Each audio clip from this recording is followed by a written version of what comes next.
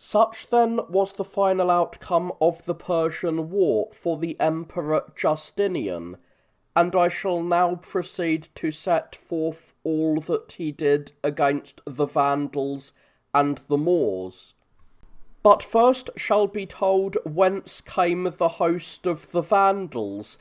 when they descended upon the land of the Romans.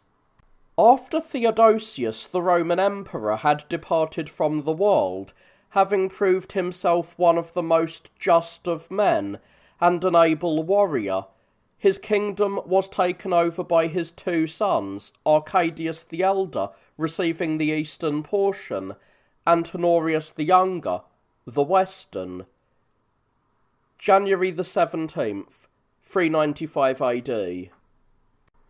But the Roman power had been thus divided as far back as the time of Constantine and his sons, for he transferred his government to Byzantium,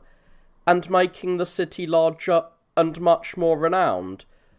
allowed it to be named after him. Now the earth is surrounded by a circle of ocean, either entirely or for the most part, for our knowledge is not as yet at all clear in this matter, and it is split into two continents by a sort of outflow from the ocean, a flow which enters at the western part and forms this sea which we know, beginning at Gadara, that is Cadiz, and extending all the way to the Maeotic Lake, that is the Sea of Azov. Of these two continents, the one to the right, as one sails into the sea as far as the lake, has received the name of Asia, beginning at Cadiz, and at the southern of the two pillars of Hercules. Septum is the name given by the natives to the fort at that point, since 7 hills appear there, for septum has the force of 7 in the Latin tongue, and the whole continent opposite this was named Europe. And the strait at that point separates the two continents by about 84 stades, but from there on they are kept apart by wide expanses of sea as far as the Hellespont. For at this point they again approach each other at Sestus and Abydos, and once more at Byzantium and Chalcedon, as far as the rocks called in ancient times the dark blue rocks, where even now is the place called Hieron. For at these places the continents are separated from one another by a distance of only 10 stades, and even less than that. Now the distance from one of the pillars of Hercules to the other, if one goes along the shore and does not pass around the Ionian Gulf and the sea called the Euxine, but crosses from Chalcedon to Byzantium, and from Dryas to the opposite mainland, is a journey of 285 days for an unencumbered traveller. For as to the land about the Euxine Sea, which extends from Byzantium to the lake, it would be impossible to tell everything with precision, since the barbarians beyond the Ister River, which they also call the Danube, makes the shore of that sea quite impossible for the Romans to traverse, except indeed that from Byzantium to the mouth of the Ister is a journey of 22 days, which should be added to the measure of Europe by one making the computation. And on the Asiatic side, that is from Chalcedon to the Phasis River, which flowing from the country of the Colchians descends into the Pontus, the journey is accomplished in 40 days. So that the whole Roman domain, according to the distance along the sea at least, attains the measure of a 347 days' journey if, as has been said, one ferries over the Ionian Gulf, which extends about 800 stades from Dryas. For the passage across the gulf amounts to a journey of not less than 4 days. Such then was the size of the Roman Empire in the ancient times. And there fell to him who held the power in the west the most of Libya, extending 90 days' journey, for such is the distance from Cadiz to the boundaries of Tripolis in Libya, and in Europe he received as his portion territory extending 75 days' journey, for such is the distance from the northern of the Pillars of Hercules to the Ionian Gulf, and one might add also the distance around the Gulf. And the Emperor of the East received territory extending 120 days' journey from the boundaries of Cyrene in Libya as far as Epidamnus, which lies on the Ionic Gulf and is called at the present time Dyrrachium, as well as that portion of the country about the Euxine Sea which, as previously stated, is subject to the Romans. Now 1 day's journey extends 210 stades, or as far as from Athens to Megara. Thus then the Roman emperors divided either continent between them, and among the islands Britain, which is outside the Pillars of Hercules, and by far the largest of all islands, was counted, as is natural, with the West, and inside the Pillars Euboea, which lies in the Mediterranean, in what we may call the Propontis, just inside the opening where the ocean enters, about 7 days' journey from the opening, and 2 others near it, Majorca and Minorca, as they are called by the natives, were also assigned to the Western Empire, Abusa being Ibiza.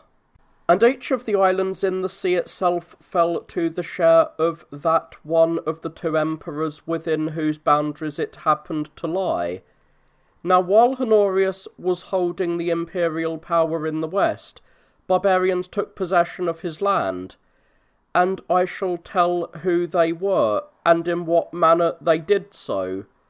AD 395 to 423. There were many Gothic nations in earlier times, just as also at the present, but the greatest and most important of all are the Goths, Vandals, Visigoths, and Gepids. In ancient times, however, they were named Saramati and Melanclani, and there were some too who called these nations Getic. All these, while they are distinguished from one another by their names, as has been said, do not differ in anything else at all. For they all have white bodies and fair hair, and are tall and handsome to look upon, and they use the same laws, and practice a common religion. For they are all of the Aryan faith, and have one language called Gothic, and as it seems to me, they all came originally from one tribe, and were distinguished later by the names of those who led each group. This people used to dwell above the Ister River from of old. Later on, the Gepids got possession of the country about Singidunum and Sirmium on both sides of the Ister River, that is Belgrade and Mitrovica, where they have remained settled even down to my time. But the Visigoths, separating from the others, removed from there and at first entered into an alliance with the Emperor Arcadius, but at a later time, for faith with the Romans cannot dwell in barbarians. Under the leadership of Alaric, they became hostile to both emperors and, beginning with Thrace, treated all of Europe as an enemy's land. Now the Emperor Honorius had before this time been sitting in Rome, with never a thought of war in his mind, but glad, I think, if men allowed him to remain quiet in his palace. But when word was brought that the barbarians, with a great army, were not far off, but somewhere among the Taulanti, that is in Illyricum, he abandoned the palace, and fled in disorderly fashion to Ravenna, a strong city, lying just about at the end of the Ionian Gulf, while some say that he brought in the barbarians himself, because an uprising had been started against him among his subjects, but this does not seem to me trustworthy, as far at least as one can judge of the character of the man, and the barbarians, finding that they had no hostile force to encounter them, became the most cruel of all men, for they destroyed all the cities which they captured, especially those south of the Ionian Gulf, so completely that nothing has been left to my time to know them by, unless indeed it might be one tower, or one gate, or some such thing, which chanced to remain. And they killed all of the people, as many as came in their way, both old and young alike, sparing neither women nor children. Wherefore, even up to the present time, Italy is sparsely populated. They also gathered as plunder all the money out of all of Europe, and most important of all, they left in Rome nothing whatever of public or private wealth, when they moved on to Gaul. But I shall now tell how Alaric captured Rome. After much time had been spent by him in the siege, and he had not been able, either by force or by any other device, to capture the place, he formed the following plan. Among the youths in the army whose beards had not yet grown, but who had just come of age, he chose out 300, whom he knew to be of good birth, and possessed of valour beyond their years, and told them secretly that he was about to make a present of them to certain of the patricians in Rome, pretending that they were slaves. And he instructed them that, as soon as they got inside the houses of those men, they should display much gentleness and moderation, and serve them eagerly at whatever tasks should be laid upon them by their owners. And he further directed them that not long afterwards, on an appointed day at about midday, when all those who were to be their masters would most likely be already asleep after their meal, they should all come to the gate called Celerin, and with a sudden rush kill the guards, who would have no previous knowledge of the plot, and open the gates as quickly as possible. After giving these orders to the youths, Alaric straightway sent ambassadors to the members of the Senate, stating that he admired them for their loyalty towards their emperor, and that he would trouble them no longer, because of their valour and faithfulness, with which it was plain that they were endowed to a remarkable degree, and in order that tokens of himself might be preserved among men both noble and brave, he wished to present each one of them with some domestics. After making this declaration and sending the youths not long afterwards, he commanded the barbarians to make preparations for the departure, and he let this be known to the Romans. And they heard his words gladly, and receiving the gifts began to be exceedingly happy, since they were completely ignorant of the plot of the barbarian. For the youths, by being unusually obedient to their masters, averted suspicion, and in the camp some were already seen moving from their positions and raising the siege, while it seemed that the others were just on the point of doing the very same thing. But when the appointed day had come, Alaric armed his whole force for the attack, and was holding them in readiness close to the Salarian gate, for it happened that he had encamped there at the beginning of the siege. And all the youths at the time of the day agreed upon came to this gate, and assailing the guards suddenly, put them all to death. Then they opened the gates, and received Alaric and the army into the city at their leisure. August the 24th, 410 AD, and they set fire to the houses which were next to the gate, among which was also the house of Sallust, who in ancient times wrote the history of the Romans, and the greater part of this house was stood half burned up to my time, and after plundering the whole city, and destroying the most of the Romans, they moved on. At that time, they say that the Emperor Honorius in Ravenna received the message from one of the eunuchs, evidently a keeper of the poultry, that Rome had perished, and he cried out and said, "And yet it has just eaten from my hands." For he had a very large cock, Rome by name, and the eunuch, comprehending his words, said that it was the city of Rome which had perished at the hands of Alaric. And the emperor, with a sigh of relief, answered quickly, "But I, my good fellow, thought that my fowl, Rome, had perished." So great, they say, was the folly with which this emperor was possessed. But some say that Rome was not captured in this way by Alaric, but that Proba, a woman of very unusual eminence in wealth and in fame among the Roman senatorial class, felt pity for the Romans who were being destroyed by hunger and the other sufferings they endured, for they were already even tasting each other's flesh, and seeing that every good hope had left them, since both the river and the harbour were held by the enemy, she commanded her domestics, they say, to open the gates by night. Now when Alaric was about to depart from Rome, he declared Attalus, one of their nobles, emperor of the Romans, investing him with the diadem and the purple and whatever else pertains to the imperial dignity.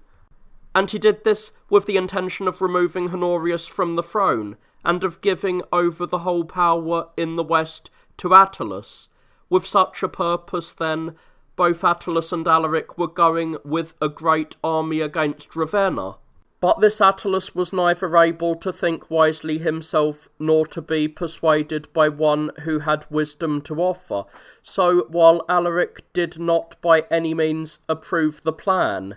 Attalus sent commanders to Libya without an army. Thus, then, were these things going on.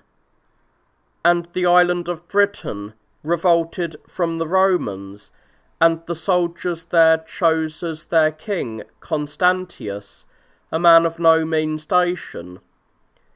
AD 407. And he straightway gathered a fleet of ships and a formidable army, and invaded both Spain and Gaul with a great force, thinking to enslave these countries. But Honorius was keeping ships in readiness and waiting to see what would happen in Libya, in order that, if those sent by Attalus were repulsed, he might himself sail for Libya and keep some portion of his own kingdom, while if matters there should go against him, he might reach Theodosius and remain with him. For Arcadius had already died long before, and his son Theodosius, still a very young child, held the power of the East.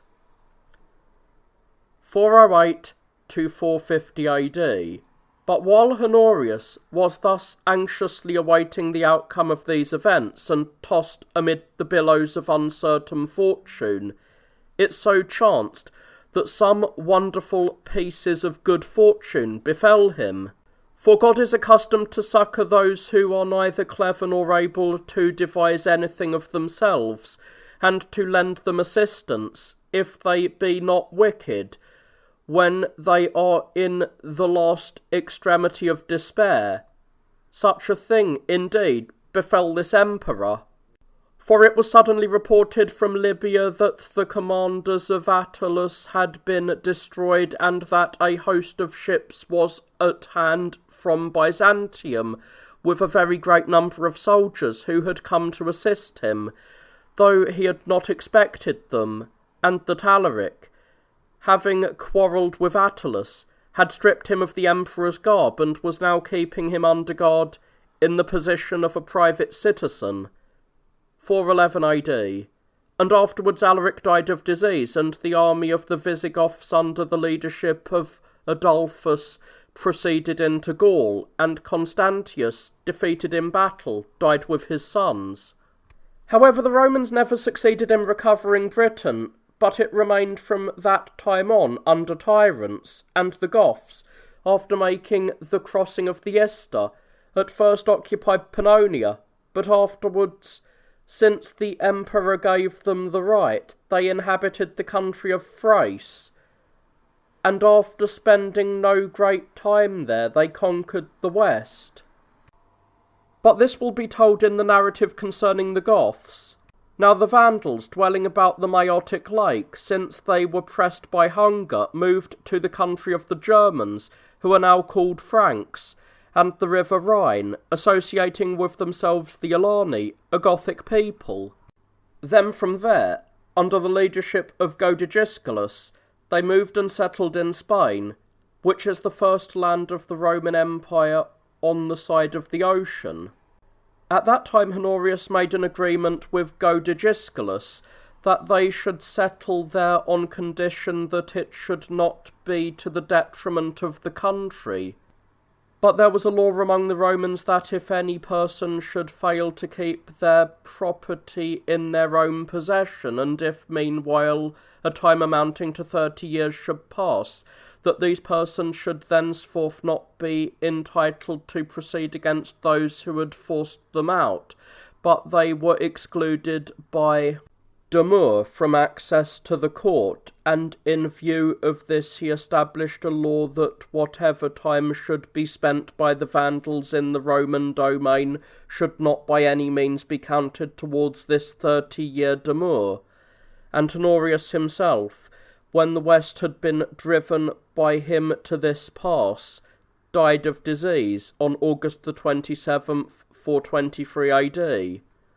Now before this, as it happened, the royal power had been shared by Honorius with Constantius, the husband of Placida, the sister of Arcadius and Honorius, but he lived to exercise the power only a few days, and then, becoming seriously ill, he died while Honorius was still living, in 421, having never succeeded in saying or in doing anything worth recounting, for the time was not sufficient during which he lived in possession of the royal power. Now a son of this Constantius, Valentinian, a child just weaned, was being reared in the palace of Theodosius, but the members of the imperial court in Rome chose one of the soldiers there, John by name, as emperor. This man was both gentle and well endowed with sagacity and thoroughly capable of various valorous deeds. At any rate, he held the tyranny 5 years, and directed it with moderation, and he neither gave ear to slanders, nor did he do any unjust murder, willingly at least, nor did he set his hand to robbing men of money, but he did not prove able to do anything at all against the barbarians, since his relations with Byzantium were hostile. Against this John, Theodosius, the son of Arcadius, sent a great army, and Aspar, and Ardaburius, the son of Aspar, as generals, and wrestled from him the tyranny and gave over the royal power to Valentinian, who was still a child, and Valentinian took John alive, and he brought him out in the hippodrome of Aquileia, with one of his hands cut off, and caused him to ride in state on an ass, and then, after he had suffered much ill treatment from the stage performers there, both in words and in deeds, he had him put to death. 426 AD. Thus Valentinian took over the power of the West. But Placidia, his mother, had reared this emperor and educated him in an altogether effeminate manner, and in consequence he was filled with wickedness from childhood. For he associated mostly with sorcerers, and those who busy themselves with the stars, and being an extraordinarily zealous pursuer of love affairs with other men's wives, he conducted himself in a most indecent manner, although he was married to a woman of exceptional beauty, 455 AD. And not only was this true, but he also failed to recover for the empire anything of what had been wrestled from it before, and he both lost Libya in addition to the territory previously lost, and was himself destroyed. And when he perished, it fell to the lot of his wife and his children to become captives. Now the disaster in Libya came about as follows. There were 2 Roman generals, Aetius and Boniface, especially valiant men, and in experience of many wars inferior to none of that time at least. These 2 came to be at variance in regards to matters of state, but they attained to such a degree of high-mindedness and excellence in every respect that if one should call either of them the last of the Romans, he would not err, so true was it, that all the excellent qualities of the Romans were summed up in these 2 men. One of these, Boniface, was appointed by Placidia, general of all Libya. Now this was not in accord with the wishes of Aetius, but he by no means disclosed the fact that it did not please him, for their hostility had not as yet come to light, but was concealed beneath the countenance of each. But when Boniface had got out of the way, Aetius slandered him to Placidia, saying that he was setting up a tyranny, and had robbed her and the emperor of all Libya, and he said that it was very easy for her to find out the truth, for if she should summon Boniface to Rome, he would never come. And when the woman heard this, Aetius seemed to her to speak well, and she acted accordingly, but Aetius, anticipating her, wrote to Boniface secretly that the mother of the emperor was plotting against him and wished to put him out of the way. And he predicted to him that there would be convincing proof of the plot, for he would be summoned very shortly for no reason at all. Such was the announcement of the letter,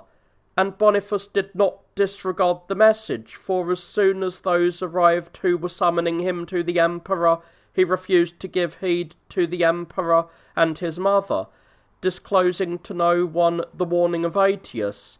So when Placidia heard this, she thought that Aetius was exceedingly well disposed towards the emperor's cause, and took under consideration the question of Boniface. But Boniface, since it did not seem to him that he was able to array himself against the emperor, and since if he returned to Rome there was clearly no safety for him, began to lay plans so that if possible he might have a defensive alliance with the Vandals, who as previously stated has established themselves in Spain not far from Libya. There, Godegisculus had died, and the royal power had fallen to his sons, Gontharis, who was born to him from his wedded wife, and Gizeric, of illegitimate birth. But the former was still a child, and not of very energetic temper, while Gizeric had been excellently trained in warfare, and was the cleverest of all men. Boniface accordingly sent to Spain those who were his own most intimate friends, and gained the adherence of each of the sons of Godegisculus on terms of complete equality, it being agreed that each one of the 3, holding a third part of Libya, should rule over his own subjects. But if a foe should come against any one of them to make war, they should in common ward off the aggressors. On the basis of this agreement, the Vandals crossed the strait at Cadiz and came into Libya, and the Visigoths in later times settled in Spain. But in Rome, the friends of Boniface, remembering the character of the man and considering how strange his action was, were greatly astonished to think that Boniface was setting up a tyranny, and some of them at the order of Placidia went to Carthage. There they met Boniface, and saw the letter of Aetius, and after hearing the whole story they returned to Rome as quickly as they could, and reported to Placidia how Boniface stood in relation to her. And though the woman was dumbfounded, she did nothing unpleasant to Aetius, nor did she upbraid him for what he had done to the emperor's house, for he himself wielded great power, and the affairs of the empire were already in an evil plight. But she disclosed to the friends of Boniface the advice Aetius had given, and, offering oaths and pledges of safety, entreated them to persuade the man, if they could, to return to his fatherland, and not to permit the empire of the Romans to lie under the hand of barbarians. And when Boniface heard this, he repented of his act and of his agreement with the barbarians, and he besought them incessantly, promising them everything to remove from Libya. But since they did not receive his words with favour, but considered that they were being insulted, he was compelled to fight with them, and being defeated in the battle, he retired to Hippo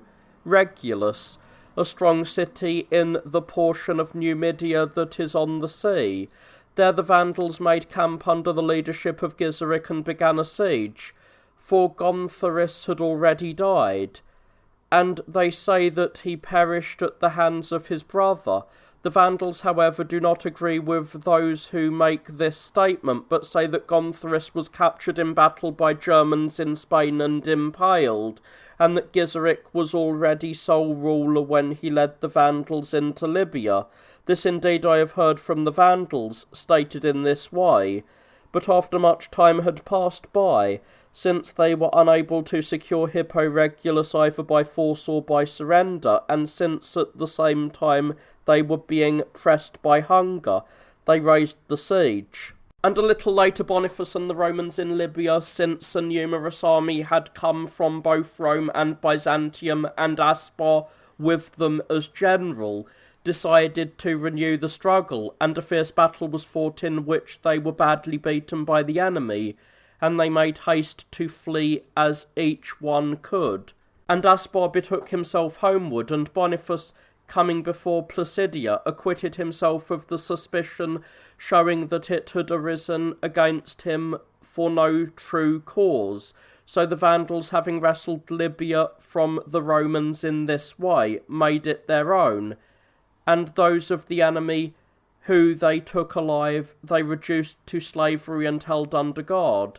Among these happened to be Marcian, who later, upon the death of Theodosius, assumed the imperial power. At that time, however, Gizeric commanded that the captives be brought into the king's courtyard, in order that it might be possible for him, by looking at them, to know what master each of them might serve without degradation. And when they were gathered under the open sky, about midday, the season being summer, they were distressed by the sun, and sat down, and somewhere or other among them Marcian, quite neglected, was sleeping. Then an eagle flew over him, spreading out his wings, as they say, and always remained in the same place in the air, casting a shadow over Marcian alone. And Gizeric, upon seeing from the upper story what was happening, since he was an exceedingly discerning man, suspected that the thing was a divine manifestation, and summoning the man, inquired of him who he might be, and he replied that he was a confidential adviser of Aspar. Such a person the Romans call a domesticus in their own tongue.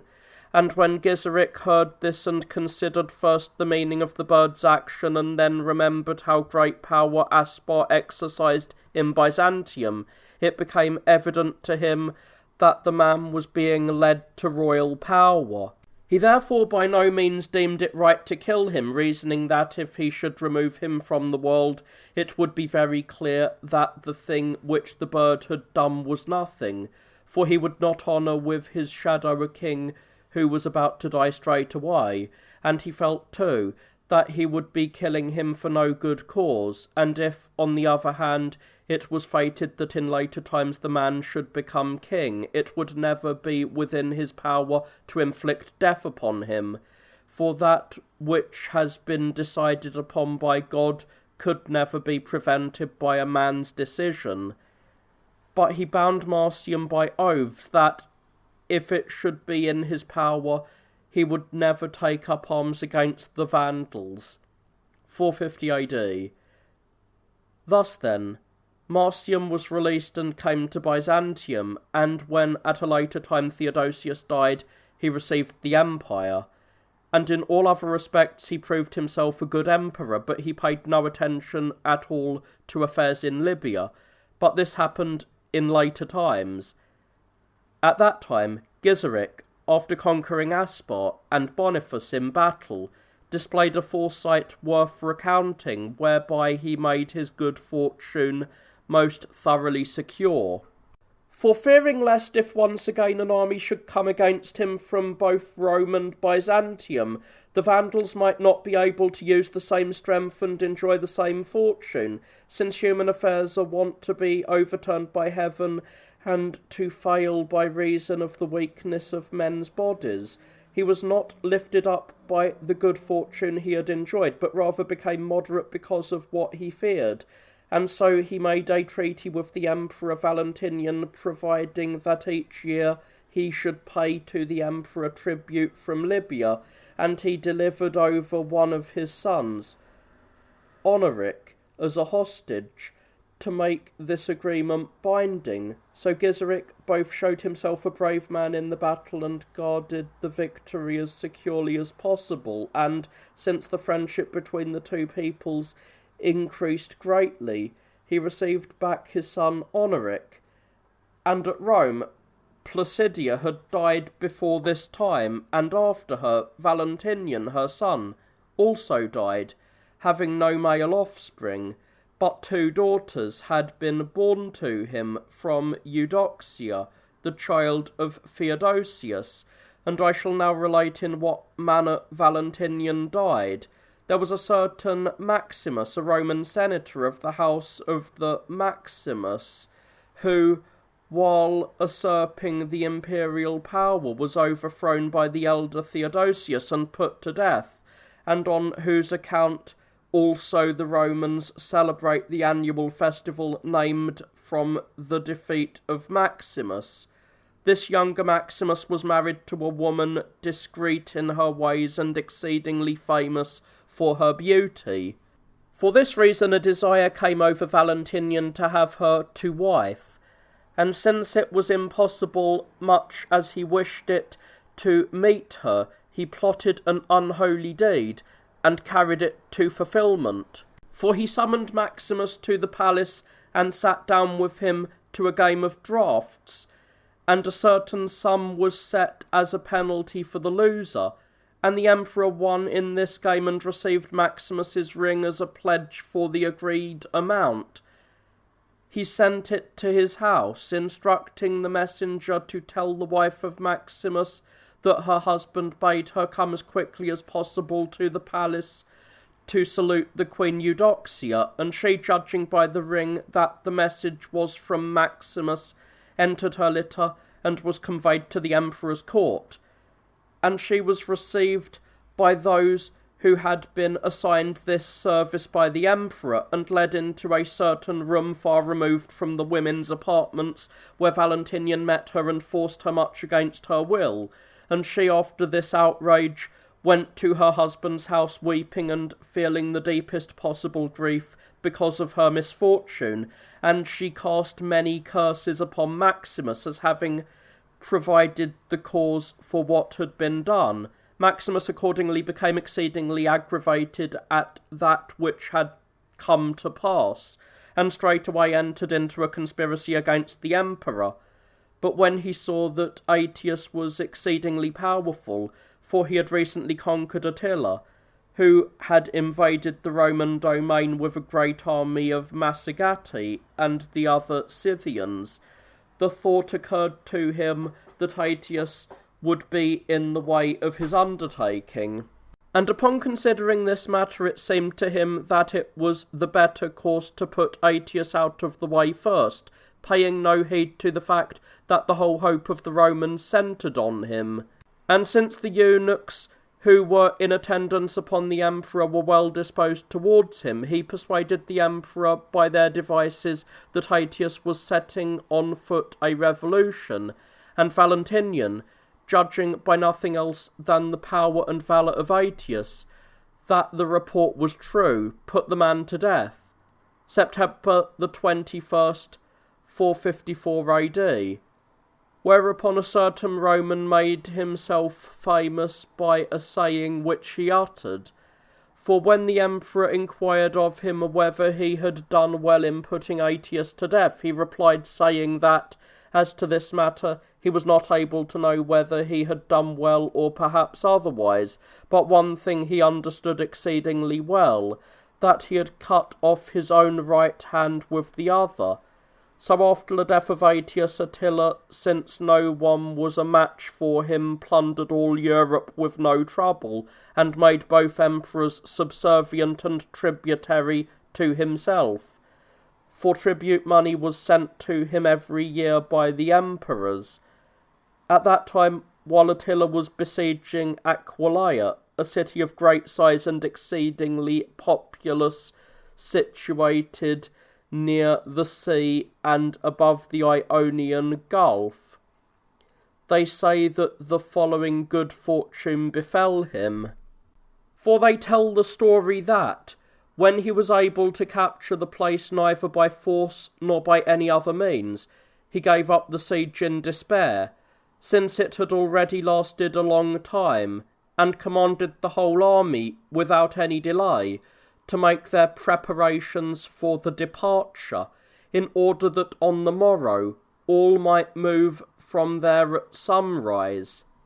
And the following day, about sunrise, the barbarians had raised the siege, and were already beginning the departure, when a single male stork, which had a nest on a certain tower of the city wall, and was rearing his nestlings there, suddenly rose and left the place with his young. And the father stork was flying, but the little storks, since they were not yet quite ready to fly, were at times sharing their father's flight, and at times riding upon his back, and thus they flew off, and went far away from the city. And when Attila saw this, for he was most clever at comprehending and interpreting all things, he commanded the army, they say, to remain still in the same place, adding that the bird would never have gone flying off at random from there with his nestlings, unless he was prophesying that some evil would come to this place at no distant time. Thus, they say, the army of the barbarians settled down to the siege once more, and not long after that a portion of the wall, the very part which held the nest of the bird, for no apparent reason suddenly fell down, and it became possible for the enemy to enter the city at that point, and thus Aquileia was captured by storm. Such is the story touching Aquileia. Later on, Maximus slew the emperor with no trouble, and secured the tyranny, and he married Eudoxia by force. For the wife to whom he had been wedded had died not long before,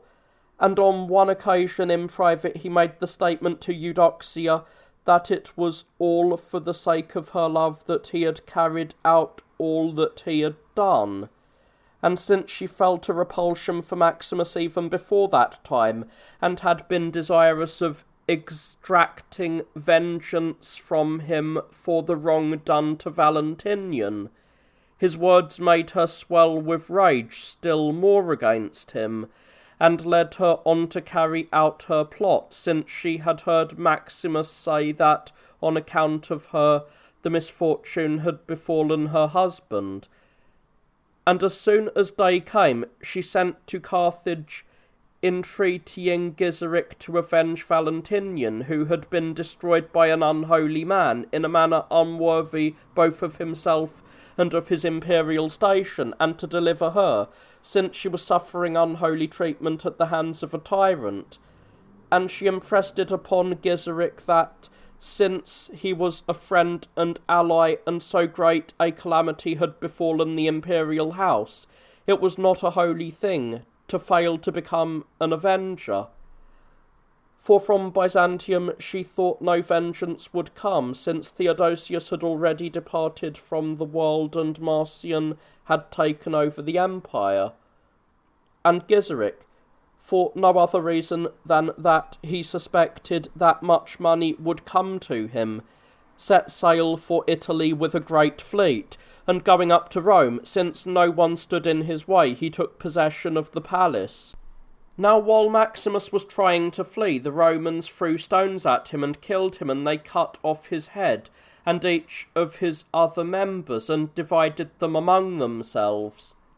But Gizeric took Eudoxia captive, together with Eudocia and Placidia, the children of herself and Valentinian, and placing an exceedingly great amount of gold and other imperial treasures in his ships, he sailed to Carthage, having spared neither bronze nor anything else whatsoever in the palace. He plundered also the temple of Jupiter Capitolinus, and tore off half of the roof. Now this roof was of bronze of the finest quality, and since gold was laid over it exceedingly thick, it shone as a magnificent and wonderful spectacle. But of the ships with Gizeric, one which was bearing the statue was lost, they say, and with all the others the Vandals reached the port in the harbour of Carthage. Gizeric then married Eudocia to Honoric, the elder of his sons, and the other of the two women being the wife of Olybrius, a most distinguished man in the Roman Senate, he sent to Byzantium together with her mother, Eudoxia, at the request of the emperor. Now the power of the East had by now fallen to Leon, who had been set in this position by Aspar, since Marcian had already passed from the world in 457 AD. Afterwards Gizeric devised the following scheme. He tore down the walls of all the cities in Libya except Carthage, so that neither the Libyans themselves espousing the cause of the Romans might have a strong base from which to begin a rebellion,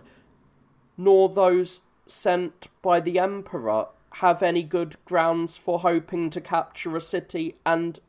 by establishing a garrison in it, to make trouble for the Vandals.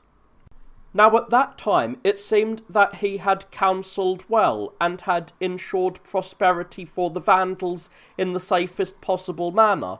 but in later times, when these cities, being without walls, were captured by Belisarius, all the more easily and with less exertion, Gizeric was then condemned to suffer much ridicule, and that which for the time he considered wise counsel turned out for him to be folly. For as fortunes change, men are always accustomed to change with them their judgments regarding what has been planned in the past, and among the Libyans all who happened to be men of note and conspicuous for their wealth, all handed over as many slaves together with their estates and all their money to the sons of Honoric and Genzon. For Theodosius, the youngest son, had died already, being altogether without offspring, either male or female. And he robbed the rest of the Libyans of their estates, which were both very numerous and excellent, and distributed them among the nation of the Vandals. And as a result of this, these lands have been called Vandals' estates up to the present time. And it fell to the lot of those who had formerly possessed these lands to be in extreme poverty and to be at the same time free men, and they had the privilege of going away wheresoever they wished. And Gizeric commanded that all the land which he had given over to his sons and to the other Vandals should not be subject to any kind of taxation, but as much of the land as did not seem to him good he allowed to remain in the hands of the former owners, but assessed so large a sum to be paid on the land for taxes to the government that nothing whatever remained to those who retained their farms. So many of them were constantly being sent into exile or killed, for charges were brought against them by many sorts, and heavy ones too. But one charge seemed to be the greatest of all, that a man having money of his own was hiding it. Thus the Libyans were visited with every form of misfortune. The Vandals and the Alani he arranged in companies, appointing over them no less than 80 captains, whom he called Chiliarchs, making it appear that his host of fighting men in active service amounted to 80,000,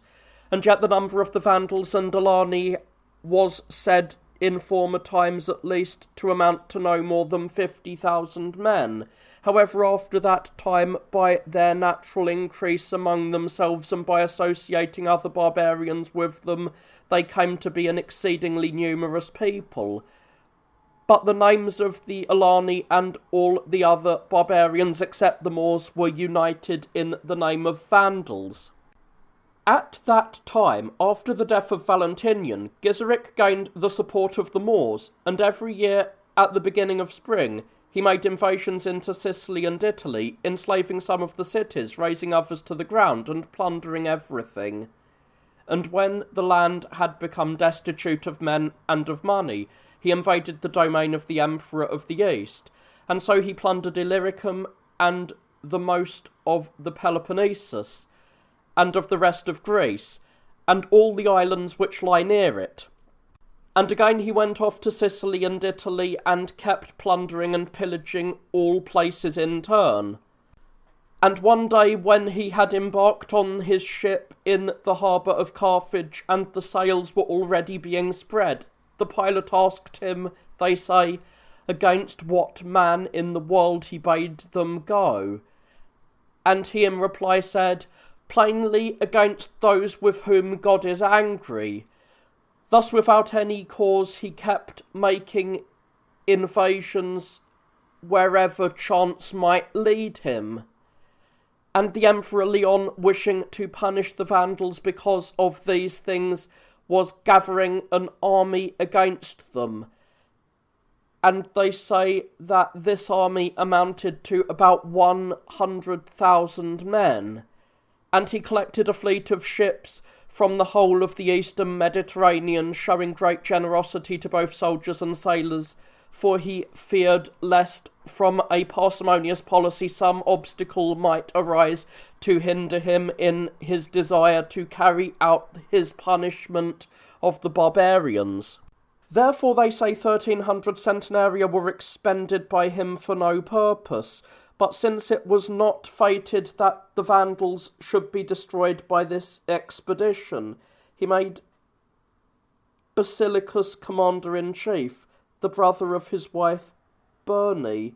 a man who was extraordinarily desirous of the royal power, which he hoped would come to him without a struggle, if he won the friendship of Aspar, for Aspar himself being an adherent of the Arian faith, and having no intention of changing it for another, was unable to either upon the imperial office. But he was easily strong enough to establish another in it, and it already seemed likely that he would plot against the Emperor Leon, who had given him offence. So they say that since Aspar was then fearful lest if the Vandals were defeated Leon should establish his power more securely, he repeatedly urged upon Basilicus that he should spare the Vandals and Gizeric. 467 AD. Now before this time Leon had already appointed and let Euphemius as Emperor of the West, a man of the Senate of great wealth and high birth, in order that he might assist him in the Vandalic war. And yet Gizeric kept asking and earnestly entreating that the imperial power be given to Olyberus, who was married to Placidia, the daughter of Valentinian, and on account of his relationship well disposed towards him. And when he failed in this, he was still more angry, and kept plundering the whole land of the empire. Now there was in Dalmatia a certain Marcellianus, one of the acquaintances of Aetius, and a man of repute, who, after Aetius had died in the manner told above, no longer deigned to yield obedience to the emperor,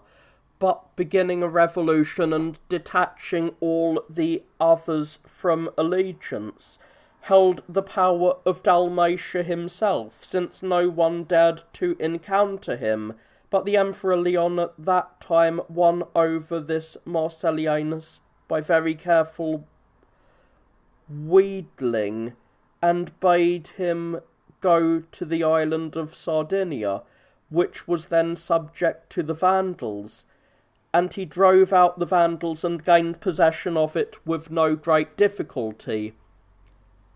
And Heraclius was sent from Byzantium to Tripolis in Libya,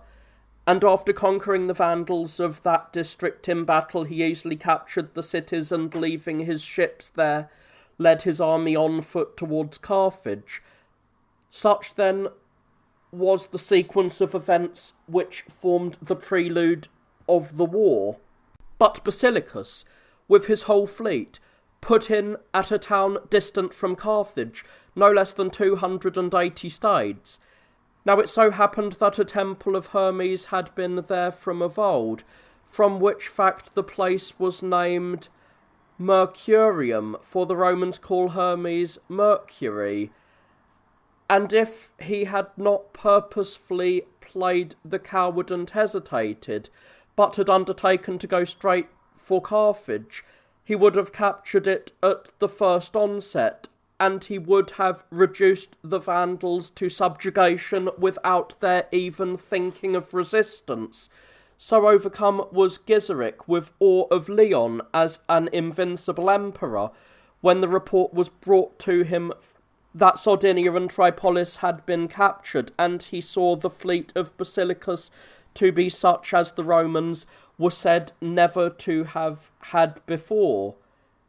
But as it was, the general's hesitation, whether caused by cowardice or treachery, prevented this success, and Gizeric, profiting by the negligence of Basilicus, did as follows. Arming all his subjects in the best way he could, he filled his ships, but not all, for some he kept in readiness empty, and they were the ships which sailed most swiftly. After sending envoys to Basilicus, he begged him to defer the war for a space of 5 days, in order that in the meantime he might take counsel and do those things which were especially desirous by the emperor. They say too that he sent also a great amount of gold without the knowledge of the army of Basilicus, and thus purchased this armistice. And he did this thinking, as actually did happen, that a favouring wind would rise for him during this time. And Basilicus, either as doing a favour to Aspar in accordance with what he had promised, or selling the moment of opportunity for money, or perhaps thinking it the better course, did as he was requested, and remained quietly in the camp, awaiting the moment favourable to the enemy. But the Vandals, as soon as the wind had arisen for them, which they had been expecting during the time they lay at rest, raised their sails, and taking in tow the boats which, as has been mentioned above, they had made ready with no men in them, they sailed against the enemy. And when they came near, they set fire to the boats which they were towing, when their sails were belied by the winds, and they let go against the Roman fleet. And since there were a great number of ships there, these boats easily spread fire wherever they sunk, and were themselves readily destroyed together with those with which they came in contact. And as the fire advanced in this way, the Roman fleet was filled with tumult, as was natural, and with a great din that rivalled the noise caused by the wind and the roaring of the flames. All the soldiers, together with the sailors, shouted orders to one another, and pushed off with their poles the fire boats and their own ships as well, which were being destroyed by one another in complete disorder. And already the Vandals too were at hand, ramming and sinking the ships, and making booty of such of the soldiers as attempted to escape, and of their arms as well. But there were also some of the Romans who proved themselves brave men in this struggle, and most of all John, who was a general under Basilicus, and who had no share whatever in his treason. For a great throng having surrounded his ship, he stood on the deck, and turning from side to side kept killing very great numbers of the enemy from there. And when he perceived that the ship was being captured, he leapt with his whole equipment from the deck into the sea. And though Genzon, the son of Gizeric, entreated him earnestly not to do this, offering pledges and holding out promises of safety, he nevertheless threw himself into the sea, uttering this one word, that John would never come under the hands of dogs. So this war came to an end, and Heraclius departed for home, for Marcellianus had been destroyed treacherously by one of his fellow officers. And Basilicus, coming to Byzantium, seated himself as a supplicant in the sanctuary of Christ the great God, the Sophia. The temple is called by the men of Byzantium, who consider that this designation is especially appropriate to God, although by the intercession of Bernie, the queen, he escaped this danger. He was not able at that time to reach the throne, the thing for the sake of which everything had been done by him. For the Emperor Leon not long afterwards destroyed both Aspar and Ardaburis in the palace, because he suspected that they were plotting against his life, 471 AD. Thus then did these events take place. Now Anthemius, the Emperor of the West, died at the hand of his son-in-law Ricimer,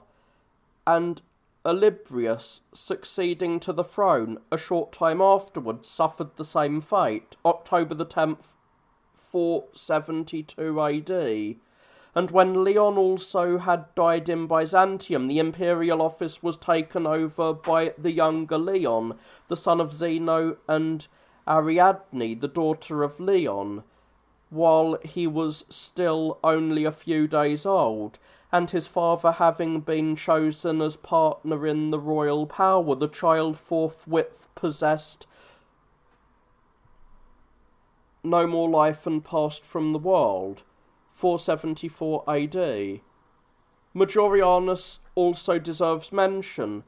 who had gained the power of the West before this time, for this Majorianus, who surpassed in every virtue all who have ever been emperors of the Romans, did not bear lightly the loss of Libya, but collected a very considerable army against the Vandals and came to Liguria, intending himself to lead the army against the enemy. For Majorianus never showed the least hesitation before any task, and least of all before the dangers of war, but thinking it not inexpedient for him to investigate first the strength of the Vandals and the character of Gizeric, and to discover how the Moors and Libyans stood with regard to friendship or hostility towards the Romans, he decided to trust no eyes other than his own in such a matter. Accordingly he set out as if an envoy from the Emperor to Gizeric, assuming some fictitious name, and fearing lest by becoming known he should himself receive some harm,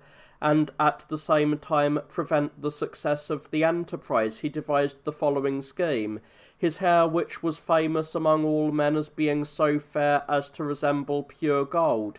he anointed with some kind of dye, which was especially invented for this purpose, and so succeeded completely in changing it for the time to a dark hue. And when he came before Gizeric, the barbarian attempted in many ways to terrify him, and in particular, while treating him with engaging attention as if a friend, he brought him into the house where all his weapons were stored, a numerous and exceedingly noteworthy array. Thereupon they say that the weapons shook of their own accord, and gave forth a sound of no ordinary or casual sort, and then it seemed to Gizeric that there had been an earthquake. But when he got outside and made inquiries concerning the earthquake, since no one else agreed with him, a great wonder, they say, came over him. But he was not able to comprehend the meaning of what had happened. So Majorianus, having accomplished the very things he wished, returned to Liguria, and leading his army on foot, came to the Pillars of Hercules, purposing to cross over the strait at the point, and then to march by land from there against Carthage. And when Gizeric became aware of this and perceived that he had been tricked by Majorianus in the matter of the embassy, he became alarmed and made his preparations for war.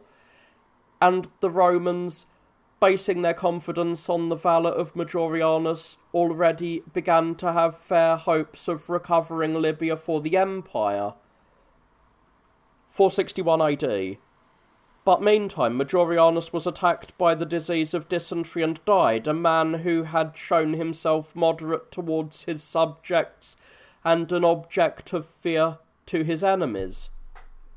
July the 24th, 474 AD. And another emperor, Nepos, upon taking over the empire, and living to enjoy it only a few days, died of disease, and Glycerius after him entered into this office, and suffered a similar fate. 474 to 475 AD, and after him Augustus assumed the imperial power. There were, moreover, still other emperors in the West before this time, but though I know their names well, I shall make no mention of them whatever. For it so fell out that they lived only a short time after attaining the office, and as a result of this accomplished nothing worthy of mention. Such was the course of events in the West. But in Byzantium, Basiliscus, being no longer able to master his passion for royal power, made an attempt to usurp the throne, and succeeded without difficulty, since Zeno, together with his wife, sought refuge in Isauria, which was his native home. 471 AD. And while he was maintaining his tyranny for a year and 8 months, he was detested by practically everyone, and in particular by the soldiers of the court, on account of the greatness of his avarice. And Zeno, perceiving this, collected an army, and came against him, and Basiliscus sent an army under the general Harmatus in order to array himself against Zeno. But when they had made camp near one another, Harmatus surrendered his army to Zeno, on the condition that Zeno should appoint as Caesar Harmatus's son Basiliscus, who was a very young child, and leave him as successor to the throne upon his death. And Basiliscus, deserted by all, fled for refuge to the same sanctuary as formerly. And Arcadius, the priest of the city, put him into the hands of Zeno, charging him with impiety, and with having brought great confusion and many innovations into the Christian doctrine, having inclined towards the heresy of Eutychus. And this was so. And after Zeno had thus taken over the empire a second time, he carried out his pledge to Harmatus, formerly by appointing his son Basiliscus Caesar, but not long afterwards he both stripped him of the office and put Harmatus to death.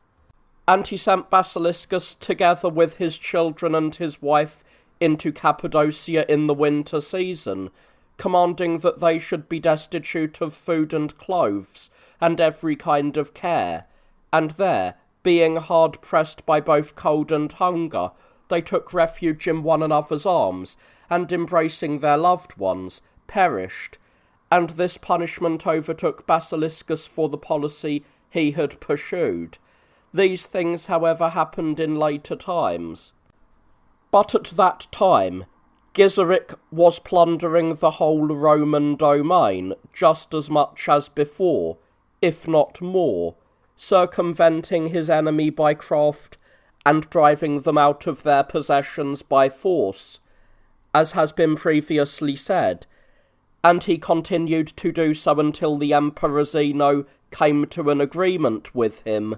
and an endless peace was established between them, by which it was provided that the Vandals should never in all time perform any hostile act against the Romans, nor suffer any such a thing at their hands. And this peace was preserved by Zeno himself, and also by his successor in the empire, Anastasius, and it remained in force until the time of the Emperor Justinus. But Justinian, who was the nephew of Justinus, succeeded him in the imperial power, and it was in the reign of this Justinian that the war with which we are concerned came to pass, in the manner which will be told in the following narrative, 477 AD. Gizeric, after living on a short time, died at an advanced age, having made a will in which he enjoined many things upon the Vandals, and in particular that the royal power among them should always fall to that one who should be the first in years among all of the male offspring descended from Gizeric himself. So Gizeric, having ruled over the Vandals 39 years from the time when he captured Carthage, died, as I have said, and Honoric, the eldest of his sons, succeeded to the throne, Genzon having already departed from the world. During the time when this Honoric ruled the Vandals, they had no war against anyone at all except the Moors,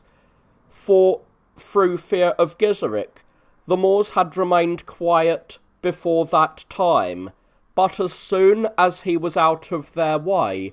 they both did much harm to the Vandals, and suffered the same themselves. But Honoric showed himself the most cruel and unjust of all men toward the Christians in Libya, for he forced them to change over to the Arian faith, and as many as he found not readily yielding to him he burned or destroyed by other forms of death, and he also cut off the tongues of many from the very throat, who even up to my time were going about in Byzantium having their speech uninjured, and perceiving not the least effect from this punishment. But 2 of these, since they saw fit to go into harlots, were henceforth no longer able to speak. And after ruling over the Vandals 8 years, he died of disease, and by that time the Moors dwelling on Mount Aurasium had revolted from the Vandals, and were independent. This Aurasium is a mountain of Numidia, about 13 days' journey distant from Carthage, and fronting the south, and indeed they never came under the Vandals again, since the latter were unable to carry on a war against Moors on a mountain difficult of access and exceedingly steep. After the death of Honoric, the rule of the Vandals fell to Gundamundus, the son of Genzon, the son of Gizeric, 485 AD, for he, in point of years, was the first of the offspring of Gizeric. This Gundamundus fought against the Moors in numerous encounters, and after subjecting the Christians to still greater suffering, he died of disease, being now at about the middle of the 12th year of his reign, 496 AD, and his brother, Trasimundus, took over the kingdom, a man well favoured in appearance and especially gifted with discretion and high-mindedness. However, he continued to force the Christians to change their ancestral faith, not by torturing their bodies as his predecessors had done, but by seeking to win them with honours and offices, and presenting them with great sums of money, and in the case of those who would not be persuaded, he pretended he had not the least knowledge of what manner of men they were. And if he caught any guilty of great crimes which they had committed either by accident or deliberate intent, he would offer such men as a reward for changing their faith, that they should not be punished for their offences. And when his wife died, without becoming the mother of either male or female offspring, wishing to establish the kingdom as securely as possible, he sent to Theodoric, the king of the Goths, and asked him to give him his sister Amalfrida to wife, for her husband had just died, and Theodoric sent him not only his sister but also 1,000 of the notable Goths as a bodyguard, who were followed by a host of attendants, amounting to about 5,000 fighting men. And Theodoric also presented his sister with one of the promontories of Sicily, which are 3 in number, the one which they call Lilybaeum, and as a result of this, Thrasimundus was accounted the strongest and most powerful of all of those who had ruled over the Vandals. He became also a very special friend of the Emperor Anastasius. It was during the reign of Thrasimundus that it came about that the Vandals suffered a disaster at the hands of the Moors such as had never befallen them before that time. There was a certain Cabon ruling over the Moors of Tripolis, a man experienced in many wars and exceedingly shrewd. This Cabon, upon learning that the Vandals were marching against him, did as follows. First of all, he issued orders to his subjects to abstain from all injustice, and from all foods tending towards luxury, and most of all from association with women. And setting up 2 palisaded enclosures, he encamped himself with all the men in one, and in the other he shut the women, and he threatened that death would be the penalty if anyone should go to the women's palisade. And after this he sent spies to Carthage with the following instructions. Whenever the Vandals, in going forth on the expedition, should offer insult to any temple which the Christians reverence, they were to look on and see what took place, and when the Vandals had passed the place, they were to do the opposite of everything which the Vandals had done to the sanctuary before their departure. And they say that he added this also, that he was ignorant of the God whom the Christians worshipped, but it was probable that if he was powerful, as he was said to be, he should wreak vengeance upon those who insulted him, and defend those who honoured him. So the spies came to Carthage, and waited quietly, observing the preparations of the Vandals, and when the army set out on the march to Tripolis, they followed, clothing themselves in humble garb.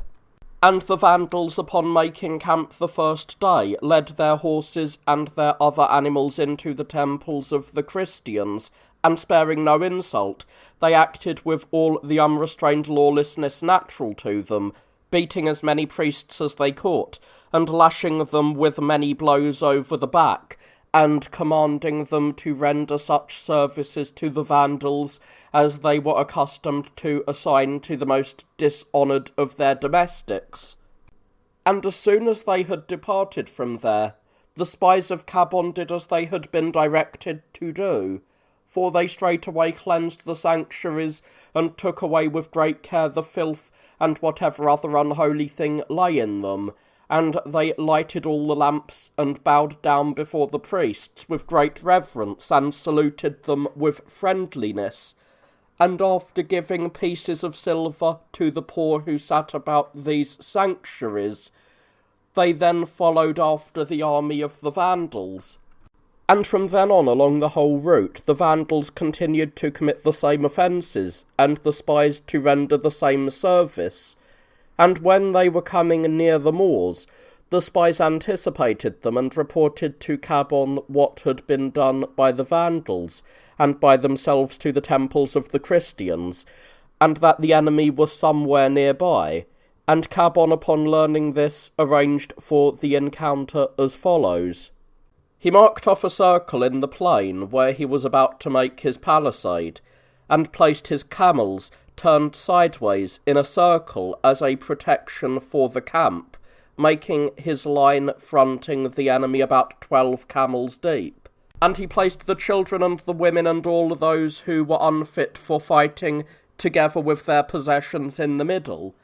while he commanded the host of fighting men to stand between the feet of those animals, covering themselves with their shields. And since the phalanx of the Moors was of such a sort, the Vandals were at a loss as to how to handle the situation, for they were neither good with the javelin nor with the bow, nor did they know how to go into battle on foot, but they were all horsemen and used spears and swords for the most part, so that they were unable to do the enemy any harm at a distance, and their horses, annoyed at the sight of the camels, refused absolutely to be driven against the enemy. And since the Moors, by hurling javelins in great numbers among them from their safe position, kept killing both their horses and men without difficulty, because they were a vast throng, they began to flee, and when the Moors came out against them, the most of them were destroyed, while some fell into the hands of the enemy, and an exceedingly small number from this army returned home. Such was the fortune which Trasimundus suffered at the hands of the Moors, and he died at a later time, having ruled over the Moors 27 years. 523 AD. And Ideric, the son of Honoric, the son of Gizeric, next received the kingdom, a ruler who was easily approached by his subjects and altogether gentle, and he showed himself harsh neither to the Christians nor to anyone else, but in regard to affairs of war he was a weakling, and did not wish this thing even to come to his ears.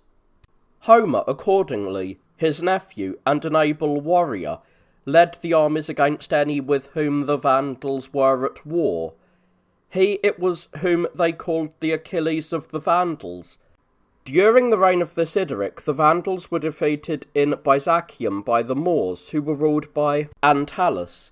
and it so fell out that they became enemies instead of allies and friends to Theodoric and the Goths in Italy. For they put Amalfrida in prison and destroyed all the Goths, charging them with revolutionary designs against the Vandals and Ideric. However, no revenge came from Theodoric, for he considered himself unable to gather a great fleet and make an expedition into Libya, and Ideric was a very particular friend and guest friend of Justinian, who had not yet come to the throne, but was administering the government according to his pleasure, for his uncle Justinus, who was emperor, was very old, and not altogether experienced in matters of state, and Ideric and Justinian made large presents of money to each other. Now there was a certain man in the family of Gizeric, Gelimer, the son of Gailaris, the son of Genzon, the son of Gizeric, who was of such age as to be secondary only to Ideric, and for this reason he was expected to come into the kingdom very soon. This man was thought to be the best warrior of his time,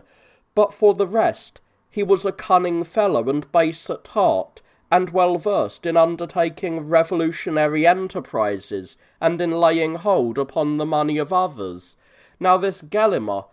when he saw the power coming to him, was not able to live in his accustomed way, but assumed to himself the tasks of a king, and usurped the rule, although it was not yet due to him. And since Ideric, in a spirit of friendliness, gave in to him, he was no longer able to restrain his thoughts, but, alloying with himself all the noblest of the Vandals, he persuaded them to wrest the kingdom from Ideric, as being an unwarlike king, who had been defeated by the Moors, and as betraying the power of the Vandals into the hands of Emperor Justinus, in order that the kingdom might not come to him, because he was of the other branch of the family, for he asserted slanderously that this was the meaning of Ideric's embassy to Byzantium, and that he was giving over the empire of the Vandals to Justinus, and they being persuaded carried out this plan. 530 AD. Thus Gelimer seized the supreme power and imprisoned Ideric, after he had ruled over the Vandals for 7 years, and also Homer and his brother Euerges. 527 AD. But when Justinian heard these things, having already received the imperial power, he sent envoys to Gelimer in Libya with the following letter: "You are not acting in a holy manner, nor worthily of the will of Gizeric, keeping in prison an old man and a kinsman, and the king of the Vandals, if the counsels of Gizeric are to be of effect, and robbing him of his office by violence, though it would be possible for you to receive it after a short time in a lawful manner. Do you therefore do no further wrong, and do not exchange the name of king for the title of tyrant, which comes but a short time earlier. But as for this man, whose death may be expected at any moment, allow him to bear in appearance the form of royal power, while you do all the things which it is proper that a king should do, and wait until you can receive from time and the law of Gizeric, and from them alone, the name which belongs to the position. For if you do this, the attitude of the Almighty will be favourable, and at the same time our relations with you will be friendly." Such was his message. But Gelimer sent the envoys away with nothing accomplished, and he blinded Homer, and also kept Ideric and Euerges in closer confinement, charging them with planning flight to Byzantium. And when this too was heard by the Emperor Justinian, he sent envoys a second time and wrote as follows: "We, indeed, supposed that you would never go contrary to our advice when we wrote you the former letter. But since it pleases you to have secured possession of the royal power in the manner in which you have taken it, and now hold it, get from it whatever heaven grants. But do you send us Ideric and Homer, whom you have blinded, and his brother, to receive what comfort they can, who have been robbed of a kingdom and of sight. For we shall not let this matter rest, if you do not do this. And I speak thus because we are led to the hope which I had based on our friendship, and the treaty with Gizeric will not stand as an obstacle for us. For it is not to make war upon him who has succeeded to the kingdom of Gizeric that we come, but to avenge Gizeric with all of our power." When Gelimer had read this, he replied as follows: "King Gelimer to the Emperor Justinian, neither have I taken the office by violence, nor has anything unholy been done by me to my kinsman, for Ideric, while planning a revolution against the house of Gizeric, was dethroned by the nation of the Vandals, and I was called to the kingdom by my years, which gave me the preference according to the law at least. Now it is well for one to administer the kingly office which belongs to him,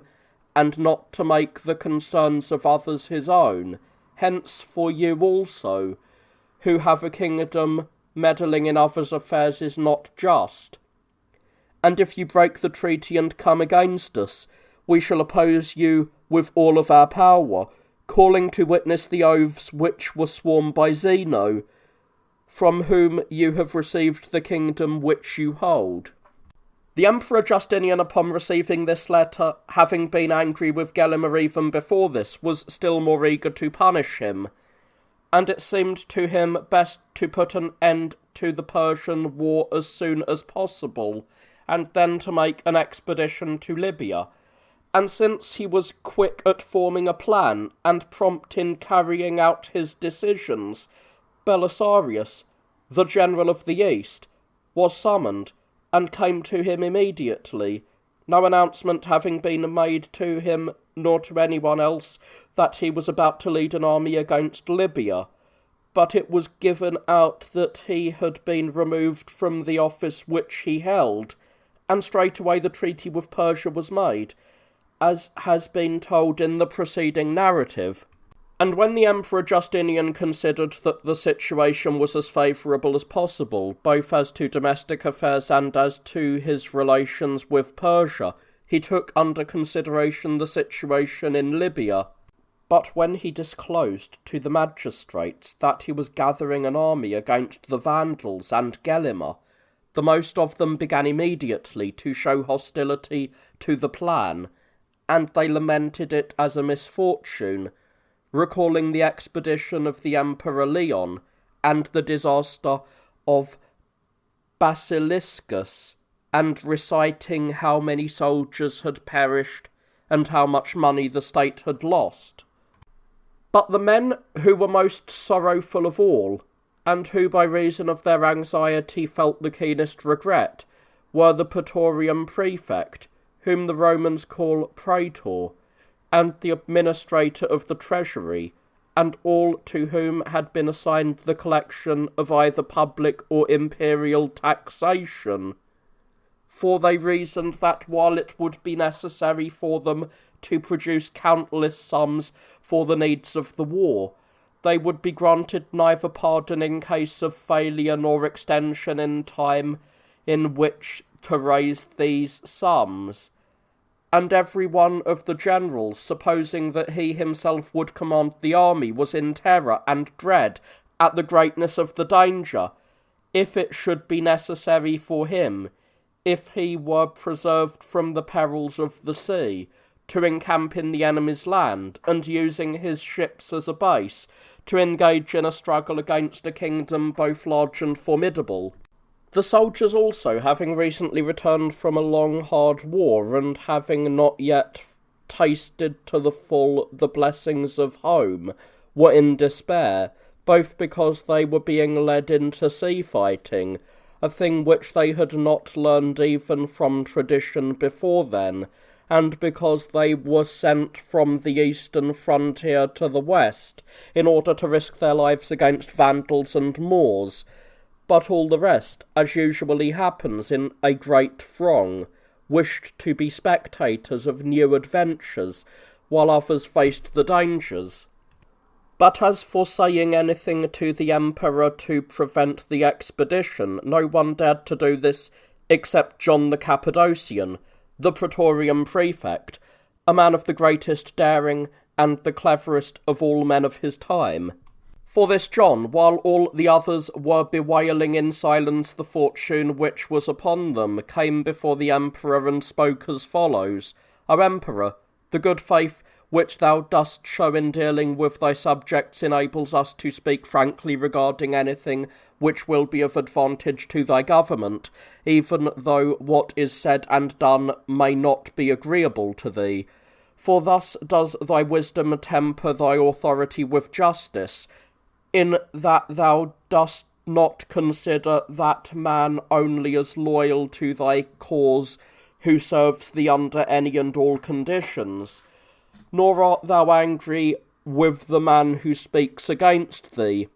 but by weighing all things by pure reason alone, thou hast often shown that it involves us in no danger to oppose thy purposes.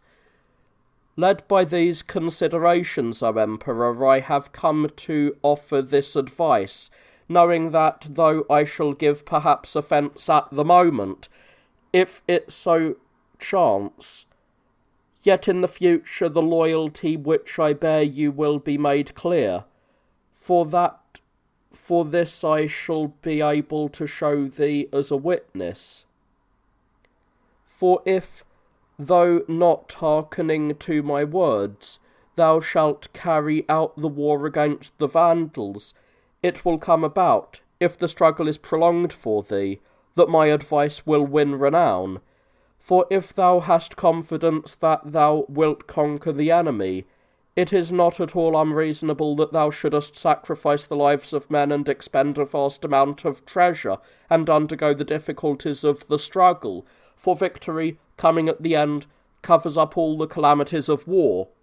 But if in reality these things lie on the knees of God, and it behooves us, taking example from what has happened in the past, to fear the outcome of war, on what grounds is it not better to love a state of quiet rather than the dangers of mortal strife?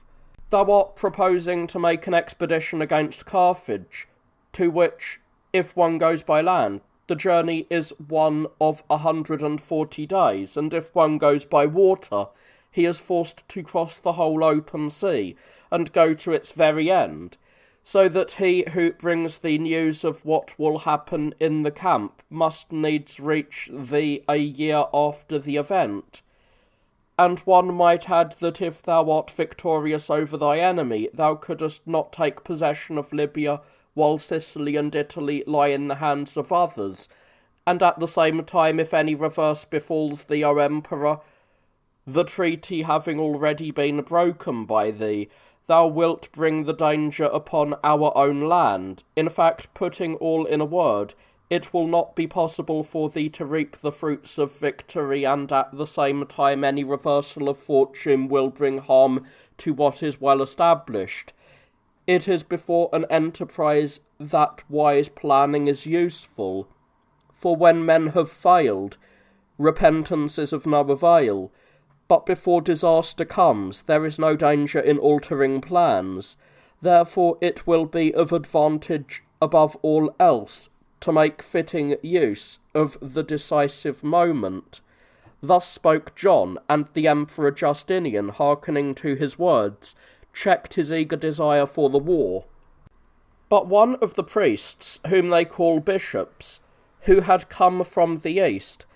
said that he wished to have a word with the emperor. And when he met Justinian, he said that God had visited him in a dream and bidden him to go to the emperor and rebuke him because, after undertaking the task of protecting the Christians in Libya from tyrants,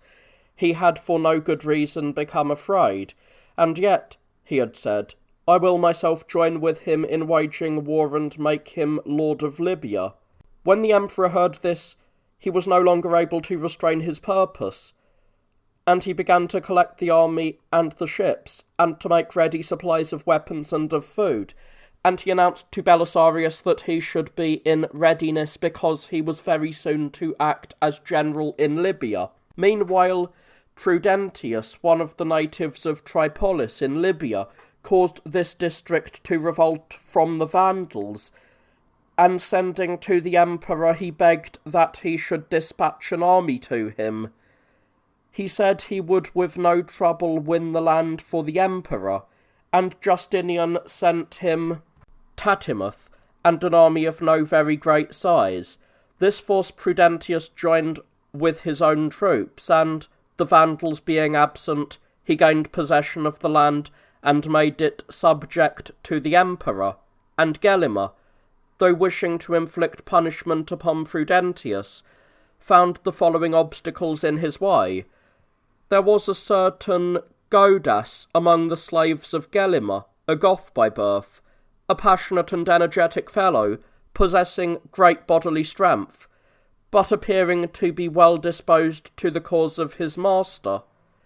To this Godas Gelimer entrusted the island of Sardinia, in order both to guard the island and to pay over the annual tribute. But he neither could digest the prosperity brought by fortune, nor had he the spirit to endure it, and so he undertook to establish a tyranny, and he refused to continue the payment of the tribute, and actually detached the island from the Vandals and held it himself. And when he perceived that the Emperor Justinian was eager to make war against Libya and Gelimer, he wrote to him as follows: It was neither because I yielded to folly nor because I have suffered anything unpleasant at my master's hands that I turned my thoughts towards rebellion, but seeing the extreme cruelty of the man both towards his kinsmen and towards his subjects, I could not willingly at least be reputed to have a share in his inhumanity. For it is better to serve a just king than a tyrant whose commands are unlawful. But do thou join with me to assist in this my effort, and send soldiers so that I may be able to ward off my assailants." And the emperor, on receiving this letter, was pleased. And he sent Eulogius as envoy, and wrote a letter praising Godus for his wisdom and his zeal for justice. And he promised an alliance and soldiers and a general, who would be able to guard the island with him and to assist him in every other way, so that no trouble should come to him from the Vandals. But Eulogius, upon coming to Sardinia, found that Godus was assuming the name and wearing the dress of a king, and that he had attached a bodyguard to his person. And when Godus read the emperor's letter, he said that it was his wish to have soldiers indeed come to fight with him, but as for a commander, he had absolutely no desire for one. And having written to the emperor in this sense, he dismissed Eulogius. The emperor, meanwhile, not having yet ascertained these things, was preparing 400 soldiers with Cyril as commander, who were to assist Godus in guarding the island, and with them he also had in readiness the expedition against Carthage, 10,000 foot soldiers and 5,000 horsemen, gathered from the regular troops and from the Federati.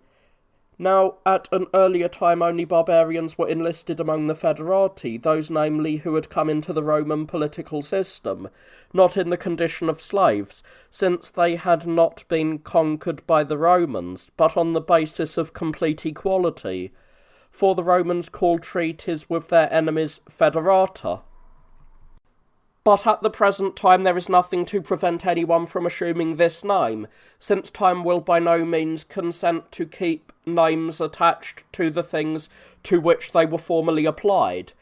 But conditions are ever changing about according to the desire of men who control them, and men pay little heed to the meaning which they originally attached to a name. And the commanders of the Federati were Dorotheus, the general of the troops in Armenia, and Solomon, who was acting as manager for the general Belisarius. Such a person the Romans called Domesticus. Now this Solomon was a eunuch, but it was not by the devising of man that he had suffered mutilation, but some accident which befell him while in swaddling clothes had imposed this lot upon him. And there were also Cyprian, Valerian, Martinus, Altheus, John, Marcellus, and the Cyril whom I have mentioned above, and the commanders of the regular cavalry were Rufinus and Igon, who were of the house of Belisarius, and Barbatus and Pappus, while the regular infantry was commanded by Theodorus, who was surnamed Tenus, and Terentius, Zidus, Marcion, and Serapis. Now a certain John, a native of Epidamnus, which is now called Dyrrachium, had supreme command over all the leaders of infantry. Among all these commanders, Solomon was from a place in the east, at the very extremity of the Roman domain, where the city called Darus now stands, and Igon was by birth of the Massagati, whom they now call Huns, and the rest were almost all inhabitants of the land of Thrace. And there followed with them also 400 Eruli, whom Pharis led, and about 600 barbarian allies from the nation of the Massagati, all mounted bowmen.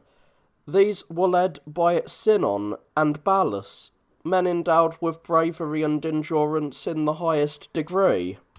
And for the whole force 500 ships were required, no one of which was able to carry more than 50,000 medini, nor any one less than 3,000. The medimnus equalled about 1.5 bushels. And in all the vessels together there were 30,000 sailors, Egyptians and Ionians for the most part, and Cilicians, and one commander was appointed over all of the ships, Colonymus of Alexandria. And they had also ships of war prepared for sea fighting, to the number of 92, and they were single-banked ships covered by decks in order that the men rowing them might, if possible, not be exposed to the bolts of the enemy. Such boats are called dromones, or runners, by those of the present time, for they are able to attain great speed.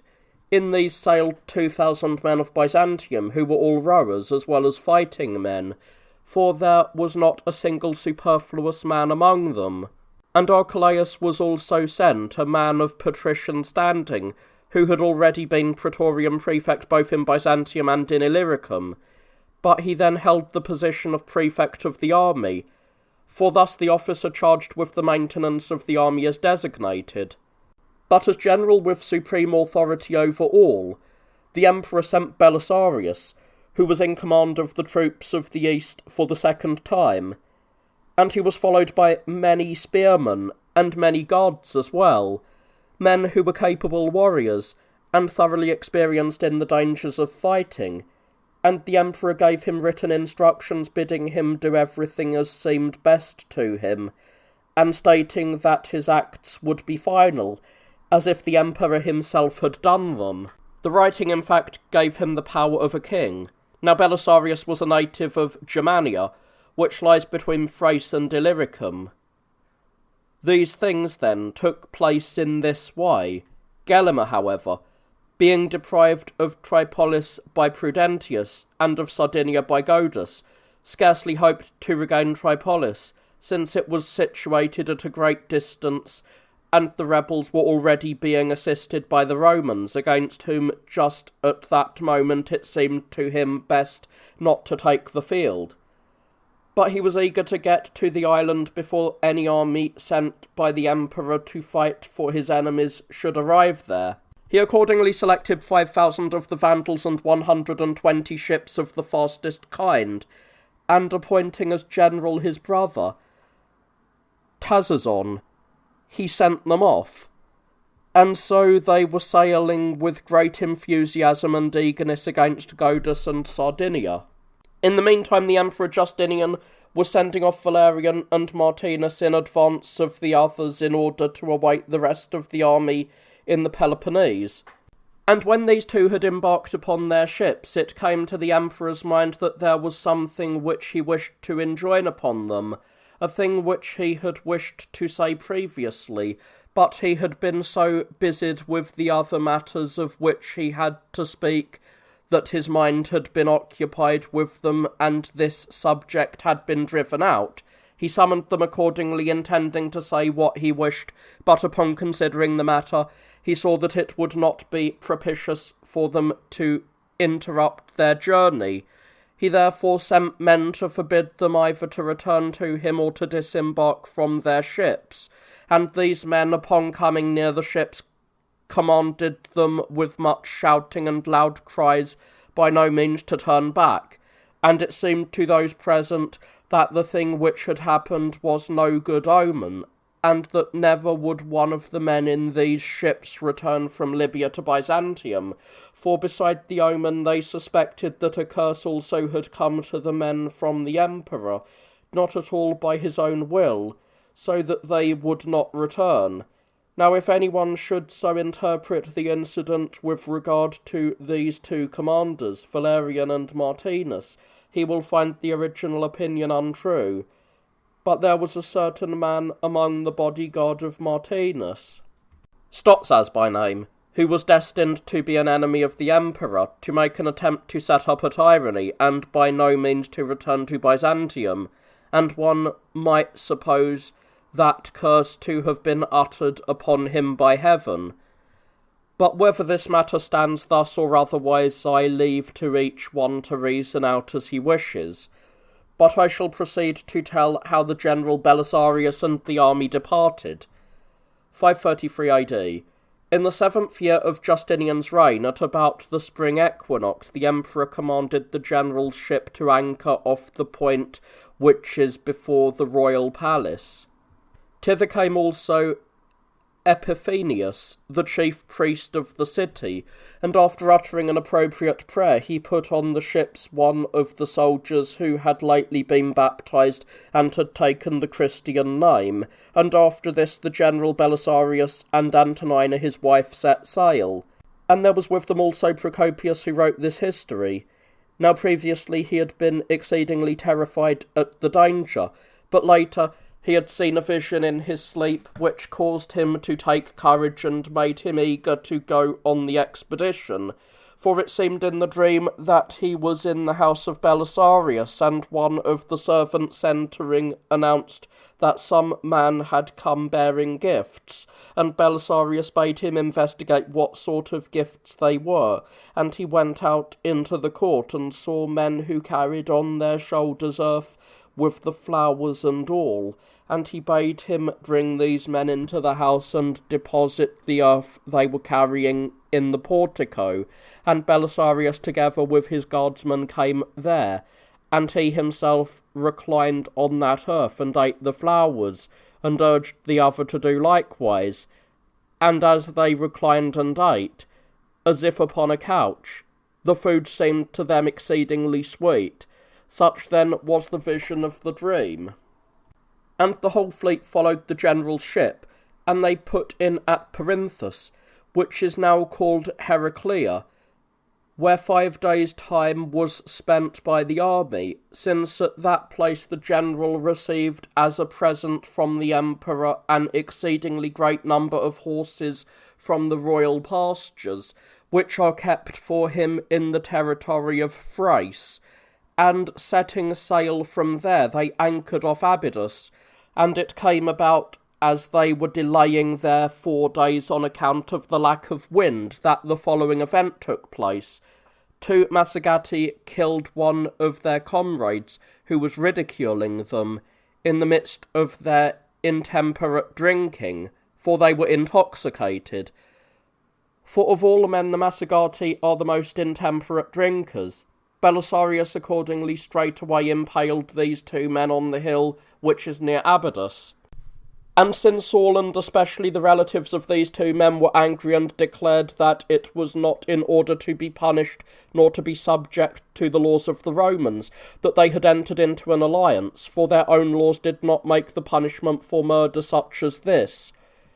And since they were joined in voicing the accusation against the general even by Roman soldiers, who were anxious that there should be no punishment for their offences, Belisarius called together both the Massagati and the rest of the army, and spoke as follows. If my words were addressed to men now for the first time entering into war, it would require a long time for me to convince you by speech how great a help justice is for gaining the victory. For those who do not understand the fortunes of such struggles think that the outcome of war lies in strength of arms alone. But you, who have often conquered an enemy not inferior to you in strength of body and well endowed with valour,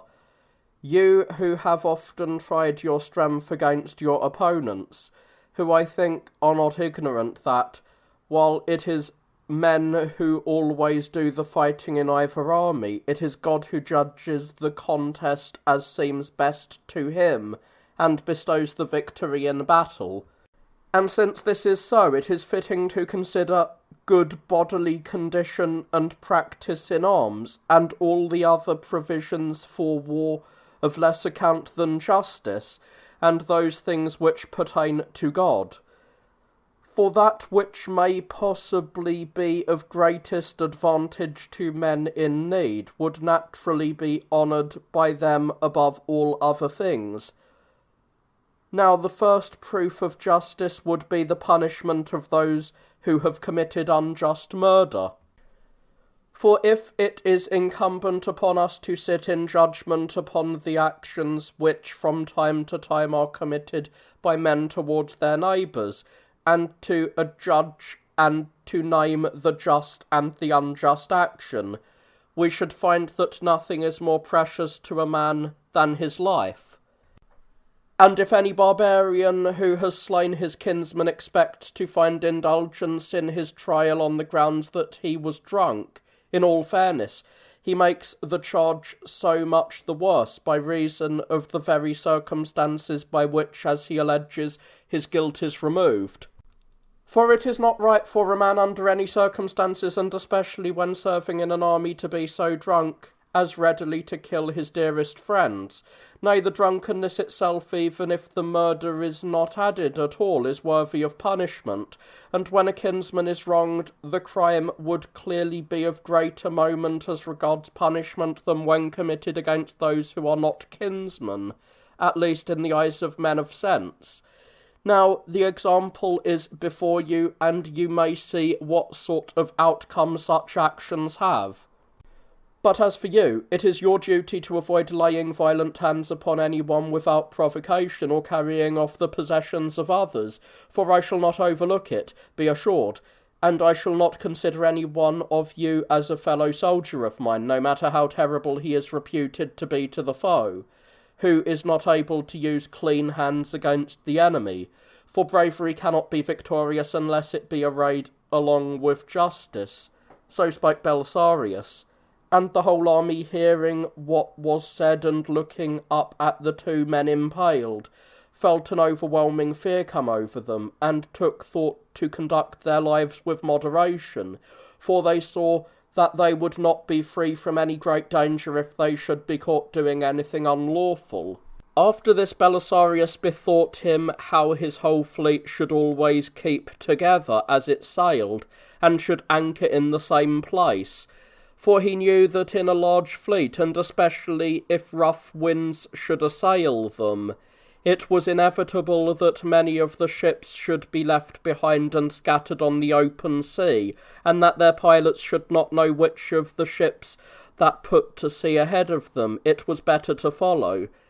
So after considering the matter, he did as follows. The sails of the 3 ships in which he and his following were carried he painted red from the upper corner for about 1/3 of their length, and he erected upright poles on the prows of each, and hung lights from them, so that both by day and by night the general's ships might be distinguishable, and he commanded all the pilots to follow these ships. Thus, with the 3 ships leading the whole fleet, not a single ship was left behind.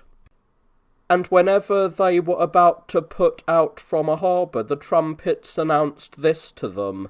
and upon setting out from Abydos, they met with strong winds which carried them to Sigium, and again in calm weather they proceeded more leisurely to Malea, where the calm provided of the greatest advantage to them, for since they had a great fleet and exceedingly large ships, as night came on, everything was thrown into confusion by reason of their being crowded into small spaces, and they were brought into extreme perils, and that time saw both the pilots and the rest of the sailors showing themselves skilful and efficient, for while shouting at the top of their voices and making a great noise, they kept pushing the ships apart with the poles, and cleverly kept the distances between their different vessels. But if a wind had arisen,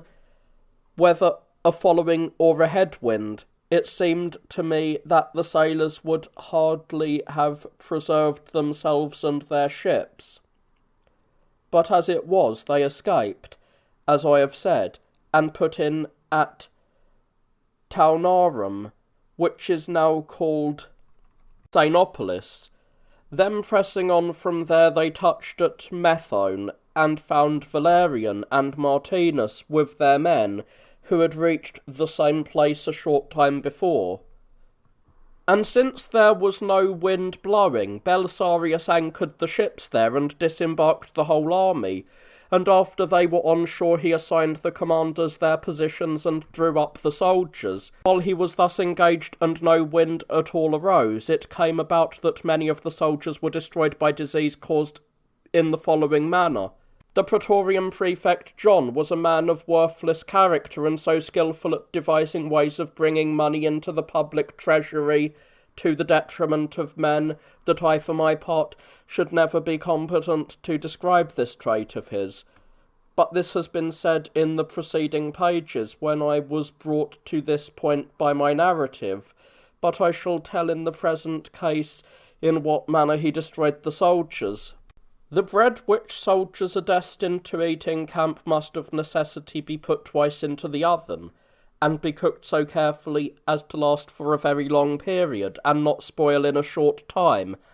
and loaves cooked in this way necessarily weigh less, and for this reason, when such bread is distributed, the soldiers generally receive as their portion 1/4 more than the usual weight. John therefore, calculating how he might reduce the amount of firewood used and have less to pay to the bakers in wages, and also how he might not lose in the weight of the bread, brought the still uncooked dough to the public baths of Achilles, in the basement of which the fire is kept burning, and bade his men set it down there, and when it seemed to be cooked in some fashion or other, he threw it into bags, put it on the ships, and sent it off. And when the fleet arrived at Methone, the loaves disintegrated, and returned again to flour, not wholesome flour, however, but rotten and becoming mouldy and already giving out a sort of oppressive odour. And the loaves were dispensed by measure to the soldiers, by those whom the office was assigned, and they were already making the distribution of the bread by quarts and bushels. And the soldiers, feeding upon this in the summer-time in a place where the climate is very hot, became sick, and not less than 500 of them died. And the same thing was about to happen to more, but Belisarius prevented it by ordering the bread of the country to be furnished them, and reporting the matter to the emperor, he himself gained in favour, but he did not at that time bring any punishment upon John. These events then took place in the manner described. And setting out from Methone, they reached the harbour of Xanthus, where they took in enough water to last them in crossing the Adriatic Sea, and after making all their other preparations, they sailed on. And since the wind they had was very gentle and languid, it was only on the 16th day that they came to land at a deserted place in Sicily, near which Mount Etna rises. And while they were being delayed in this passage, as has been said, it so happened that the water of the whole fleet was spoiled, except that which Belisarius himself and his table companions were drinking. For this alone was preserved by the wife of Belisarius in the following manner. She filled with water jars made of glass and constructed a small room with planks in the hold of the ship, where it was impossible for the sun to penetrate, and there she sank the jars in sand, and by this means the water remained unaffected. So much, then, for this. And so as soon as Belisarius had disembarked upon the island, he began to feel restless, knowing not how to proceed, and his mind was tormented by the thought that he did not know what sort of men the Vandals were, against whom he was going, and how strong they were in war, or in what manner the Romans would have to wage the war, or what place would be their base of operations. But most of all he was disturbed by the soldiers, who were in mortal dread of sea-fighting, and had no shame in saying beforehand that,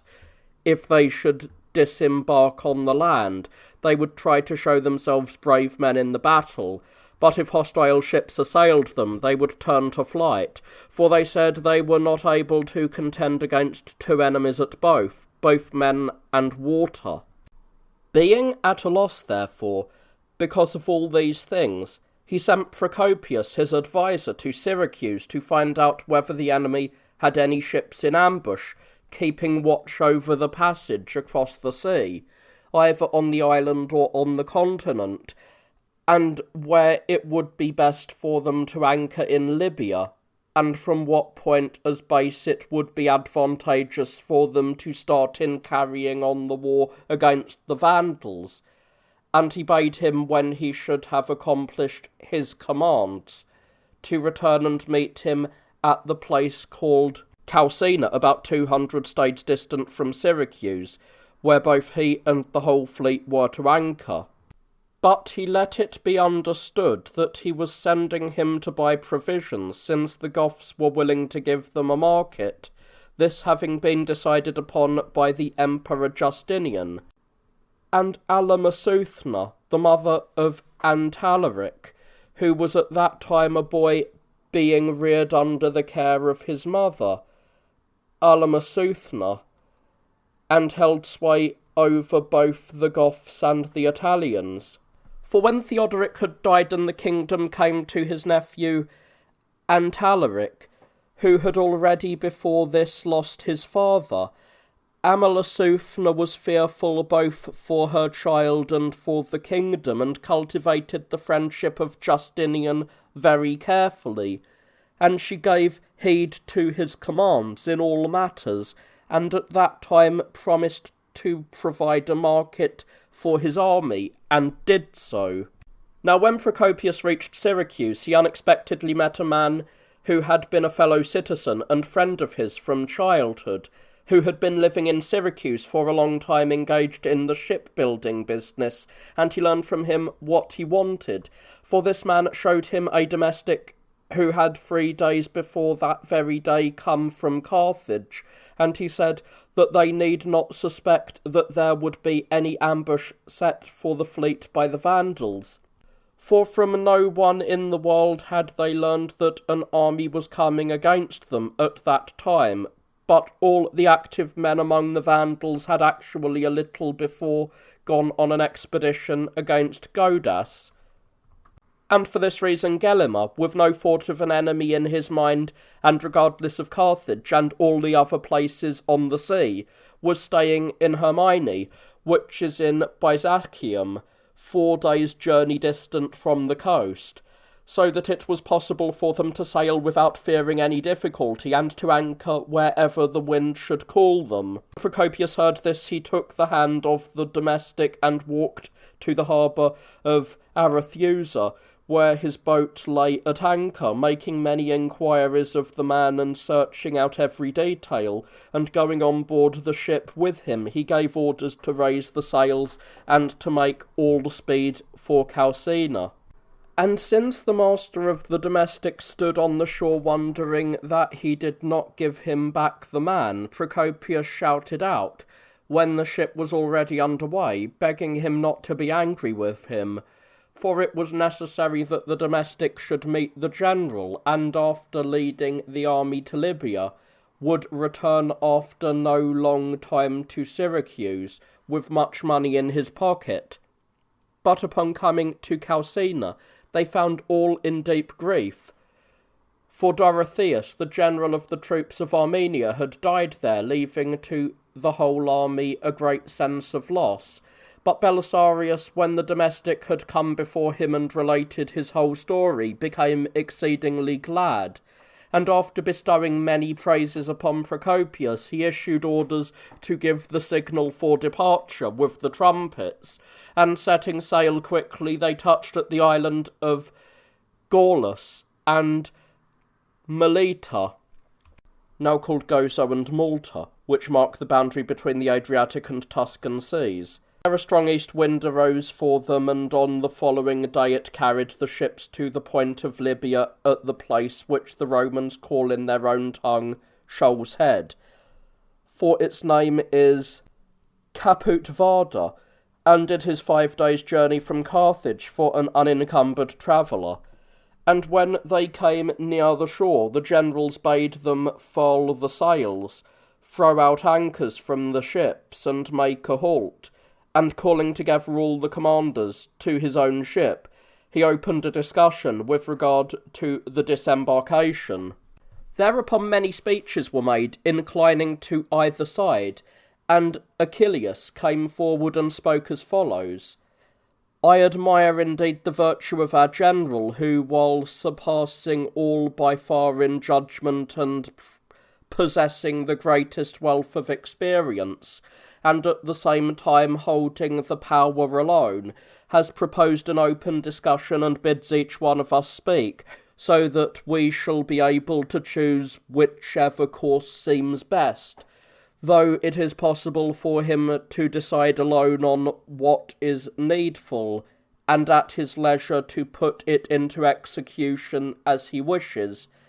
But as for you, my fellow officers, I do not know how I am to say it easily. One might wonder that each one did not hasten to be the first to oppose the disembarkation, and yet I understand that the making of suggestions to those who are entering upon a perilous course brings no personal advantage to him who offers the advice, but as a general thing results in bringing blame upon him. For when things go well for men, they attribute their success to their own judgment, or to fortune, but when they fail they blame only the one who has advised them. Nevertheless, I shall speak out. For it is not right for those who deliberate about safety to shirk from blame. You are purposing to disembark on the enemy's land, fellow officers, but in what harbour are you planning to place the ships in safety? Or in what city's wall will you find security for yourselves? Have you not then heard that the promontory, I mean from Carthage to Laos, extends, they say, for a journey of 9 days, altogether without harbours, and lying open to the wind, from whatever quarter it may blow? And not a single walled town is left in all of Libya except Carthage, thanks to the decision of Gizeric. And one might add that in this place they say water is entirely lacking. Come now, if you wish, let us suppose that some adversity befall us, and with this in view make the decision. For that those who enter into contests of arms should expect no difficulty is not in keeping with human experience, nor with the nature of things. If then, after we have disembarked upon the mainland, a storm should fall upon us, will it not be necessary that one of 2 things befall the ships, either that they flee away as far as possible, or perish upon this promontory? Secondly, what means will there be of supplying us with necessities? Let no one look to me as the officer charged with the maintenance of the army. For every official, when deprived of the means of administering his office, is of necessity reduced to the name and character of a private person. And where shall we deposit our superfluous arms, or any other part of our necessaries, when we are compelled to receive the attack of the barbarians? Nay, as for this, it is not well even to say how it will turn out, but I think we ought to make straight for Carthage. For they say that there is a harbour called Stagnum, not more than 40 stays distant from that city, which is entirely unguarded and large enough for the whole fleet. And if we make this the base of our operations, we shall carry on the war without difficulty. And I, for my part, think it likely that we shall win Carthage by a sudden attack, especially since the enemy are far away from it, and that after we have won it, we shall have no further trouble. For it is a way with all of men's undertakings, that when the chief point has been captured, they collapse after no long time.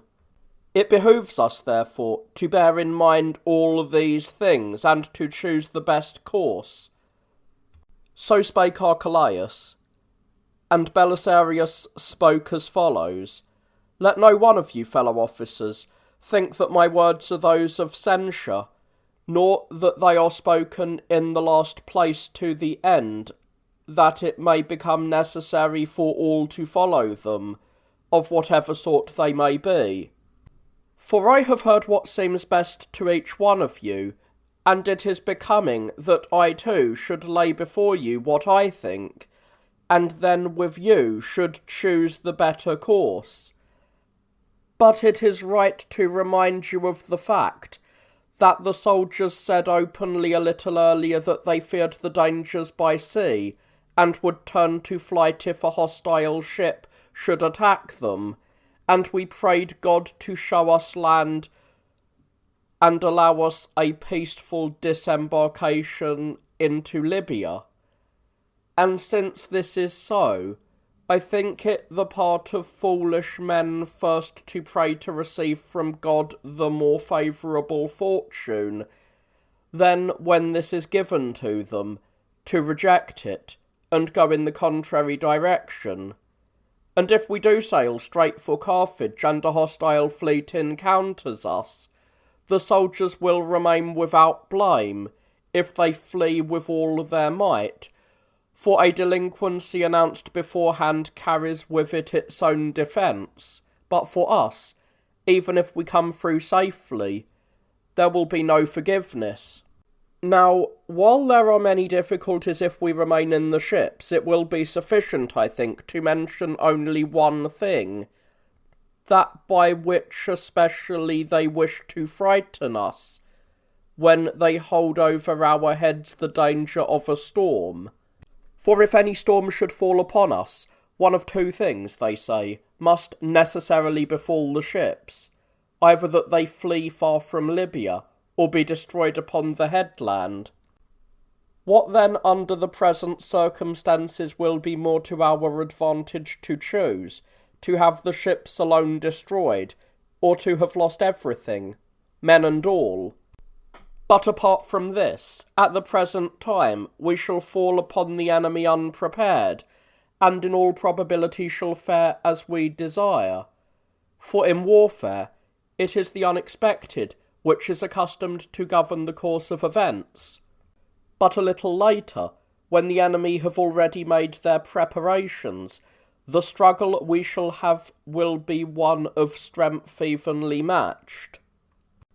And one might add that it will be necessary perhaps to fight even for the disembarkation, and to seek for that which now we have within our grasp, but over which we are deliberating as a thing not necessary.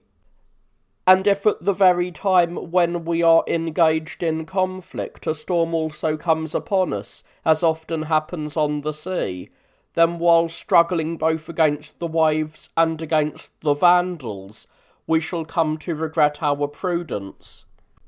As for me, then, I say that we must disembark upon the land with all possible speed, landing horses and arms, and whatever else we consider necessary for our use, and that we must dig a trench quickly and throw a stockade around us of a kind which can contribute to our safety no less than any walled town one might mention.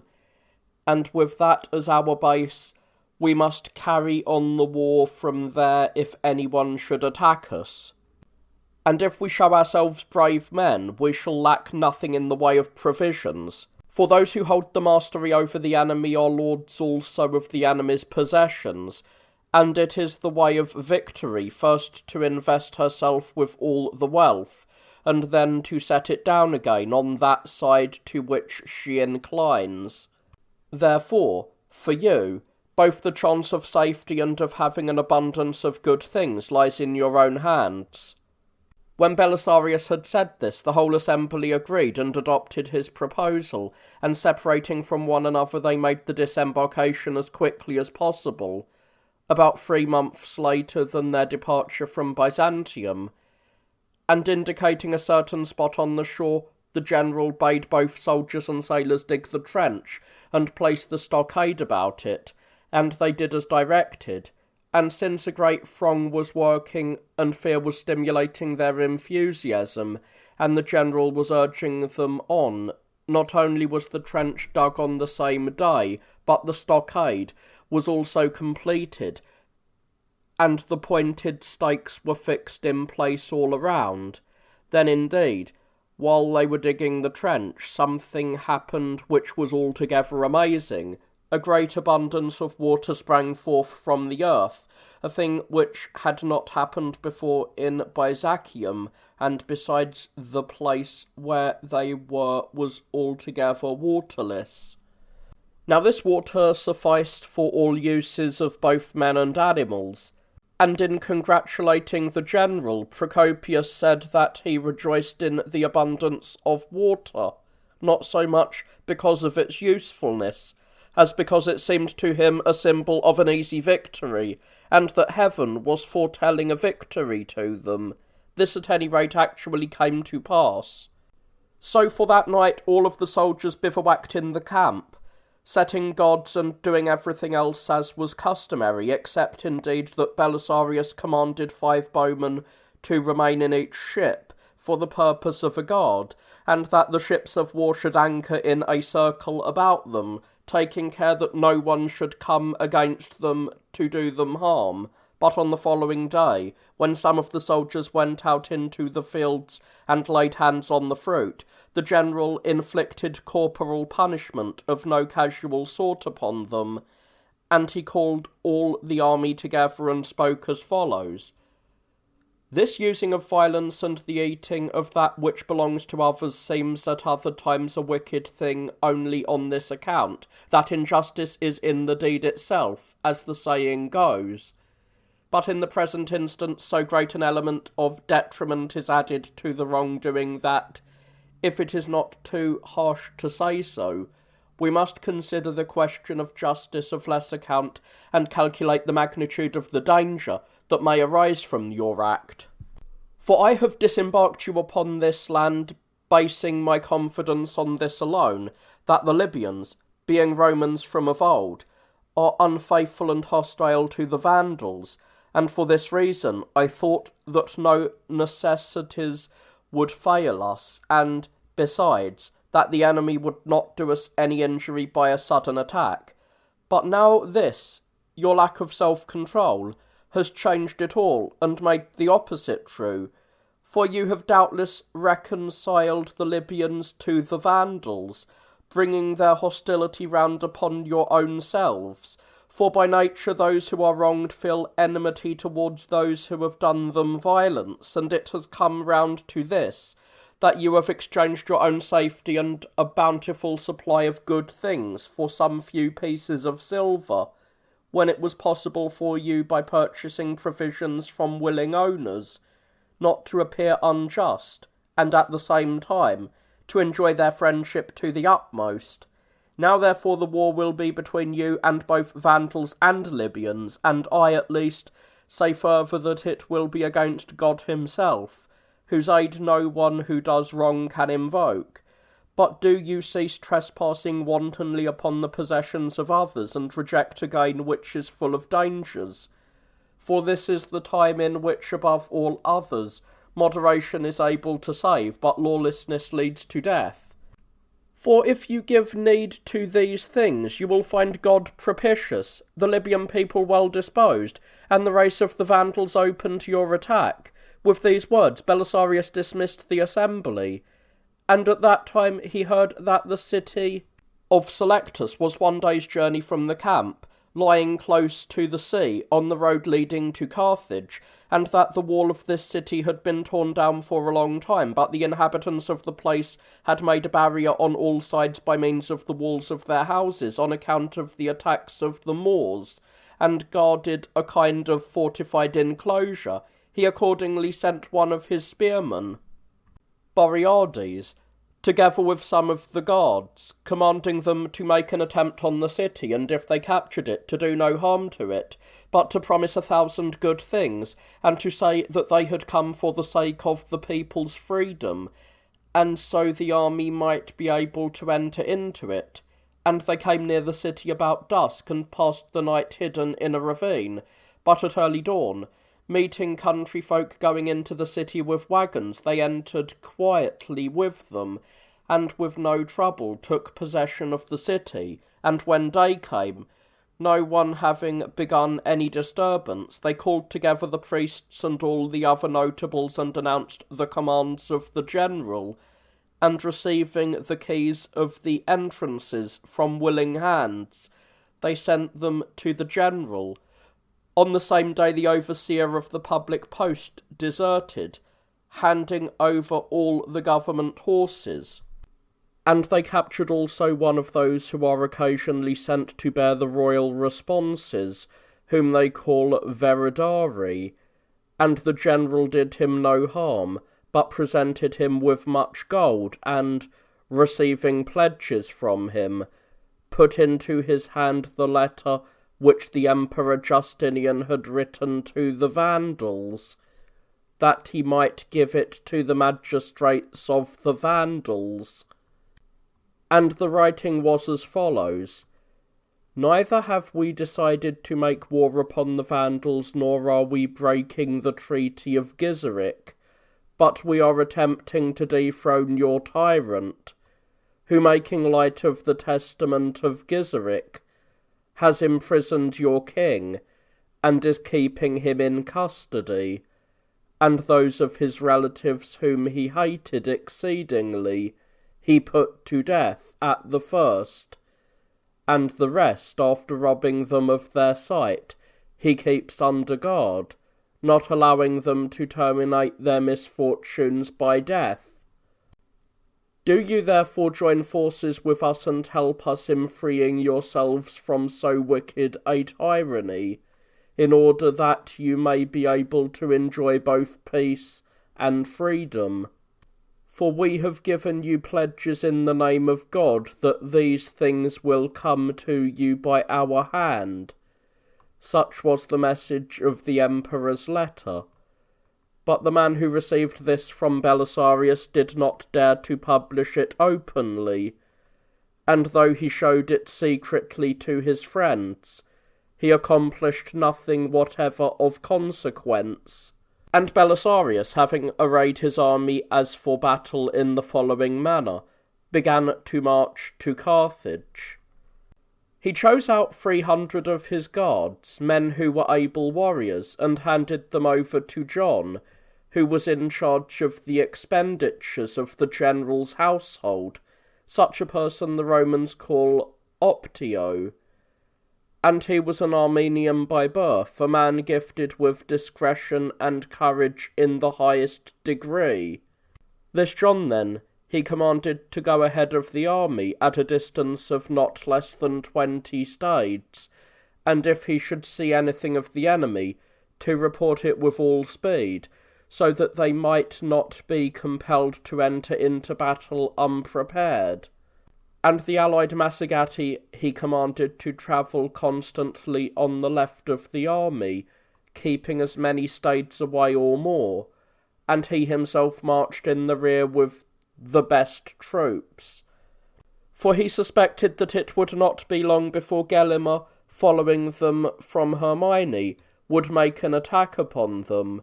and these precautions were sufficient, for on the right side there was no fear, since they were travelling not far from the coast. And he commanded the sailors to follow along with them always, and not to separate themselves far from the army,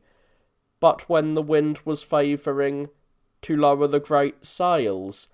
and follow with the small sails, which they call dolones, and when the wind dropped altogether, to keep the ships under way as well as they could by rowing. And when Belisarius reached Silectus, the soldiers behaved with moderation, and they neither began any unjust brawls, nor did anything out of the way, and he himself, by displaying great gentleness and kindness, won the Libyans to his side so completely, that thereafter he made the journey as if in his own land, for neither did the inhabitants of the land withdraw, nor did they wish to conceal anything, but they both furnished a market, and served the soldiers in whatever else they wished. After accomplishing 80 stades each day, we completed the whole journey to Carthage, passing the night either in a city, should it so happen, or in a camp made as thoroughly secure as the circumstances permitted. Thus we passed through the city of Leptis and Hadrumetum, and reached the place called Grassi, 350 stades distant from Carthage. In that place was a palace of the ruler of the Vandals, and a park the most beautiful of all we know, for it is excellently watered by springs, and has a general wealth of woods. And all the trees are full of fruit, so that each one of the soldiers pitched his tent among fruit trees, And though all of them ate their fill of the fruit, which was then ripe, there was practically no diminution to be seen in the fruit. But Gelimar, as soon as he heard in Hermione that the enemy was at hand, wrote to his brother Amatus in Carthage to kill Ideric and all the others connected with him either by birth or otherwise, whom he was keeping under guard, and commanded him to make ready the Vandals and all others in the city serviceable for war, in order that, when the enemy got inside the narrow passage at the suburb of the city, which they call Decimium,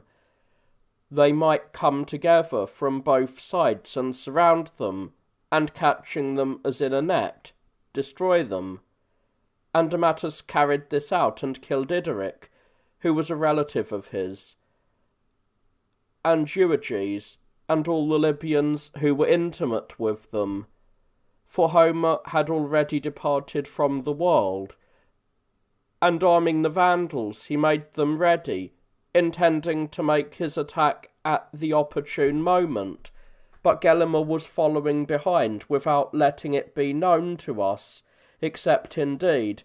that on that night when we bivouacked in Grassy, scouts coming from both armies met each other, and after an exchange of blows they each retired to their own camp, and in this way it became evident to us that the enemy were not far away.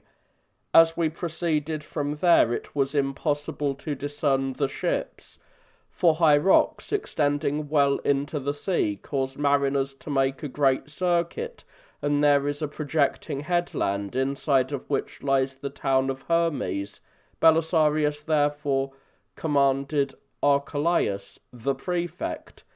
and Colonymus, the admiral, not to put in at Carthage, but to remain about 200 stades away, until he himself should summon them. And departing from Grassy, we came on the 4th day to Decimium, 70 stades distant from Carthage, and on that day Gelimar commanded his nephew Gibamundus and 2,000 of the Vandals to go ahead of the rest of the army on the left side, in order that Amatus, coming from Carthage, Gelimar himself from the rear, and Gibamundus from the country to the left, might unite and accomplish the task of encircling the enemy with less difficulty and exertion. But as for me, during this struggle, I was moved to wonder at the ways of heaven and of men, noting how God, who sees from afar what will come to pass, traces out the manner in which it seems best to him that things should come to pass, while men, whether they are deceived or counsel aright, know not that they have failed, should that be the issue, or that they have succeeded. God's purpose being that a path shall be made for fortune, who presses on inevitably towards that which has been foreordained. For if Belisarius had not thus arranged his forces, commanding the men under John to take the lead, and the Massagati to march on the left of the army, we should never have been able to escape the Vandals. And even with this planned so by Belisarius, if Amatus had observed the opportune time, and had not anticipated this by about the 4th part of a day, never would the cause of the Vandals have fallen as it did. But as it was, Amatus came to Decimium about midday, in advance of the time, while both we and the Vandal army were far away, erring not only in that he did not arrive at the fitting time, but also in leaving at Carthage the host of the Vandals, commanding them to come to Decimium as quickly as possible, while he, with a few men, and not even the pick of the army, came into conflict with John's men, and he killed 12 of the best men who were fighting in the front rank, and he himself fell, having shown himself a brave man in this engagement. And the rout, after Amatus fell, became complete, and the Vandals, fleeing at top speed, swept back all those who were coming from Carthage to Decimium, for they were advancing in no order, and not drawn up as for battle, but in companies and small ones at that, for they were coming in bands of 20 or 30. And seeing the Vandals under Amatus fleeing, and thinking their pursuers were a great multitude, they turned and joined in the flight, and John and his men, killing all whom they came upon, advanced as far as the gates of Carthage, and there was so great a slaughter of Vandals in the course of the 70 stades that those who beheld it would have supposed that it was the work of an enemy 20,000 strong. At the same time, Gibamundus and his 2,000 came to Pedion Halon, which is 40 stades distant from Decimium on the left as one goes to Carthage, and is destitute of human habitation or trees or anything else, since the salt in the water permits nothing except salt to be produced there. In that place they encountered the Huns, and were all destroyed. Now there was a certain man among the Massagati, well gifted with courage and strength of body, the leader of a few men. This man had the privilege handed down from his fathers and ancestors to be the first in all the Hunnic armies to attack the enemy, for it was not lawful for a man of the Massagati to strike first in battle and capture one of the enemy until, indeed, someone from this house begun the struggle with the enemy. So when the two armies had come not far from each other, this man rode out, and stopped alone close to the army of the Vandals. And the Vandals, either because they were dumbfounded at the courageous spirit of the man, or perhaps because they suspected that the enemy were contriving something against them, decided neither to move nor to shoot at the man. And I think that, since they had never had experience of battle with the Massagati, but heard that the nation was very warlike, they were for this reason terrified at the danger, and the man, returning to his compatriots, said that God had sent them these strangers as a ready feast. Then at length they made their onset, and the Vandals did not withstand them, but breaking their ranks, and never thinking of resistance, they were all disgracefully destroyed. But we, having learned nothing at all of what had happened, were going on to Decimium. And Belisarius, seeing a place well adapted for a camp 35 stades distant from Decimium, surrounded it with a stockade which was very well made, and placing all the infantry there and calling together the whole army, he spoke as follows: "Fellow soldiers, the decisive moment of the struggle is already at hand, for I perceive that the enemy are advancing upon us, and the ships have been taken far away from us by the nature of the place, and it has come round to this, that our hope of safety lies in the strength of our hands. For there is not a friendly city, no, nor any other stronghold, in which we may put our trust and have confidence concerning ourselves. But if we should show ourselves brave men, it is probable that we shall still overcome the enemy in the war. But if we should weaken at all, it will remain for us to fall under the hands of the Vandals and to be destroyed disgracefully. And yet there are many advantages on our side to help us on towards victory. For we have with us both justice, with which we have come against our enemy, for we are here in order to recover what is our own, and the hatred of the Vandals towards their own tyrant. For the alliance of God follows naturally those who put justice forward, and a soldier who is ill-disposed towards his ruler knows not how to play the part of a brave man. And apart from this, we have been engaged with Persians and Scythians all the time, but the Vandals, since the time they conquered Libya, have seen not a single enemy except naked Moors, and who does not know that in every work practice leads to skill, while idleness leads to inefficiency? Now the stockade, from which we shall have to carry on the war, has been made by us in the best possible manner, and we are able to deposit here our weapons and everything else which we are not able to carry when we go forth, and when we return here again, no kind of provisions can fail us. And I pray that each one of you, calling to mind his own valour, and those whom he has left at home, may so march with contempt against the enemy." After speaking these words and uttering a prayer after them, Belisarius left his wife and the barricaded camp to the infantry, and himself set forth with all the horsemen.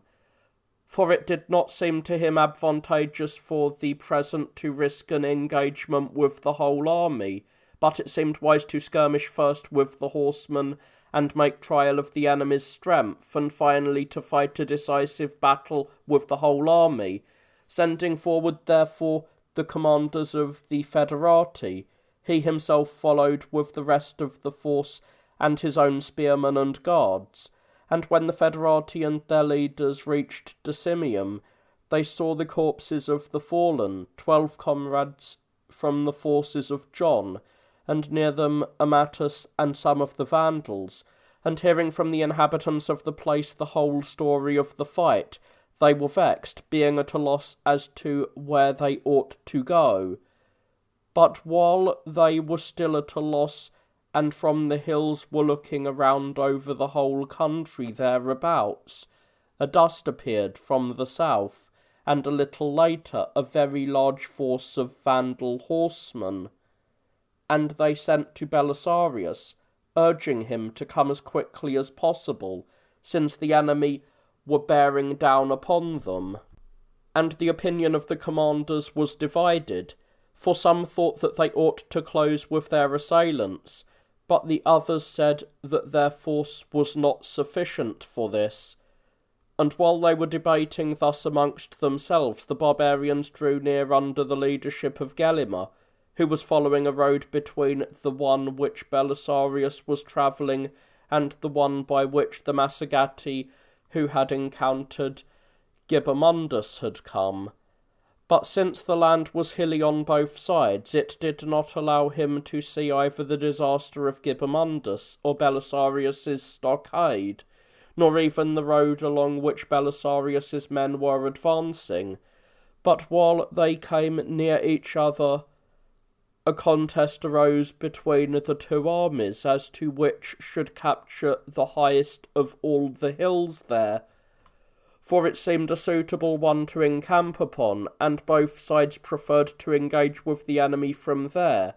and the Vandals coming first took possession of the hill by crowding off their assailants, and routed the enemy, having already become an object of terror to them,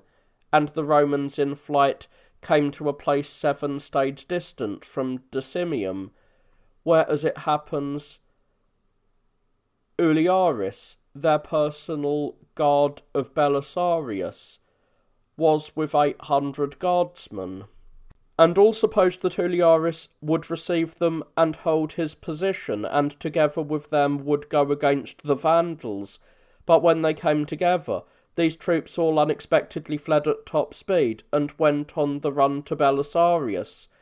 From then on I am unable to say what happened to Gelimer, that, having the victory in his hands, he willingly gave it up to the enemy, unless one ought to refer foolish actions also to God, who, whenever he purposes that some adversity shall befall a man, touches first his reason, and does not permit that which will be to his advantage to come to his consideration. For if, on the one hand, he had made the pursuit immediately, I do not think that even Belisarius would have withstood him, but our cause would have been utterly and completely lost. So numerous appeared the force of the Vandals, and so great the fear they inspired in the Romans. or if on the other hand he had even ridden straight for Carthage, he would have easily killed all of John's men, who, heedless of everything else, were wandering about the plain one by one, or by twos, and stripping the dead. And he would have preserved the city with its treasure, and captured our ships, which had come rather near, and he would have withdrawn from us all hope both of sailing away and of victory. But in fact, he did neither of these things. Instead, he descended from the hill at a walk, and when he reached the level ground and saw the corpse of his brother, he turned to lamentation, and, in caring for his burial, he blunted the edge of his opportunity, an opportunity which he was not able to grasp again. Meanwhile, Belisarius, meeting the fugitives, bade them stop, and arrayed them all in order and rebuked them at length. Then, after hearing of the death of Amatus and the pursuit of John, and learning what he wished concerning the place and the enemy, he proceeded at full speed against Gelimer and the Vandals, but the barbarians, having already fallen into disorder,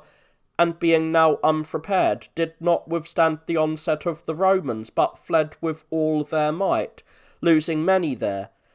and the battle ended at night. Now the Vandals were in flight, not to Carthage, nor to Byzacium, whence they had come, but to the plain of Bula, and the road leading into Numidia. So the men with John and the Massagati returned to us about dark, and after learning all that had happened, and reporting what they had done, they passed the night with us in Decimium. But on the following day the infantry with the wife of Belisarius came up, and we all proceeded together on the road towards Carthage, which we reached in the late evening, and we passed the night in the open, although no one hindered us from marching into the city at once, for the Carthaginians opened the gates, and burned lights everywhere, and the city was brilliant with the illumination that whole night.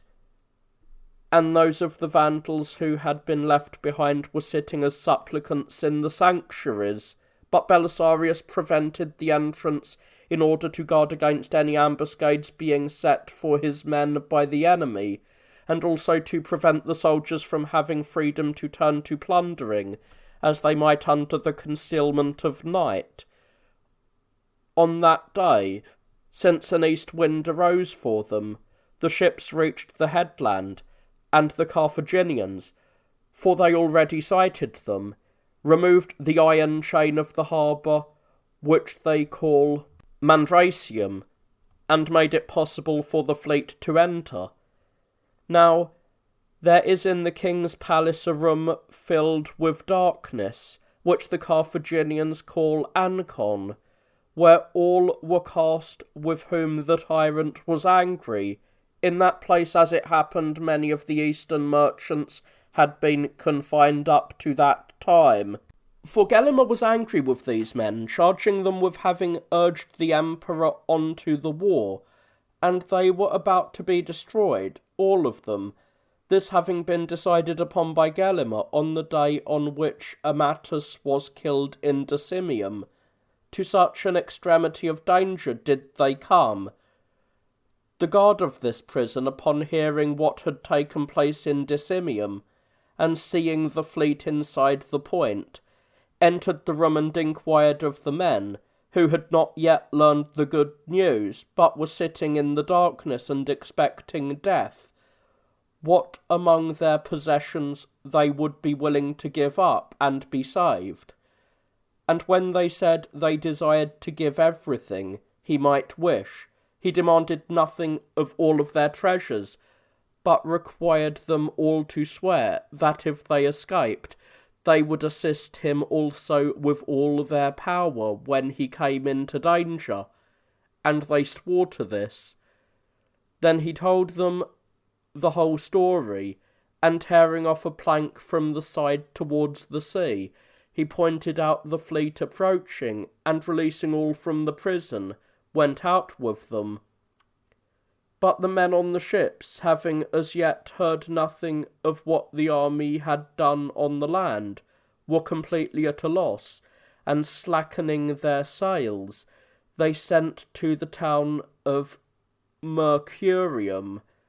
There they learned what had taken place at Decimium, and becoming exceedingly joyful, sailed on.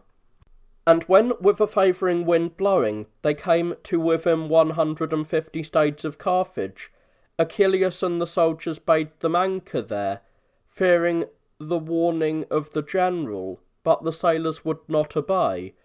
for they said that the promontory at that point was without a harbour, and also that the indications were that a well-known storm, which the natives call Cypriana,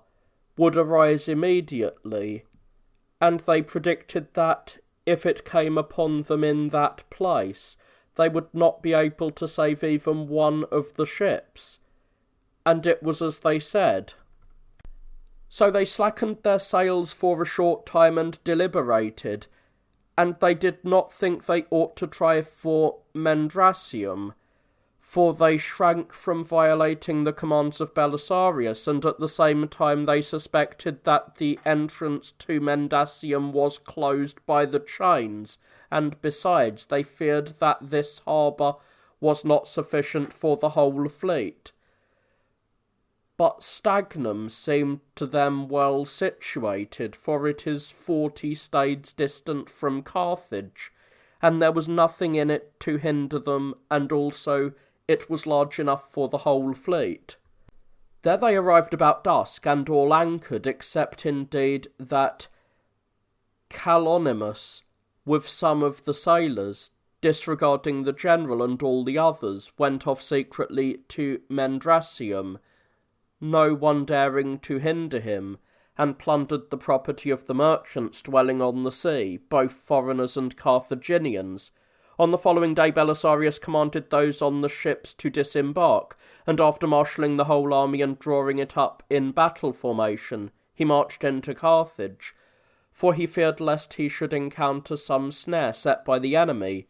There he reminded the soldiers at length of how much good fortune had come to them because they had displayed moderation towards the Libyans, and he exhorted them earnestly to preserve good order with the greatest care in Carthage.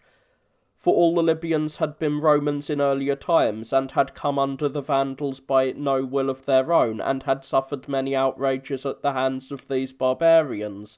For this very reason the Emperor had entered into war with the Vandals, and it was not holy that any harm should come from them to the people whose freedom they had made the grounds for taking the field against the Vandals. September the 15th, 533 AD. After such words of exhortation he entered Carthage, and, since no enemy was seen by them, he went up to the palace and seated himself on Gelimer's throne. There a crowd of merchants and other Carthaginians came before Belisarius with much shouting, persons whose homes were on the sea, and they made the charge that there had been a robbery of their property on the preceding night by the sailors, and Belisarius bound Calonimus by oaths to bring without fail all his thefts to the light. And Calonimus, taking the oath and disregarding what he had sworn, for the moment made the money his plunder. But not long afterwards he paid his just penalty in Byzantium. For being taken with the disease called apoplexy, he became insane and bit off his own tongue, and then died. But this happened at a later time. But then, since the hour was appropriate, Belisarius commanded that lunch be prepared for them, in the very place where Gelimer was accustomed to entertain the leaders of the Vandals. This place the Romans call Delphix, not in their own tongue, but using the Greek word according to the ancient custom. For in the palace at Rome, where the dining couches of the emperor were placed, a tripod had stood from olden times, on which the emperor's cup-bearers used to place the cups. Now the Romans call a tripod Delphix, since they were first made at Delphi, and from this both in Byzantium and wherever there is a king's dining couch, they call the room Delphix, for the Romans follow the Greeks also in calling the emperor's residence Palatium. For a Greek named Pallas lived in this place before the capture of Troy, and built a noteworthy house there, and they called this dwelling Palatium. And when Augustus received the imperial power, he decided to take up his first residence in that house, and from this they call the place wherever the emperor resides Palatium. So Belisarius dined in the Delphix, and with him all the notables of the army. And it happened that the lunch made for Gelimer on the preceding day was in readiness, and we feasted on that very food, and the domestics of Gelimer served it, and poured the wine, and waited upon us in every way, and it was possible to see Fortune in her glory, and making a display of the fact that all things are hers, and that nothing is the private possession of any man. And it fell to the lot of Belisarius on that day to win such fame as no one of the men of his time ever won, nor indeed any of the men of olden times. For though the Roman soldiers were not accustomed to enter a subject city without confusion, even if they numbered only 500, and especially if they made the entry unexpectedly, all the soldiers under the command of this general showed themselves so orderly that there was not a single act of insolence nor a threat, and indeed nothing happened to hinder the business of the city. But in a captured city, one which had changed its government and shifted its allegiance, it came about that no man's household was excluded from the privileges of the marketplace. On the contrary, the clerks drew up their lists of the men and conducted the soldiers to their lodgings, just as usual, and the soldiers themselves, getting their lunch by purchase from the market, rested as each one wished. Afterwards Belisarius gave pledges to those Vandals who had fled into the sanctuaries, and began to take thought for the fortifications, for the circuit wall of Carthage had been so neglected that in many places it had become accessible to anyone who wished and easy to attack, for no small part of it had fallen down, and it was for this reason the Carthaginians said that Gelimer had not made his stand in the city, and he thought that it would be impossible in a short time to restore such a circuit wall to a safe condition. And they said that an old oracle had been uttered by the children in earlier times in Carthage, to the effect that Gamma shall pursue Beta, and again Beta itself shall pursue Gamma. And at that time it had been spoken by the children in play, and had been left as an unexplained riddle, but now it was perfectly clear to all, for formerly Gizeric had driven out Boniface, and now Belisarius was doing the same for Gelimer. This then, whether it was a rumour or an oracle, came out as I have stated. At that time a dream also came to light, which had been seen often before this by many persons, but without being clear as to how it would turn out. And the dream was as follows. Cyprian, a holy man, is reverenced above all others by the Carthaginians, and they have founded a very noteworthy temple in his honour before the city on the seashore, in which they conduct all other customary services, and also celebrate their festival, which they call the Cypriana, and the sailors are accustomed to name after Cyprian the storm which I mentioned lately, giving it the same name as the festival, since it is wont to come on at the same time at which the Libyans have always been accustomed to celebrate this festival. This temple the Vandals took from the Christians by violence in the reign of Honoric,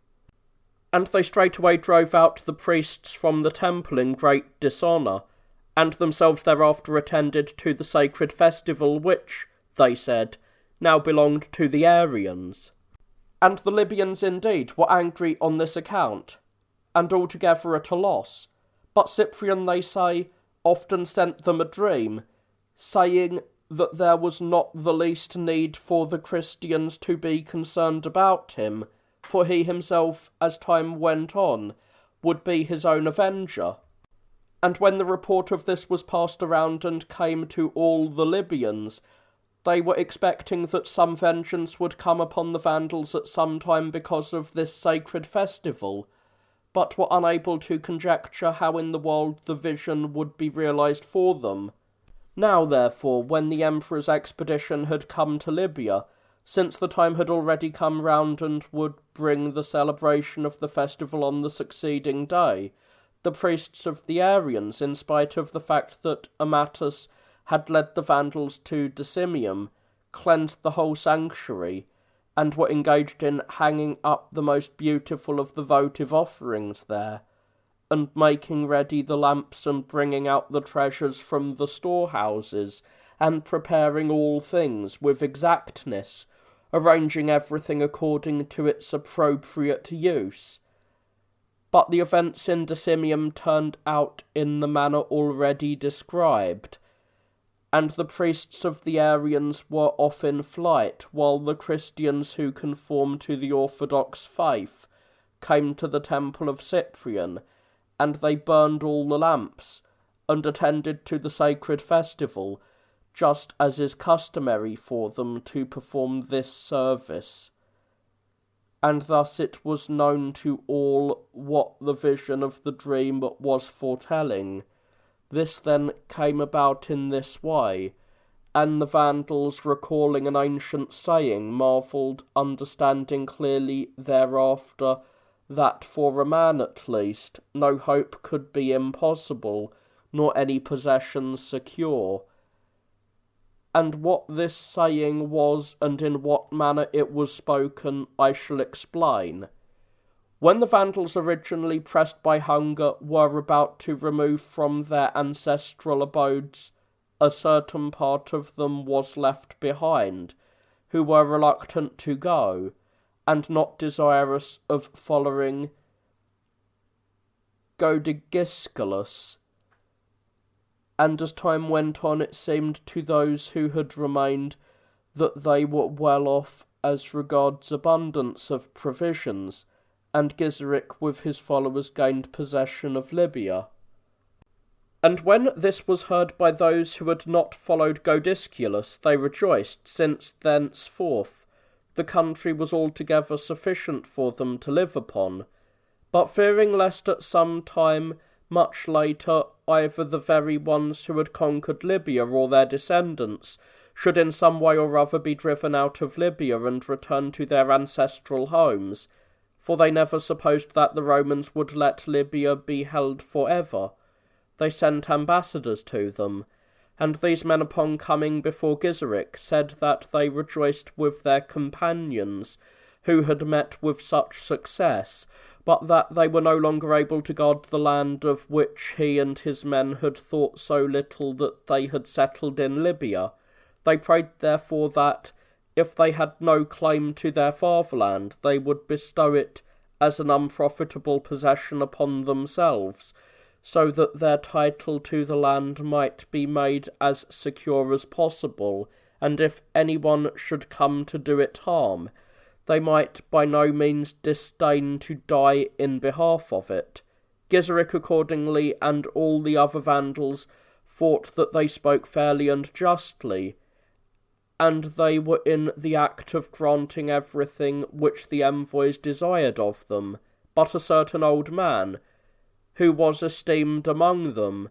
and had a great reputation for discretion, said that he would by no means permit such a thing, for in human affairs, he said, no one thing stands secure, nay, nothing which now exists is stable for all time for men, while as regards that which does not yet exist, there is nothing which may not come to pass. When Gizeric heard this, he expressed approval and decided to send the envoys away with nothing accomplished. Now at that time both he himself and the man who had given the advice were judged worthy of ridicule by all the Vandals, as foreseeing the impossible. But when these things which have been told took place, the Vandals learned to take a different view of the nature of human affairs and realised that the saying was that of a wise man.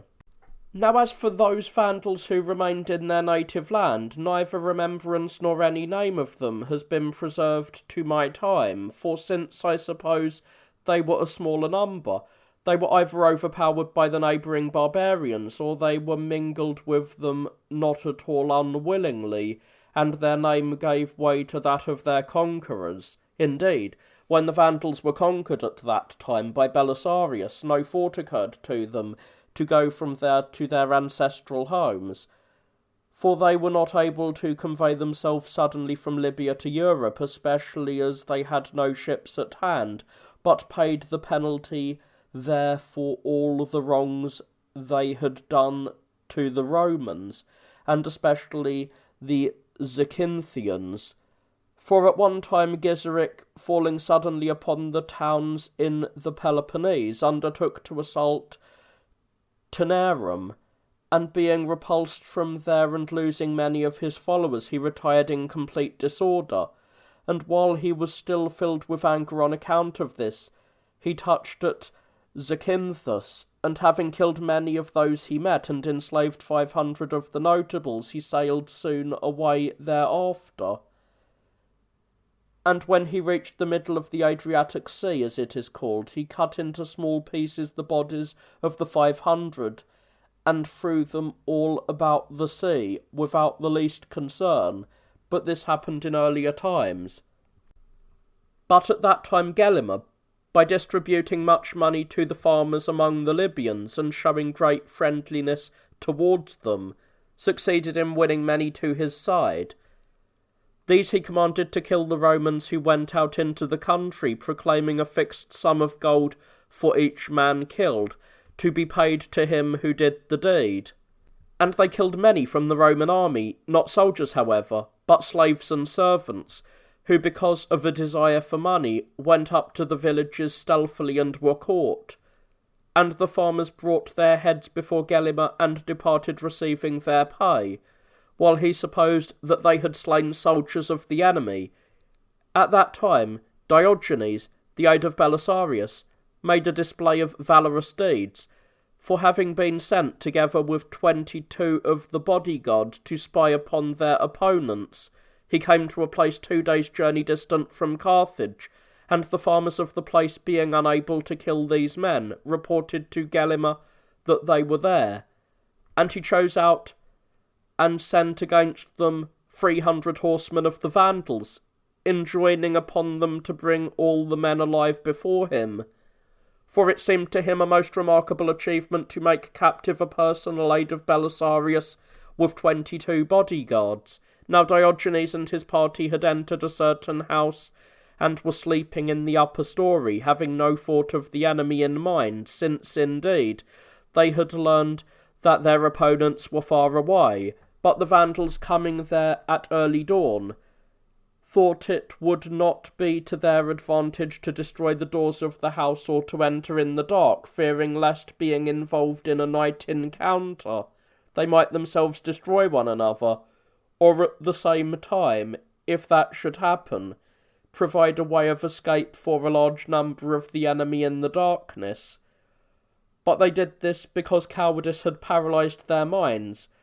though it would have been possible for them with no trouble, by carrying torches or even without these, to catch their enemies in their beds, not only without weapons, but absolutely naked besides. But as it was, they made a phalanx in a circle about the whole house, and especially at the doors, and all took their stand there.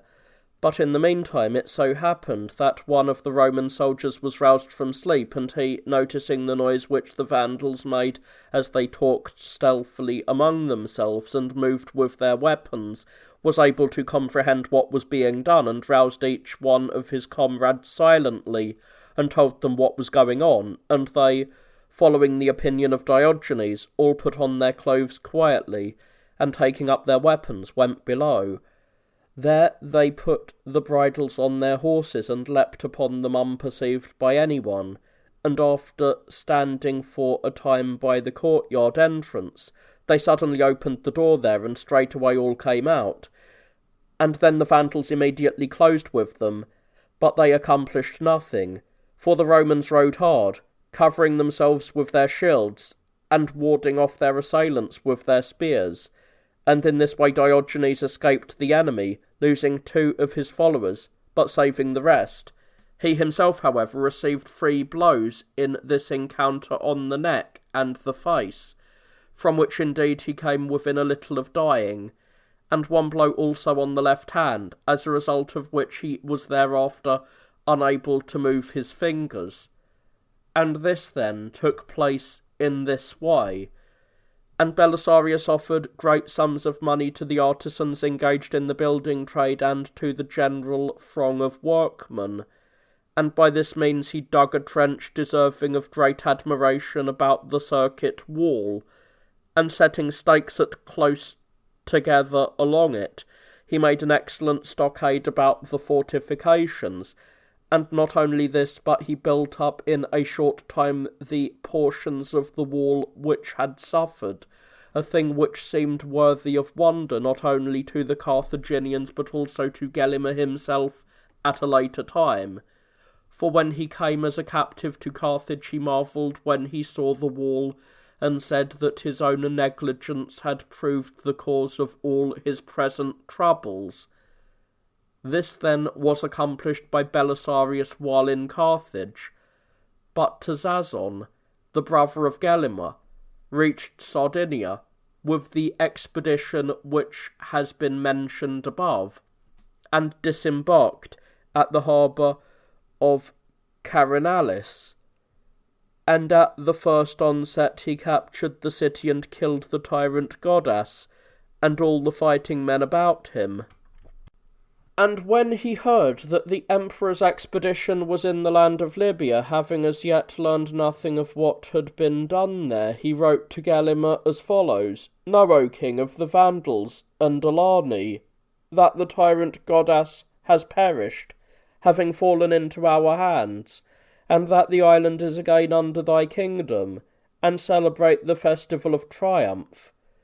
And as for the enemy who have had the daring to march against our land, expect that their attempt will come to the same fate as that experienced by those who in former times marched against our ancestors, and those who took this letter sailed into the harbour of Carthage with no thought of the enemy in mind, and being brought by the gods before the general, they put the letter into his hands, and gave him information on the matters about which he inquired, being thunderstruck at what they beheld, and awed at the suddenness of the change. However, they suffered nothing unpleasant at the hands of Belisarius. At this same time, another event also occurred as follows. A short time before the emperor's expedition reached Libya, Gelimer had sent envoys into Spain, among whom were Gothius and Fuscius, in order to persuade Theudis, the ruler of the Visigoths, to establish an alliance with the Vandals, and these envoys, upon disembarking on the mainland after crossing the strait at Gadria, found Theudis in a place situated far from the sea, and when they had come up to the place where he was, Theudis received them with friendliness and entertained them heartily, and during the feast he pretended to inquire how matters stood with Gelimer and the Vandals. Now, since these envoys had travelled to him rather slowly, it happened that he had heard from others everything which had befallen the Vandals, for one merchant ship sailing for trade had put out from Carthage on the very same day as the army marched into the city, and finding a favourable wind, had come to Spain. From those on the ship, Theudis learned all that had happened in Libya, but he forbade the merchants to reveal it to anyone, in order that this might not become generally known. And when Gothius and his followers replied that everything was as well as possible for them, he asked them for what purpose then they had come. And when they proposed the alliance, Theudis bade them go to the sea coast. For from there, he said, you will learn of the affairs at home with certainty. And the envoys, supposing that the man was in his cups, and his words were not sine, remained silent. But then on the following day they met him and made mention of the alliance, and Theudis used the same words a second time. Then at length they understood that some change of fortune had befallen them in Libya, but never once thinking of Carthage they sailed for the city, and upon coming to land close by it, and happening upon Roman soldiers, they put themselves in their hands to do with them as they wished,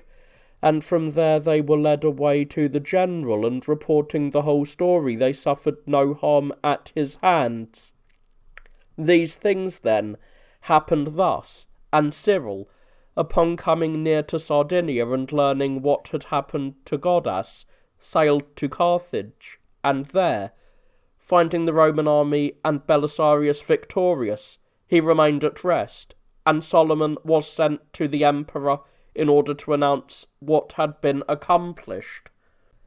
But Gelimer, upon reaching the plain of Beulah, which is distant from Carthage a journey of 4 days for an unencumbered traveller, not far from the boundaries of Numidia, began to gather there all the Vandals, and as many of the Moors as happened to be friendly to him. Few Moors, however, joined his alliance, and these were altogether insubordinate. For all those who ruled over the Moors in Mauritania and Numidia and Byzantium sent envoys to Belisarius, saying that they were slaves of the emperor and promised to fight with him. There were some also who even furnished their children as hostages and requested that the symbols of office be sent them from him according to the ancient custom. For it was a law among the Moors that no one should be a ruler over them, even if he was hostile to the Romans, until the emperor of the Romans should give him the tokens of the office. And though they had already received them from the Vandals, they did not consider that the Vandals held the office securely. Now these symbols are a staff of silver covered with gold and a silver cap, not covering the whole head, but like a crown, and held in place on all sides by bands of silver, a kind of white cloak, gathered by a golden brooch on the right shoulder in the form of a Fallacian cape, and a white tunic with embroidery, and a gilded boot. And Belisarius sent these things to them, and presented each one of them with much money. However, they did not come to fight along with him, nor on the other hand did they dare give their support to the Vandals, but standing out of the way of both contestants,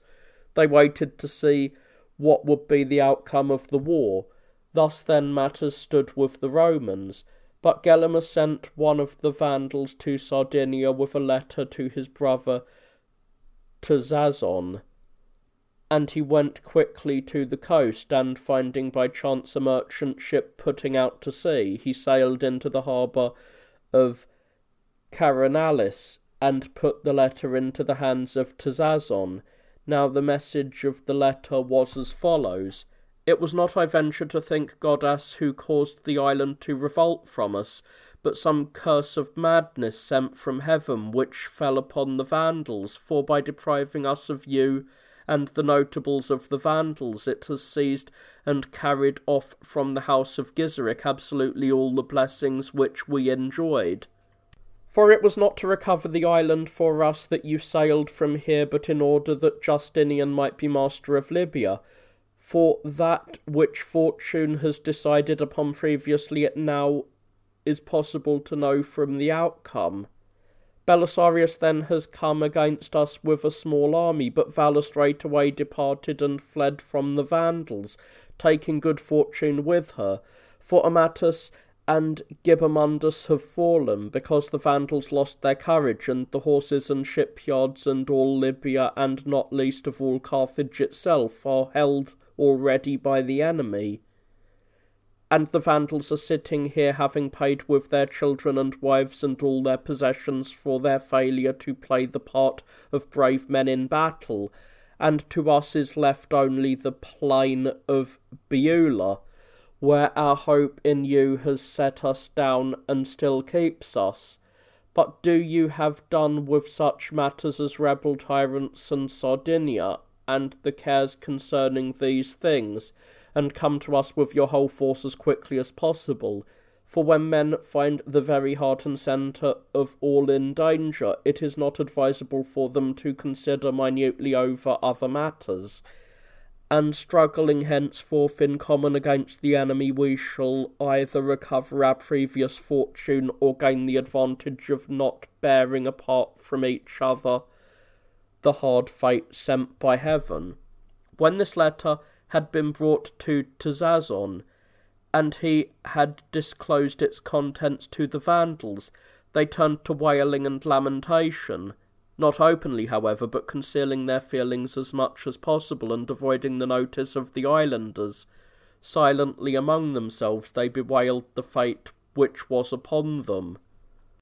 And straightway setting in order matters in hand, just as chance directed,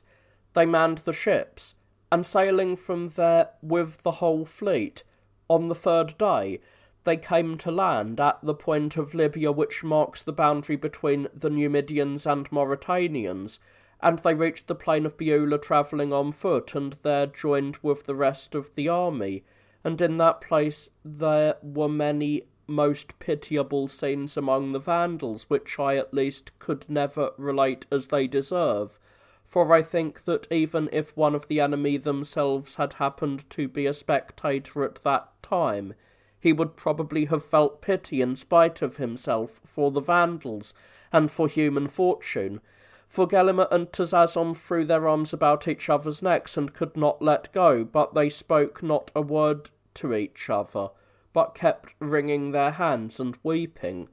And each one of the Vandals with Gelimer embraced one of the others who had come from Sardinia, and did the same thing. And they stood for a long time as if grown together, and found such comfort as they could in this, and neither did the men of Gelimer think fit to ask about Godas, for their present fortune had prostrated them, and caused them to reckon such things as had previously seemed to them most important with those who were now utterly negligible. Nor could those who came from Sardinia bring themselves to ask about what had happened in Libya, for the place was sufficient to permit them to judge of what had come to pass.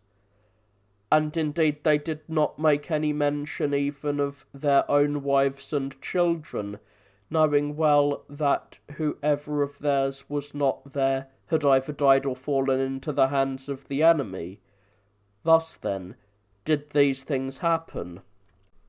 Gelimer, seeing all the Vandals gathered together, led his army against Carthage. And when they came close to it, they tore down a portion of the aqueduct, a structure well worth seeing, which conducted water into the city, and also encamping for a time they withdrew, since no one of the enemy came out against them. And going about the country there they kept the roads under guard, and thought that in this way they were besieging Carthage. However, they did not gather any booty, nor plunder the land, but took possession of it as their own. And at the same time they kept hoping that there would be some treason on the part of the Carthaginians themselves, and such of the Roman soldiers as followed the doctrine of Arius. They also sent to the leaders of the Huns, and promising that they would have many good things from the Vandals, entreated them to become their friends and allies. Now the Huns even before this had not been well disposed towards the cause of the Romans, since they had not indeed come to them willingly as allies, for they asserted that the Roman general Peter had given an oath and then, disregarding what had been sworn, had thus brought them to Byzantium, and accordingly they received the words of the Vandals and promised that, when they should come to real fighting, they would turn with them against the Roman army. But Belisarius had a suspicion of all of this, for he had heard it from the deserters, and also the circuit wall had not yet been completed entirely. For these reasons he did not think it possible for his men to go out against the enemy for the present, but he was making his preparations within as well as possible. And one of the Carthaginians, Laurus by name, having been condemned on a charge of treason and proved guilty by his own secretary, was impaled by Belisarius on a hill before the city, and as a result of this the others came to feel a sort of irresistible fear, and refrained from attempts at treason. And he courted the Massagati with gifts and banquets and every other manner of flattering attention every day, and thus persuaded them to disclose to him what Gelimer had promised them, on condition of their turning traitors in the battle. And these barbarians said that they had no enthusiasm for fighting, for they feared that if the Vandals were vanquished, the Romans would not send them back to their native land, but they would be compelled to grow old and die right there in Libya. And besides, they were also concerned, they said, about the booty, lest they be robbed of it. Then indeed Belisarius gave them pledges that if the Vandals should be conquered decisively, they would be sent without the least delay to their homes, with all their booty, and thus he bound them by oaths in very truth to assist the Romans with all zeal in carrying through the war. And when all things had been prepared by him in the best way possible, and the circuit wall had been already completed, he called together the whole army and spoke as follows: As for exhortation, fellow Romans, I do not know that it is necessary to make any to you, men who have recently conquered the enemy so completely that Carthage here and the whole of Libya is a possession of your valour, and for this reason you will have no need of admonition that prompts to daring,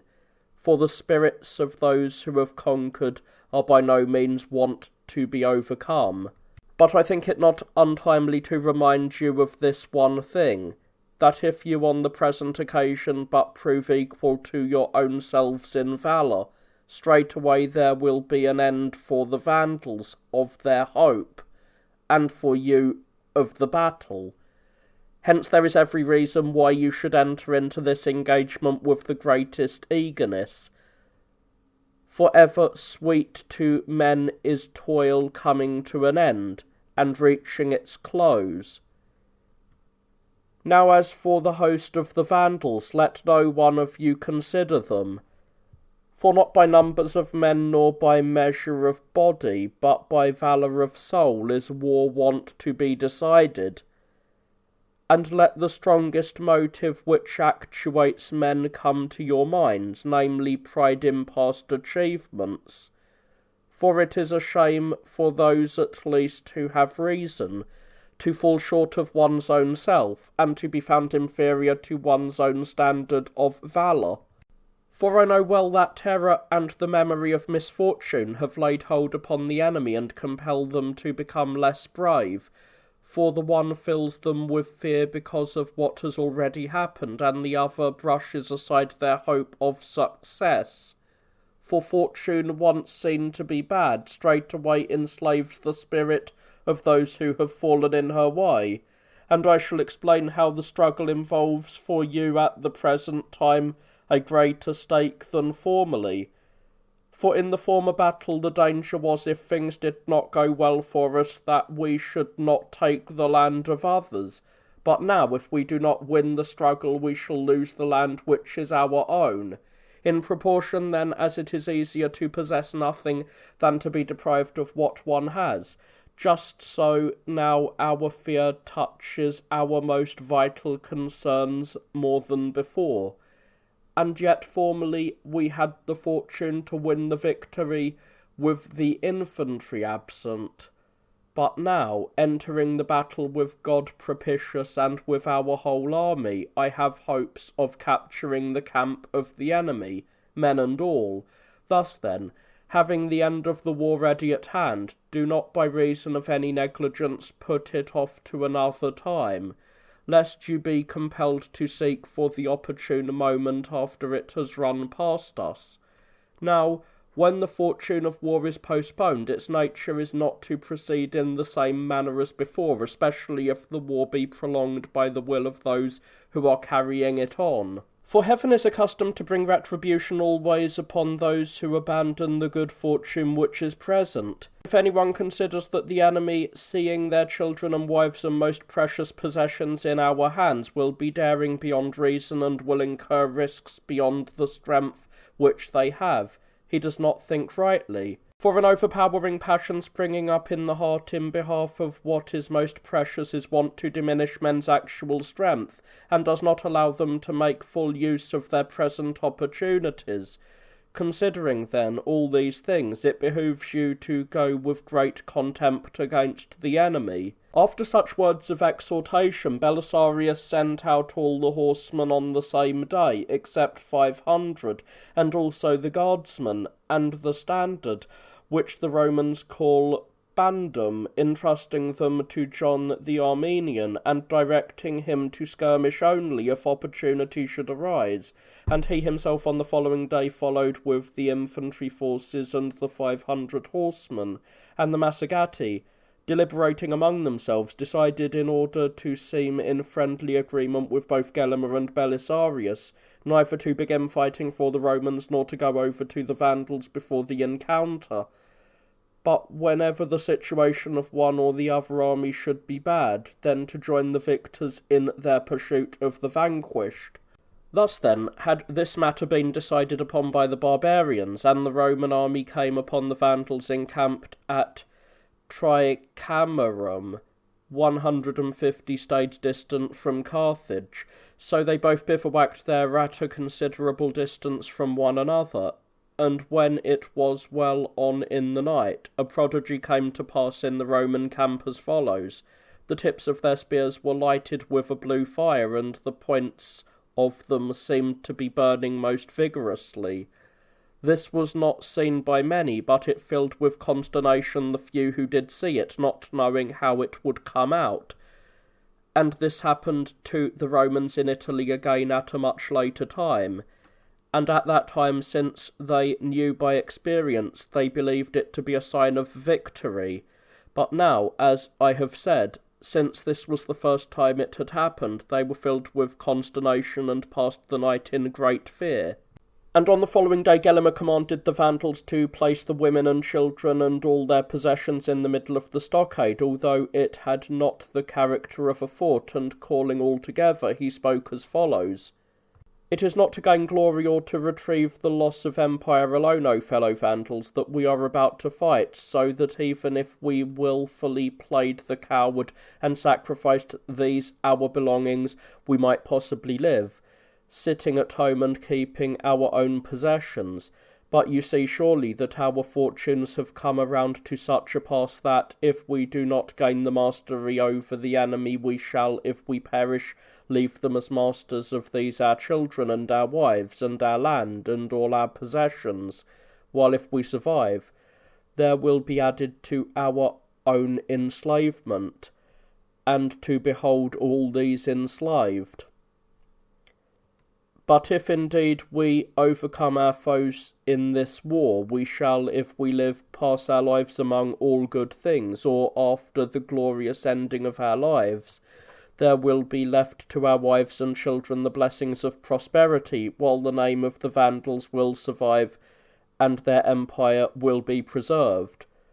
For if it has ever happened to any men to be engaged in a struggle for their all,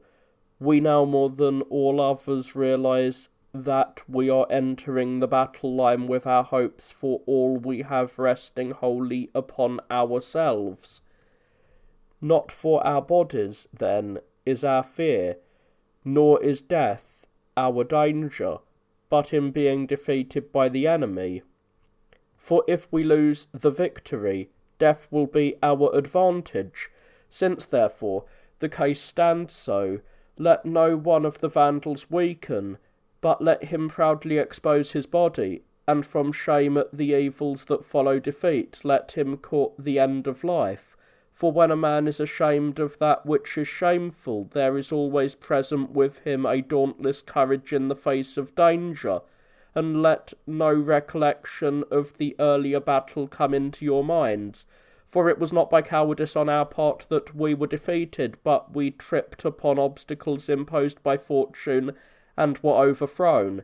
Now it is not the way of the tide of fortune to flow always in the same direction, but every day as a rule it is wont to change about. In manliness it is our boast that we surpass the enemy, and that in numbers we are much superior, for we believe that we surpass them no less than tenfold. And why shall I add that many and great are the incentives which now especially urge us on to valour, naming the glory of our ancestors and the empire which has been handed down to us by them. For in our case that glory is obscured by our unlikeness to our kindred, while the empire is bent upon fleeing from us as unworthy. And I pass over in silence the wails of these poor women and the tears of our children, by which, as you see, I am now so deeply moved that I am unable to prolong my discourse. But having said this one thing, I shall stop, that there will be for us no returning to these most precious possessions if we do not gain the mastery over the enemy. Remembering these things, show yourselves brave men, and do not bring shame upon the fame of Gizeric. After speaking such words, Gelimer commanded his brother to Zazon to deliver an exhortation separately to the Vandals who had come with him from Sardinia, and he gathered them together a little apart from the camp and spoke as follows. For all the Vandals, fellow soldiers, the struggle is in behalf of those things which you have just heard the king recount, but for you, in addition to all the other considerations, it so happens that you are vying with yourselves. For you have recently been victorious in a struggle for the maintenance of our rule, and you have recovered the island for the empire of the Vandals. There is every reason, therefore, for you to make still greater display of your valour. For those whose hazard involves the greatest things must needs display the greatest zeal for warfare also. Indeed, when men who struggle for the maintenance of their rule are defeated, should it so happen, they have not failed in the most vital part. But when men are engaged in battle for their rule, surely their very lives are influenced by the outcome of the struggle. And for the rest, if you show yourselves brave men at the present time, you will thereby prove with certainty that the destruction of the tyrant Godas was an achievement of your valour.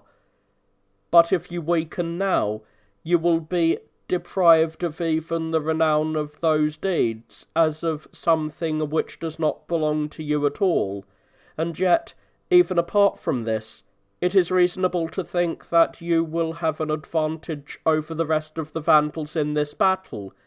for those who have failed are dismayed by their previous fortune, while those who have encountered no reverses enter the struggle with their courage unimpaired. And this too, I think, will not be spoken out of season,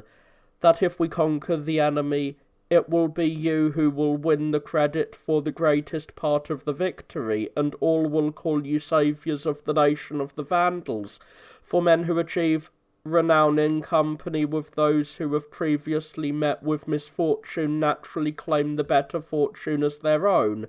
Considering all these things, therefore, I say that you should bid the women and children who are lamenting the fate to take courage even now, should summon God to fight with us, should go with enthusiasm against the enemy, and lead the way for our compatriots to go to battle. After both Gelimer and Tazazon had spoken such exhortations, they led out the Vandals, and at about the time of lunch, when the Romans were not expecting them, but were preparing their meal, they were at hand and arrayed themselves for battle along the banks of the stream. Now the stream at that place is an ever-flowing one, to be sure, but its volume is so small that it is not even given a special name by the inhabitants of the place, but is designated simply as a brook. So the Romans came to the other bank of this river after preparing themselves as well as they could under the circumstances, and arrayed themselves as follows. The left wing was held by Martinus and Valerian, John, Cyprian, Altheas, and Marcellus, and as many others as were commanders of the Federati, and on the right was held by Pappus, Barbatus, and Igon, and the others who commanded the forces of cavalry. And in the centre John took his position, leading the guards and spearmen of Belisarius, and carrying the general standard. And Belisarius also came there at the opportune moment with his 500 horsemen, leaving the infantry behind, advancing at a walk. For all the Huns had been arrayed in another place, it being customary for them even before this not to mingle with the Roman army if they could avoid so doing. And at that time especially, since they had in mind the purpose which has previously been explained, it was not their wish to be arrayed with the rest of the army. Such then was the formation of the Romans, and on the side of the Vandals either wing was held by the Chiliarchs, and each one led the division under him, while in the centre was Tazanon, the brother of Gelimer,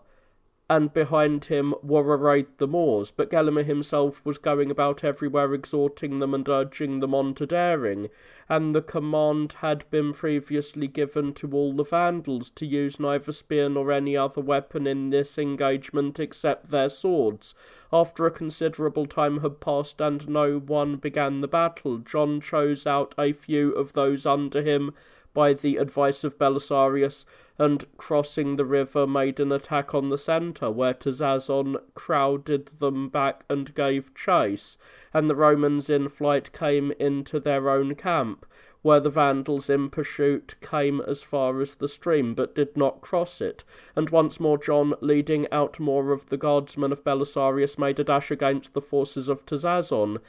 and again being repulsed from there withdrew to the Roman camp, and a third time with almost all the guards and spearmen of Belisarius he took the general standard and made his attack with much shouting and a great noise. But since the barbarians manfully withstood them and used only their swords, the battle became fierce, and many of the noblest of the Vandals fell, and among them Tazazon himself, the brother of Gelimer.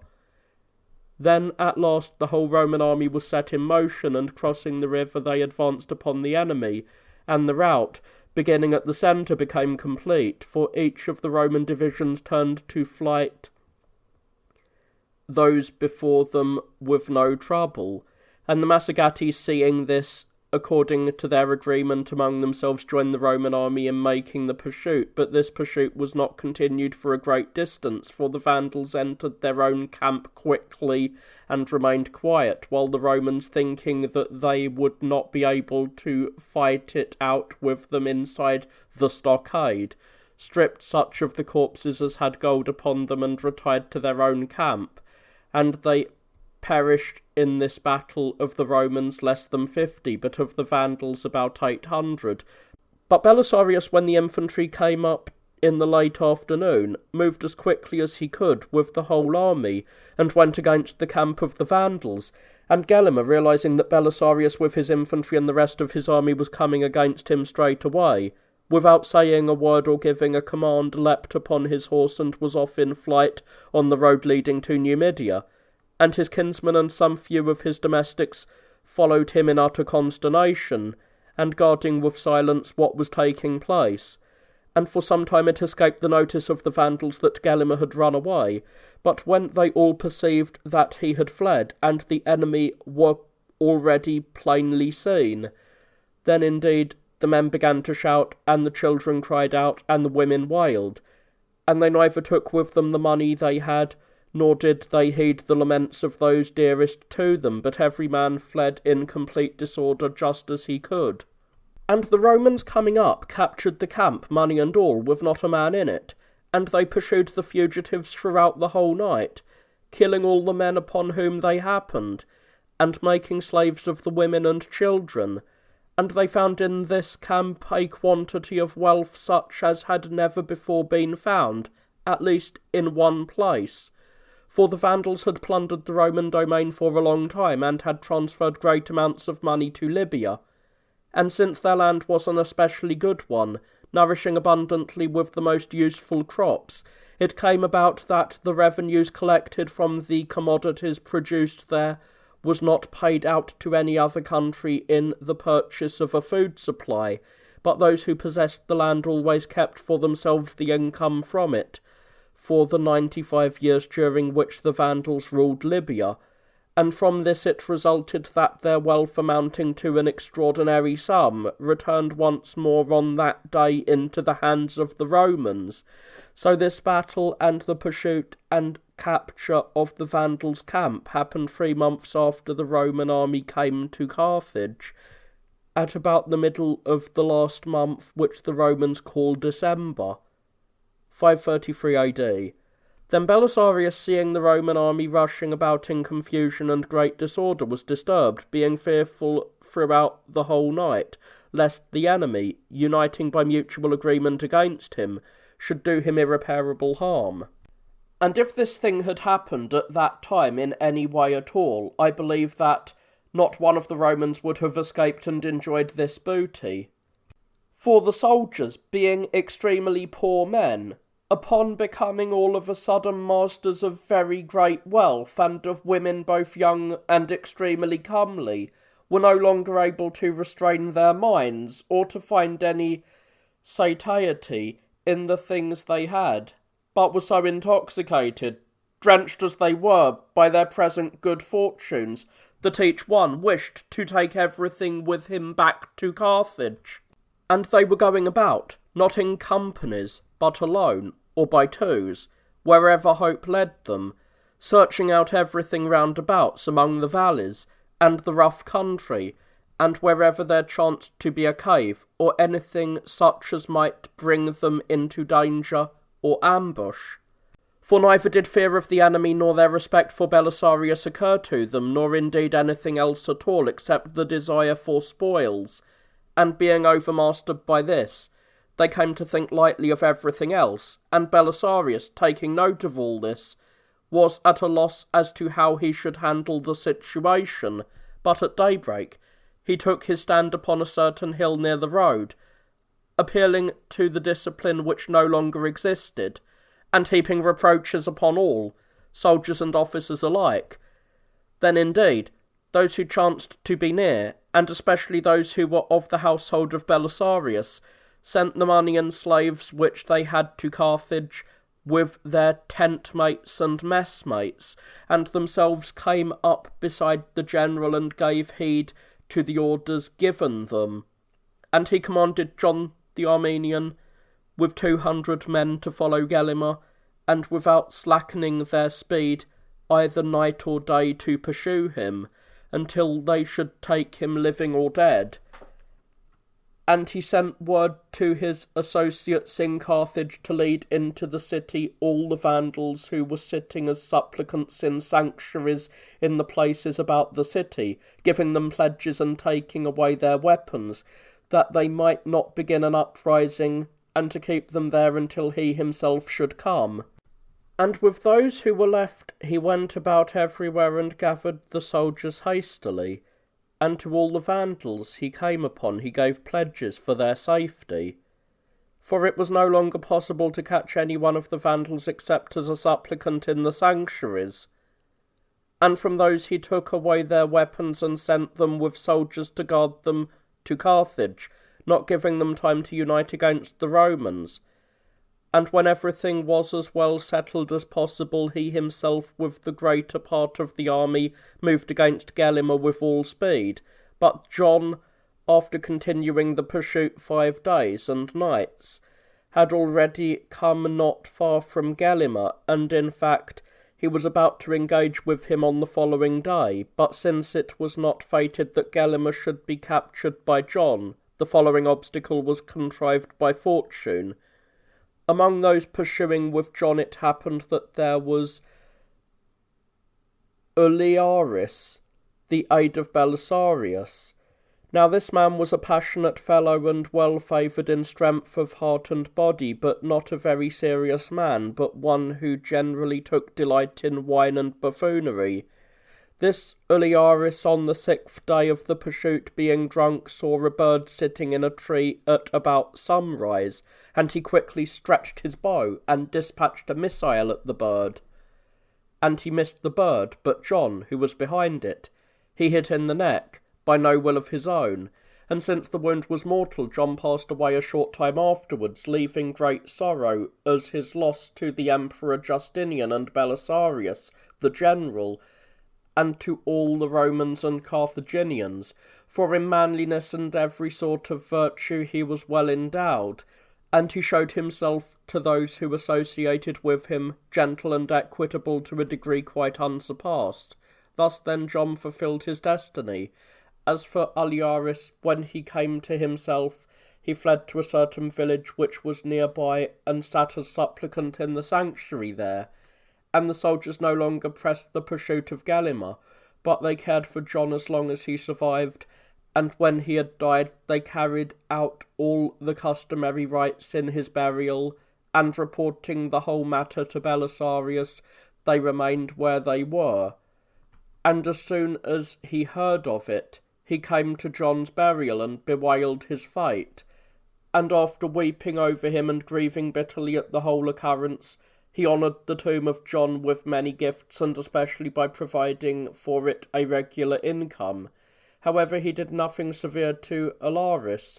since the soldiers said that John had enjoined upon them by the most dread oath that no vengeance should come to him, since he had not performed the unholy deed with deliberate intent. Thus then Gelimer escaped falling into the hands of the enemy on that day, and from that time on Belisarius pursued him, but upon reaching a strong city of Numidia situated on the sea, 10 days distant from Carthage, which they call Hippo Regulus, he learned that Gelimer had ascended the mountain Papua, and could no longer be captured by the Romans. Now this mountain is situated at the extremity of Numidia, and is exceedingly precipitous, and climbed only with the greatest difficulty, for lofty cliffs rise up towards it from every side, and on it dwell barbarian Moors, who were friends and allies to Gelimer, and an ancient city named Medius lies on the outskirts of the mountain. There Gelimer rested with his followers. But as for Belisarius, he was not able to make any attempt at all on the mountain, much less in the winter season, and since his affairs were still in an uncertain state, he did not think it advisable to be away from Carthage, and so he chose out soldiers, with Pharis as their leader, and set them to maintain the siege of the mountain. Now this Pharis was energetic and thoroughly serious, and was upright in every way, although he was an Arulian by birth. And for an Arulian not to give himself over to treachery and drunkenness, but to strive after uprightness, is no easy matter, and merits abundant praise. But not only was it Pharis who maintained orderly conduct, but also all the Arulians who followed him. This Pharis then Belisarius commanded to establish himself at the foot of the mountain during the winter season, and to keep close guard, so that it would neither be possible for Gelimer to leave the mountain, nor for any supplies to be brought in to him. And Pharis acted accordingly. Then Belisarius turned to the Vandals, who were sitting as supplicants in the sanctuaries in Hippo Regulus, and there were many of them, and of the nobility, and he caused them all to accept pledges and arise, and then he sent them to Carthage with a guard. And there it came about that the following event happened to him. In the house of Gelimer there was a certain scribe named Boniface, a Libyan, and a native of Byzacium, a man exceedingly faithful to Gelimer. At the beginning of this war, Gelimer had put this Boniface on a very swift-sailing ship, and placing all the royal treasure in it, commanded him to anchor in the harbour of Hippo Regulus, and if he should see that the situation was not favourable to their side, he was to sail with all speed to Spain with the money, and go to Theudis, the leader of the Visigoths, where he was expecting to find safety for himself also, should the fortune of war prove adverse to the Vandals. So Boniface, as long as he felt hope for the cause of the Vandals, remained there. But as soon as the battle at Tricamarum took place, with all the other events which have been related, he spread his canvas and sailed away just as Gelimer had directed him. But an opposing wind brought him back, much against his will, into the harbour of Hippo Regulus, and since he had already heard that the enemy were somewhere near, he entreated the sailors with many promises to row with all their might for some other continent or for an island, but they were unable to do so, since a very severe storm had fallen upon them, and the waves of the sea were rising to a great height, seeing that it was the Tuscan Sea, and then it occurred to them and to Boniface that, after all, God wished to give the money to the Romans, and so was not allowing the ship to put out. However, though they had got outside the harbour, they encountered great danger in bringing their ship back to anchorage. And when Belisarius arrived at Hippo Regulus, Boniface sent some men to him. These he commanded to sit in a sanctuary, and they were to say that they had been sent by Boniface, who had the money of Gelimer, but to conceal the place where he was, until they should receive the pledges of Belisarius that upon giving Gelimer's money he himself should escape free from harm, having all that was his own. These men then acted according to these instructions, and Belisarius was pleased at the good news, and did not decline to take an oath.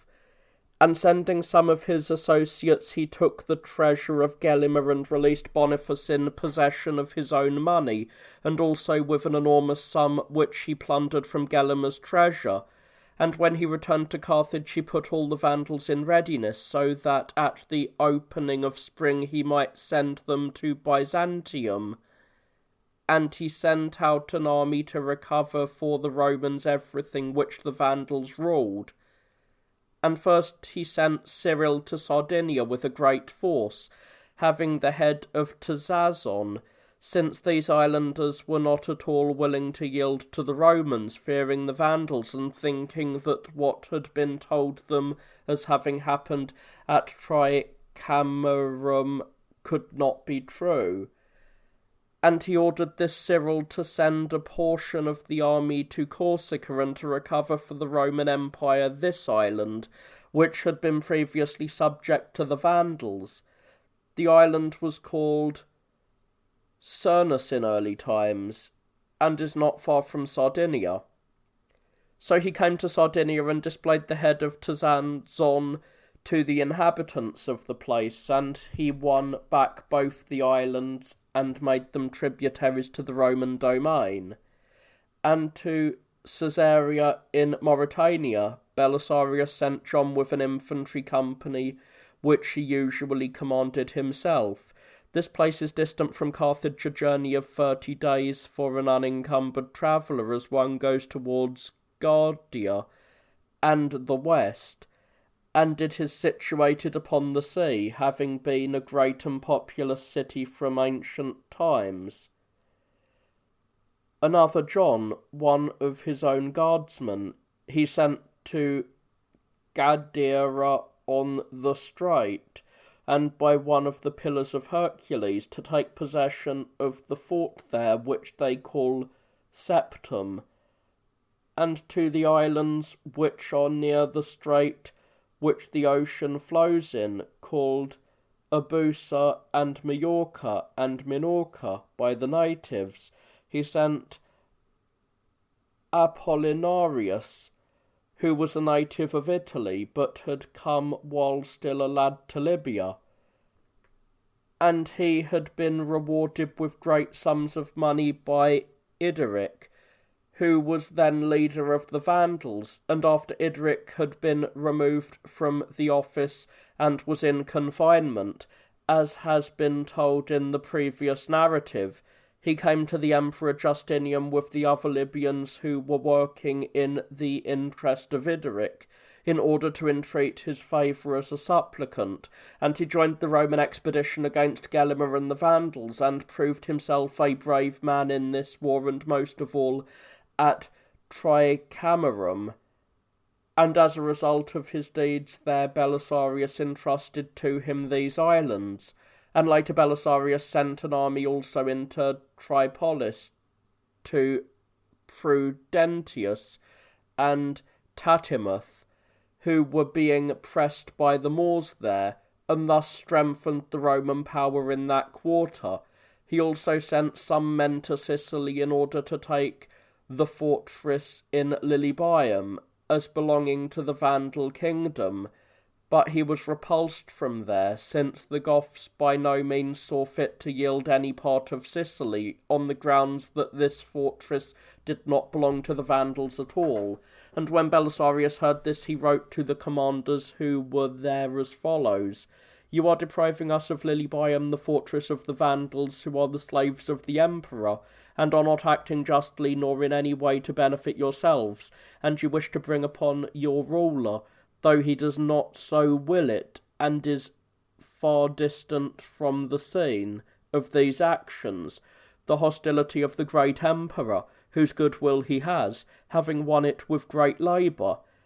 And yet, how could you but seem to be acting contrary to the ways of men, if you recently allowed Gelimer to hold this fortress, but have decided to wrest from the Emperor Gelimer's master the possessions of a slave? You, at least, should not act thus, most excellent sirs, but reflect that, while it is the nature of friendship to cover over many faults, hostility does not brook even the smallest misdeeds, but searches the past for every offence, and allows not its enemy to grow rich on what does not the least belong to them. Moreover, the enemy fights to avenge the wrongs which it says have been done to its ancestors, and whereas if friendship thus turned to hostility fails in the struggle, it suffers no loss of its own possessions, yet if it succeeds, it teaches the vanquished to take a new view of the indulgence which has been shown them in the past. See to it, then, that you neither do us further harm nor suffer harm yourselves, and do not make the great Emperor an enemy to the Gothic nation, which it is your prayer that he be propitious towards you. For be well assured that, if you lay claim to this fortress, war will confront you immediately, and not for Lilybaeum alone, but for all the possessions you claim as yours, though not one of them belongs to you." Such was the message of the letter. And the Goths reported these things to the mother of Antalaric, and at her direction made the following reply: "The letter which you have written, most excellent Belisarius, carries sound admonition, but pertinent to some other men, not to us the Goths. For there is nothing of the Emperor Justinian's which we have taken and hold. May we never be so mad as to do such a thing. The whole of Sicily we claim because it is ours, and the fortress of Lilybaeum is one of its promontories. And if Theodoric gave his sister, who was the consort of the king of the Vandals, one of the trading ports of Sicily for her use, this is nothing. For this fact could not afford a basis for any claim on your part. But you, O General, would be acting justly towards us, if you should be willing to make the settlement of the matters in dispute between us, not as an enemy but as a friend. And there is this difference, that friends are accustomed to settle their disagreements by arbitration, but enemies by battle. We therefore shall commit this matter to the Emperor Justinian to arbitrate, in whatever manner seems to him lawful and just.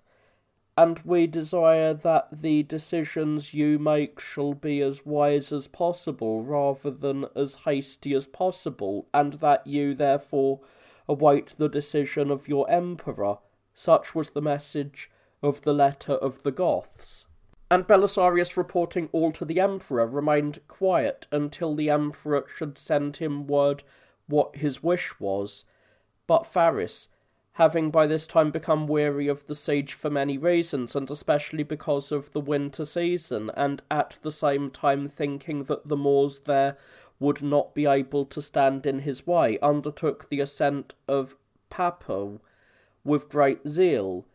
Accordingly, he armed all his followers very carefully and began the ascent.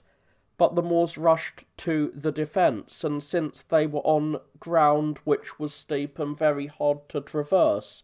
their efforts to hinder those making the ascent were easily accomplished. But Pharis fought hard to force the ascent, and 110 of his men perished in this struggle, and he himself with the remainder was beaten back and retired. And as a result of this, he did not dare to attempt the ascent again, since the situation was against him, but he established as careful a guard as possible in order that those on Papua, being pressed by hunger, might surrender themselves, and he neither permitted them to run away nor anything to be brought in to them from outside. Then indeed it came about that Gelimer and those about him, who were nephews and cousins of his, and other persons of high birth, experienced a misery which no one could describe, however eloquent he might be, in a way which would equal the facts. For of all the nations which we know, that of the Vandals is the most luxurious, and that of the Moors the most hardy. For the Vandals, since the time when they gained possession of Libya, used to indulge in baths, all of them, every day, and enjoyed a table abounding in all things, the sweetest and best of the earth and sea produce. And they wore gold very generally, and clothed themselves in the Medic garments, which now they call Seric, and passed their time thus dressed in theatres and hippodromes and in other pleasurable pursuits, and above all else in hunting. And they had dances and mimes, and all other things to hear and see, which are of musical nature, or otherwise merit attention among men. And the most of them dwelt in parks, which were well supplied with water and trees, and they had great numbers of banquets, and all manner of sexual pleasures were in great vogue among them. But the Moors live in stuffy huts, both in winter and in summer, and at every other time, never removing from them either because of snow or the heat of the sun, or any other discomfort whatever due to nature, and they sleep on the ground,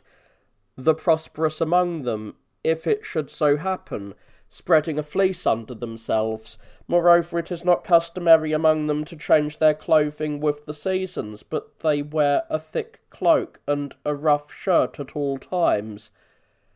And they have neither bread nor wine nor any other good thing, but they take grain, either wheat or barley, and without boiling it or grinding it to flour or barley meal, they eat it in a manner not a whit different from that of animals. Since the Moors, then, were of such a sort, the followers of Gelimer, after living with them for a long time and changing their accustomed manner of life to such a miserable existence, when at last even the necessities of life had failed, held out no longer, but death was thought by them most sweet, and slavery by no means disgraceful. Now when this was learned by Pharis, he wrote to Gelimer as follows: I too am a barbarian, and not accustomed to writing and speaking, nor am I skilful in these matters.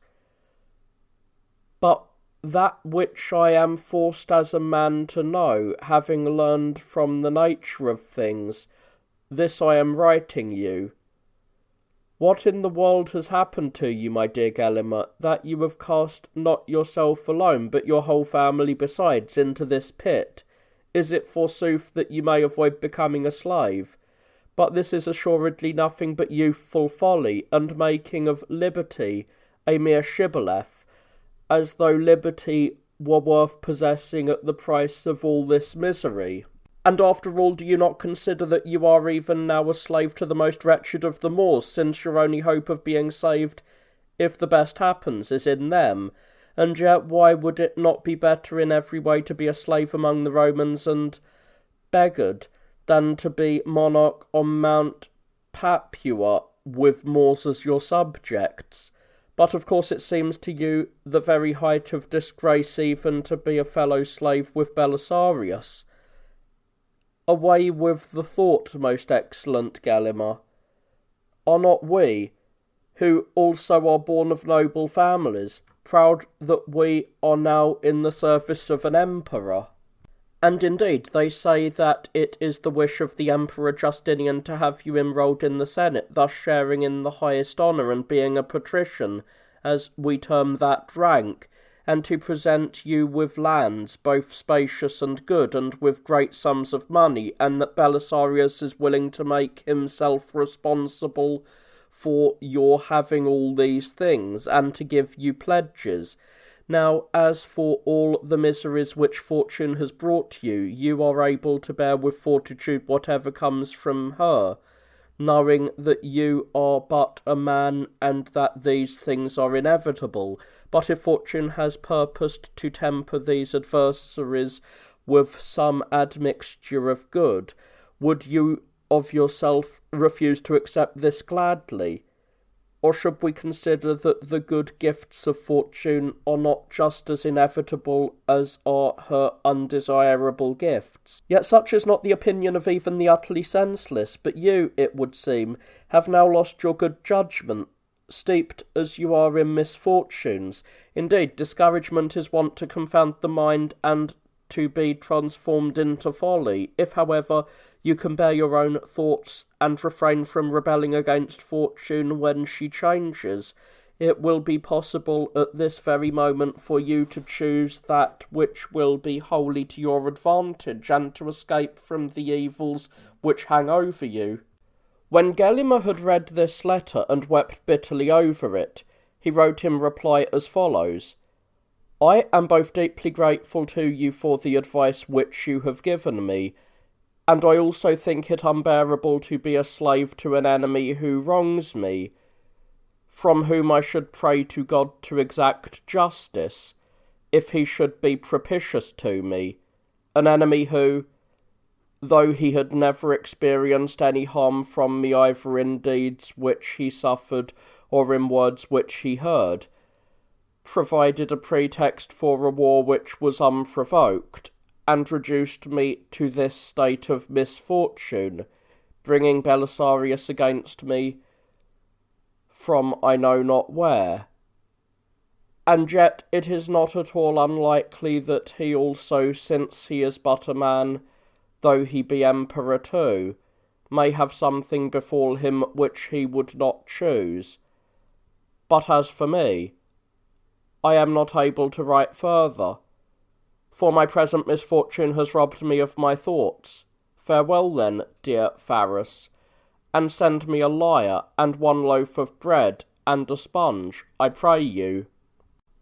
When this reply was read by Pharis, he was at a loss for some time, being unable to understand the final words of the letter, until he who had brought the letter explained that Galima desired one loaf, because he was eager to enjoy the sight of it, and to eat it, since from the time when he went up upon Papua he had not seen a single baked loaf. A sponge also was necessary for him, for one of his eyes had become irritated by lack of washing, and was greatly swollen. And being a skilful harpist, he had composed an ode relating to his present misfortune, which he was eager to chant to the accompaniment of a lyre, while he wept out his soul. When Pharis heard this, he was deeply moved, and lamenting the fortune of men, he did as was written, and sent all the things which Gelimer desired of him. However, he relaxed the siege not a whit, but kept watch more closely than before. And already a space of 3 months had been spent in this siege, and the winter was coming to an end. And Gelimer was afraid, suspecting that his besiegers would come up against him after no great time, and the bodies of most of the children who were related to him were discharging worms in this time of misery. And though in everything he was deeply distressed, and looked upon everything except indeed death with dissatisfaction, he nevertheless endured the sufferings beyond all expectations, until it happened that he beheld a sight such as the following. A certain Moorish woman had managed somehow to crush a little corn, and making of it a very tiny cake, threw it into the hot ashes on the hearth, for thus it is the custom among the Moors to bake their loaves. And beside this hearth 2 children were sitting in exceedingly great distress by reason of their hunger, the one being the son of the very woman who had thrown in the cake, and the other a nephew of Gelimer, and they were eager to seize the cake as soon as it should seem to them to be cooked. And of the 2 children the Vandal got ahead of the other and snatched the cake first, and, though it was still exceedingly hot and covered with ashes, hunger overpowered him, and he threw it into his mouth, and was eating it, when the other seized him by the hair and the head, and struck him over the temple,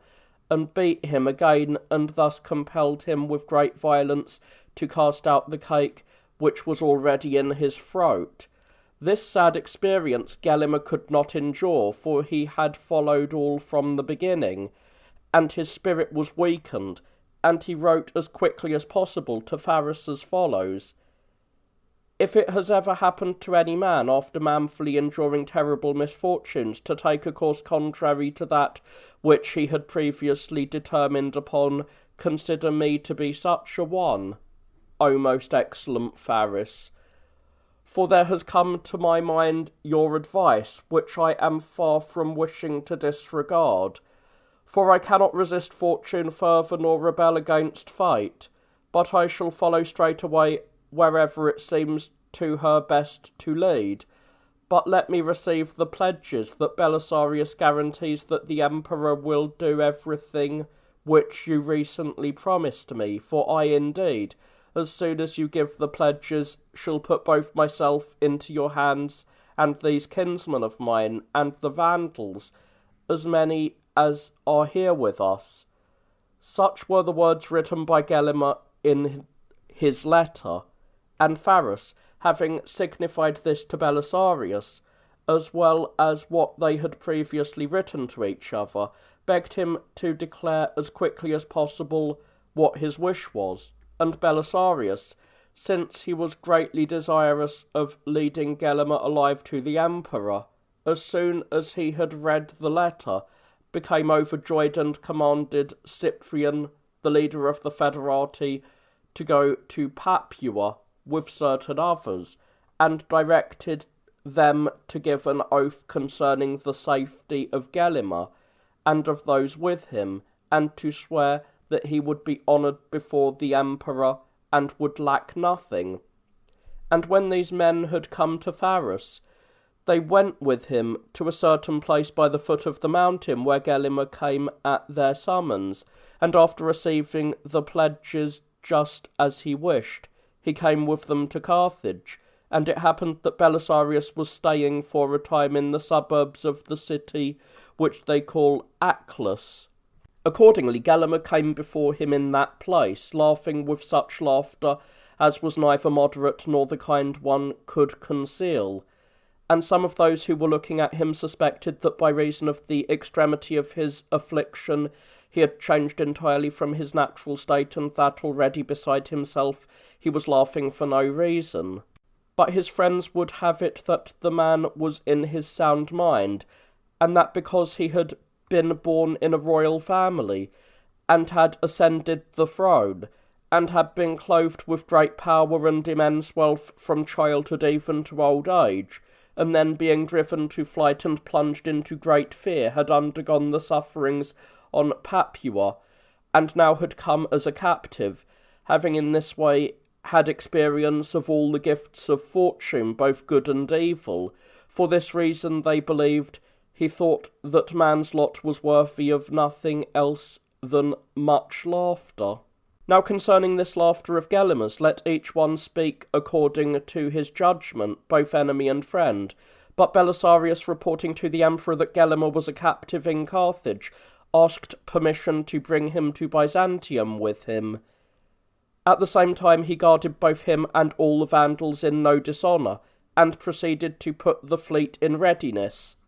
Now many other things too great to be hoped for have before now been experienced in the long course of time, and they will continue as long as the fortunes of men are the same as they are now. For those things which seem to reason impossible are actually accomplished, and many times those things which previously appeared impossible when they have befallen have seemed to be worthy of wonder. But whether such events as these ever took place before, I am not able to say, wherein the fourth descendant of Gizeric and his kingdom at the height of its wealth and military strength were completely undone in so short a time by 5,000 men coming in as invaders and having not a place to cast anchor. For such was the number of the horsemen who followed Belisarius and carried through the whole war against the Vandals. And whether this happened by chance or because of some kind of valour, one would justly marvel at it. But I shall return to the point from which I have strayed. So the Vandalic war ended thus, but envy, as is wont to happen in cases of great good fortune, was already swelling against Belisarius, although he provided no pretext for it. For some of the officers slandered him to the emperor, charging him without any grounds whatever, with seeking to set up a kingdom for himself, a statement for which there was no basis whatever. But the emperor did not disclose these things to the world, either because he paid no heed to the slander or because this course seemed better to him. But he sent Solomon and gave Belisarius the opportunity to choose whichever of two things he desired, either to come to Byzantium with Gelimer and the Vandals, or to remain there and send them, and Belisarius, since it did not escape him that the officers were bringing against him the charge of seeking supreme power, was eager to get to Byzantium, in order that he might clear himself of the charge and be able to proceed against his slanderers. Now, as to the manner in which he learned of the attempt of his accusers, I shall explain. When those who denounced him wished to present the slander,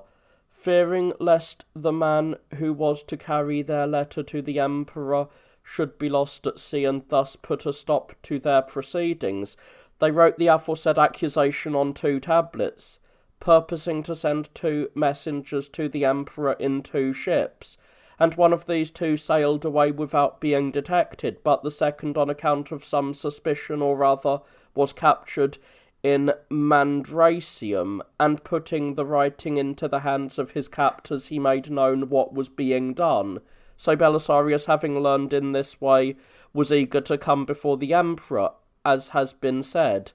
Such, then, was the course of these events at Carthage. But the Moors who dwelt in Byzacium and in Numidia turned to revolt for no good reason, and they decided to break the treaty and to rise suddenly against the Romans, and this was not out of keeping with their peculiar character. For there is among the Moors neither fear of God nor respect for men, for they care not either for oaths nor for hostages, even though the hostages chance to be their own children or brothers of their leaders, nor is peace maintained among the Moors by any other means than by fear of the enemies opposing them. Now I shall set forth in what manner the treaty was made by them with Belisarius, and how it was broken. When it came to be expected that the emperor's expedition would arrive in Libya, the Moors, fearing lest they should receive some harm from it, consulted the oracles of their women. For it is not lawful in this nation for a man to utter oracles, but the women among them, as a result of some sacred rites, become possessed and foretell the future. no less than any of the ancient oracles. So on that occasion, when they made inquiry, as has been said, the women gave the response, "There shall be a host from the waters, the overthrow of the Vandals, destruction and defeat of the Moors, when the general of the Romans shall come unbearded." When the Moors heard this, since they saw that the emperor's army had come from the sea, they began to be in great fear, and were quite unwilling to fight in alliance with the Vandals, but they sent to Belisarius and established peace, as has been stated previously, and they remained quiet, and waited for the future, to see how it would fall out. And when the power of the Vandals had now come to an end, they sent to the Roman army, investigating whether there was anyone unbearded among them holding an office, and when they saw all wearing full beards, they thought that the oracle did not indicate the present time to them, but one many generations later, interpreting the saying in that way which they themselves wished. Immediately, therefore, they were eager to break the treaty, but their fear of Belisarius prevented them, for they had no hope that they would ever overcome the Romans in war, at least with him present. But when they heard that he was making his departure together with his guards and spearmen, and that the ships were already being filled with them and the Vandals, they suddenly rose in arms and displayed every manner of outrage upon the Libyans, for the soldiers were both few in each place on the frontier and still unprepared, so that they would not have been able to stand against the barbarians as they made inroads at every point, nor to prevent their incursions, which took place frequently and not in an open manner. But men were being killed indiscriminately, and women with their children were being made slaves, and the wealth was being plundered from every part of the frontier, and the whole country was being filled with fugitives. These things were reported to Belisarius when he was just about setting sail. And since it was now too late for him to return himself, he entrusted Solomon with the administration of Libya, and he also chose out the greatest part of his own guards and spearmen, instructing them to follow Solomon and as quickly as possible to punish with all zeal those of the Moors who had risen in revolt, and to extract vengeance for the injury done to the Romans. And the emperor sent another army also to Solomon with Theodorus the Cappadocian, and Idiger, who was the son-in-law of Antonina, the wife of Belisarius. And since it was no longer possible to find the revenue of the districts of Libya set down in order in documents, as the Romans had recorded them in former times, insomuch as Gizeric had upset and destroyed everything in the beginning, Tryphon and Eustratius were sent by the emperor in order to assess the taxes for the Libyans, each according to his proportion. But these men seemed to the Libyans neither moderate nor endurable. Belisarius, upon reaching Byzantium with Gelimer and the Vandals, was counted worthy to receive such honours, as in former times were assigned to those generals of the Romans who had won the greatest and most noteworthy victories. And a period of about 600 years had now passed since anyone had attained these honours, except indeed Titus and Trajan, and some other emperors, as had led armies against some barbarian nations, and had been victorious. For he displayed the spoils and slaves from the war in the midst of the city, and led a procession which the ancients call a triumph, not however in the ancient manner, but going on foot from his house to the hippodrome, and then again from the barriers until he reached the place where the imperial throne is. And there was booty. First of all, whatever articles are wont to be set apart for the royal service, thrones of gold, and carriages in which it is customary for a king's consort to ride, and much jewellery made of precious stones, and golden drinking cups, and all the other things which are useful for the royal table. And there was also silver weighing many thousands of talents, and all the royal treasure amounting to an exceedingly great sum, for Gizeric had despoiled the Palatium in Rome, as has been said in the preceding narrative,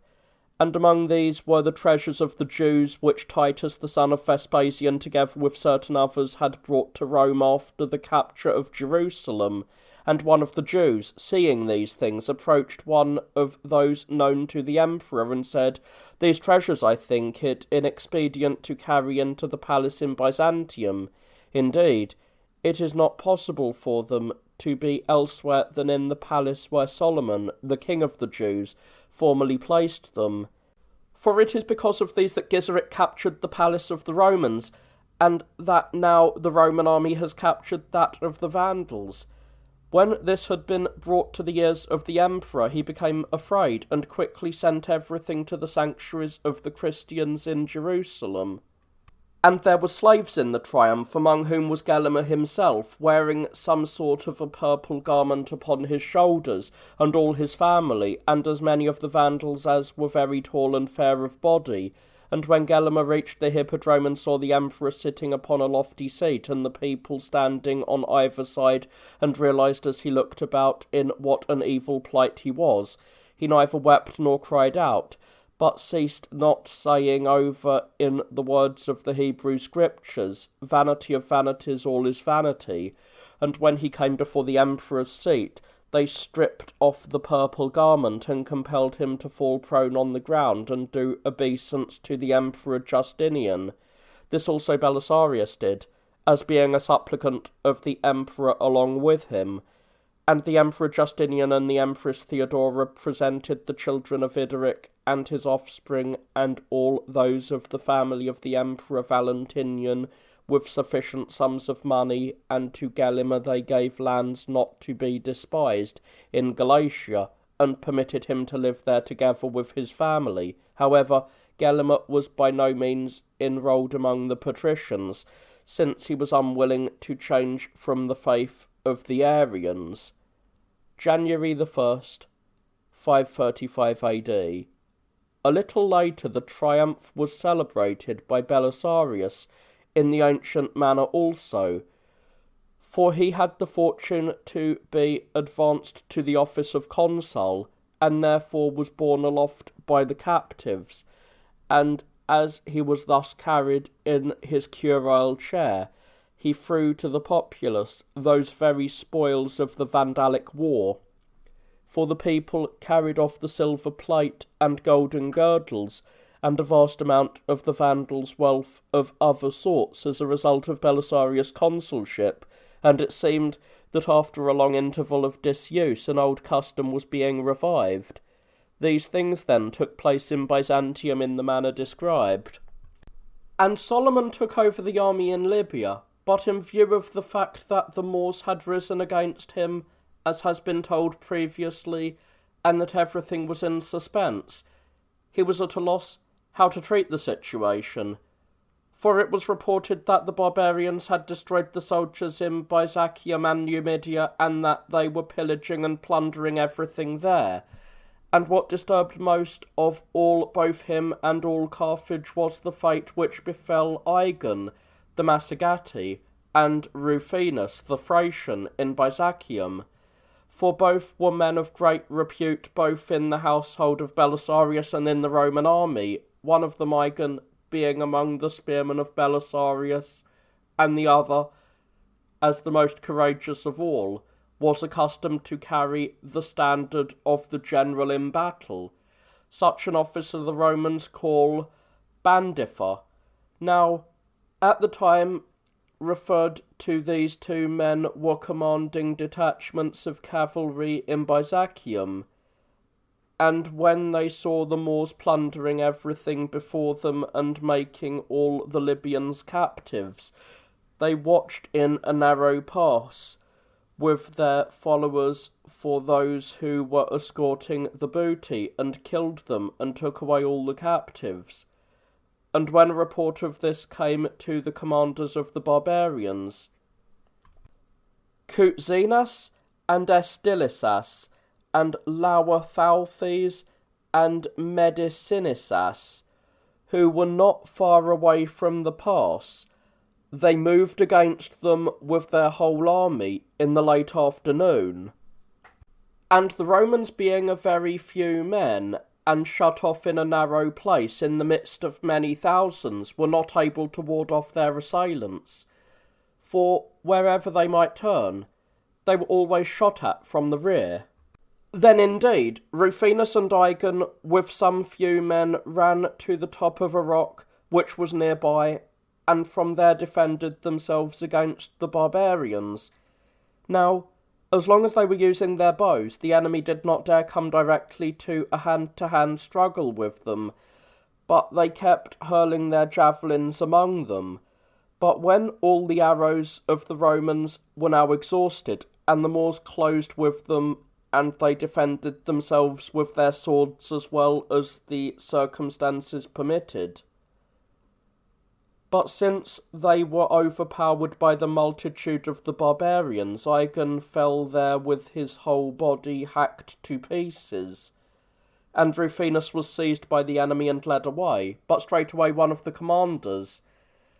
Medicinisas, fearing lest he should escape and again make trouble for them, cut off his head, and taking it to his home, showed it to his wives, for it was a remarkable sight on account of the extraordinary size of the head and the abundance of hair. And now, since the narration of the history has brought me to this point, it is necessary to tell from the beginning whence the nations of the Moors came to Libya and how they settled there. When the Hebrews had withdrawn from Egypt and had come near the boundaries of Palestine, Moses, a wise man, who was their leader on the journey, died, and the leadership was passed on to Joshua, the son of Nun, who led the people into Palestine, and by displaying a valour in war greater than that natural to a man, he gained possession of the land, and after overthrowing all the nations he easily won the cities, and he seemed to be altogether invincible. Now, at that time, the whole country along the sea, from Sidon as far as the boundaries of Egypt, was called Phoenicia, and one king in ancient times held sway over it, as is agreed by all who have written the earliest accounts of the Phoenicians. In that country there dwelt very populous tribes, the Gergesites and the Jebusites, and some others with other names, by which they are called in the history of the Hebrews. Now when these nations saw that the invading general was an irresistible prodigy, they emigrated from their ancestral homes and made their way to Egypt, which adjoined their country, and finding there no place sufficient for them to dwell in, since there had been a great population in Egypt from ancient times, they proceeded to Libya, and they established numerous cities and took possession of the whole of Libya as far as the Pillars of Hercules, and thence they have lived even up to my time using the Phoenician tongue. They also built a fortress in Numidia, where now is the city called Tigisis. In that place are 2 columns made of white stone near by the great spring, having Phoenician letters cut in them, which say in the Phoenician tongue, "We are they who fled before the face of Joshua the robber, the son of Nun." There were also other nations settled in Libya before the Moors, who on account of having been established there from old, were said to be children of the soil, and because of this they said that Antiochus, their king, who wrestled with Hercules in Clypea, was a son of the earth, and in later times those who removed from Phoenicia with Dido came to the inhabitants of Libya as to kinsmen, and they willingly allowed them to found and hold Carthage. But as time went on, Carthage became a powerful and populous city, and a battle took place between them and their neighbours, who, as has been said, had come from Palestine before them and are called Moors at the present time. and the Carthaginians defeated them and compelled them to live a very great distance from Carthage. Later on, the Romans gained supremacy over all of them in war and settled the Moors at the extremity of the inhabited land of Libya and made the Carthaginians and the other Libyans subjects and tributaries of themselves, and after this the Moors won many victories over the Vandals and gained possession of the land now called Mauritania, extending from Gadara as far as the boundaries of Caesarea, as well as the most of Libya which remained. Such then is the story of the settlement of the Moors in Libya. Now when Solomon heard what had befallen Rufinus and Igon, he made ready for war and wrote as follows to the commanders of the Moors: Other men than you have even before this time had the ill fortune to lose their senses and to be destroyed, men who had no means of judging beforehand how their folly would turn out. But as for you, who have the example near at hand in your neighbours the Vandals, what in the world has happened to you that you have decided to raise your hands against the great emperor and throw away your own security, and that too, when you have given the most dreadful oaths in writing and have handed over your children as pledges to the agreement? Is it that you have determined to make a kind of display of the fact that you have no consideration either for God or for good faith, or for kinship itself, or for safety, or for anything at all? And yet, if such is your practice in matters which concern the divine, in what ally do you put your trust in marching against the Emperor of the Romans? And if you are taking the field for the destruction of your children, what in the world is it in behalf of which you have decided to endanger yourselves?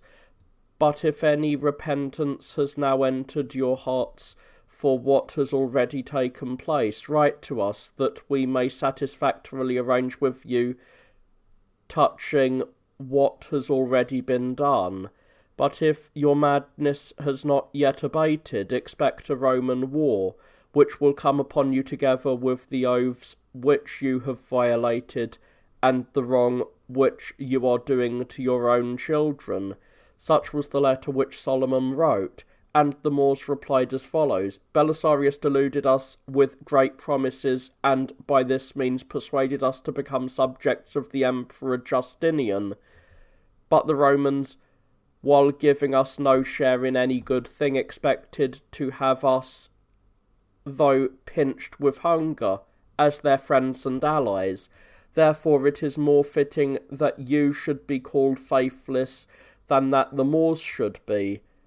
For the men who break treaties are not those who, when manifestly wronged, bring accusation against their neighbours and turn away from them, but those who expect to keep others in faithful alliance with them and then do them violence. And men make God their enemy not when they march against others in order to recover their own possessions, but when they get themselves into danger of war by encroaching upon the possessions of others. And as for children, that will be your concern, who are not permitted to marry more than one wife, but with us, who have, it may be, 50 wives living with each of us, offspring of children can never fail. When Solomon had read this letter, he decided to lead his whole army against the Moors. So after arranging matters in Carthage, he proceeded with all his troops to Byzacium, and when he reached the place which is called Mames, where the 4 Moorish commanders whom I have mentioned a little before were encamped, he made a stockade himself. Now there are lofty mountains there, and a level space near the foothills of the mountains, where the barbarians had made preparations for battle and arranged their fighting order as follows. They formed a circle of their camels, just as in the previous narrative I have said Cabon did, making the front about 12 deep. And they placed the women with the children within the circle, For among the Moors it is customary to take also a few women with their children into battle, and these make the stockades and the huts for them, and tend to the horses skilfully, and have charge of the camels and the food. They also sharpen the iron weapons, and take upon themselves many of the tasks in connection with the preparation for battle. And the men themselves took their stand on foot in between the legs of the camels, having shields and swords and small spears, which they are accustomed to hurl like javelins. And some of them with their horses remained quietly among the mountains, but Solomon disregarded one half of the circle of the Moors, which was towards the mountain, placing no one there, for he feared lest the enemy on the mountain should come down, and those in the circle should turn about, and thus make the men draw up their exposed to attack on both sides in the battle. But against the remainder of the circle he drew up his whole army, and since he saw the most of them frightened and without courage, on account of what had befallen Igon and Rufinus, and wishing to admonish them to be of good cheer, he spoke as follows: Men, who have campaigned with Belisarius, let no fear of these men enter your minds, and if Moors gathered to the number of 50,000 have already defeated 500 Romans, let not this stand for you as an example. But call to mind your own valour, and consider that, while the Vandals defeated the Moors, you have become masters of the Vandals in war without any effort, and that it is not right for those who have conquered the greater should be terrified before those who are inferior. And indeed, of all men, the Moorish nation seems to be the most poorly equipped for war's struggle. For the most of them have no armour at all, and those who have shields to hold before them have only small ones, which are not well made, and are not able to turn aside what strikes them. And after they have thrown those 2 small spears, if they do not accomplish anything, they turn of their own accord to flight.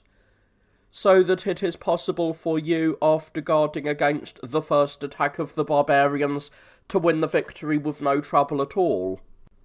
But as to your equipment of arms, you see, of course, how great is the difference between it and that of your opponents, and apart from this, both valour of heart and strength of body and experience in war and confidence, because you have already conquered all of your enemies. All these advantages you have, but the Moors, being deprived of all these things, put their trust only in their own great throng, and it is easier for a few who are most excellently prepared to conquer a multitude of men not good at warfare, than it is for the multitude to defeat them. For while the good soldier has his confidence in himself, the cowardly man generally finds that the very number of those arrayed with him produces a want of room that is full of peril.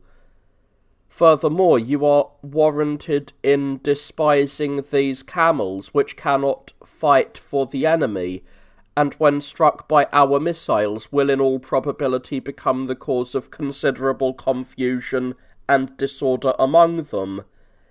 And the eagerness for battle which the enemy have acquired on account of their former success will be your ally in the fight, for daring, when it is kept commensurate with one's power, will perhaps be of some benefit even to those who make use of it, but when it exceeds one's power it leads into danger. Bearing these things in mind and despising the enemy, observe silence and order, for by taking thought for these things we shall win the victory over the dishonour of the barbarians more easily, and with less labour, for our enemy are in disorder. Thus spoke Solomon. And the commanders of the Moors also, seeing the barbarians terrified at the orderly array of the Romans, and wishing to recall their host to confidence again, exhorted them in this wise: that the Romans have human bodies, the kind that yield when struck with iron, we have been taught, O fellow soldiers, by those of them whom we have recently met, the best of them all,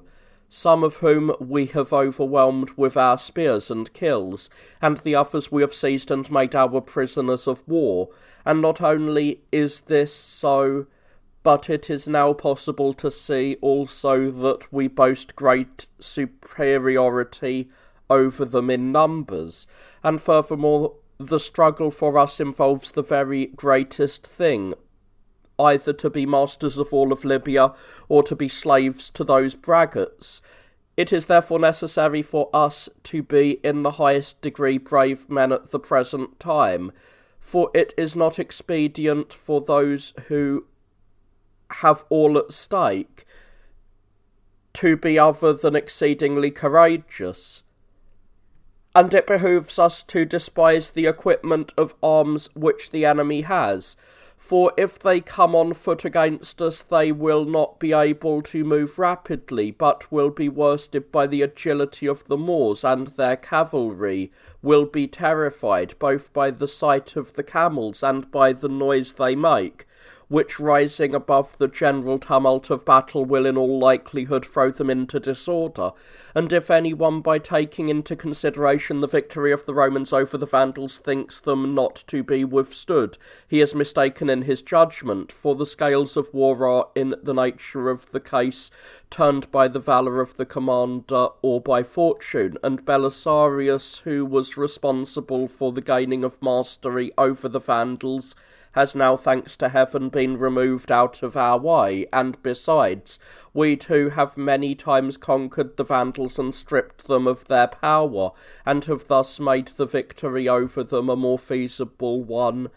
and an easier task for the Romans. And now we have reason to hope to conquer this enemy also, if you show yourselves brave men in the struggle.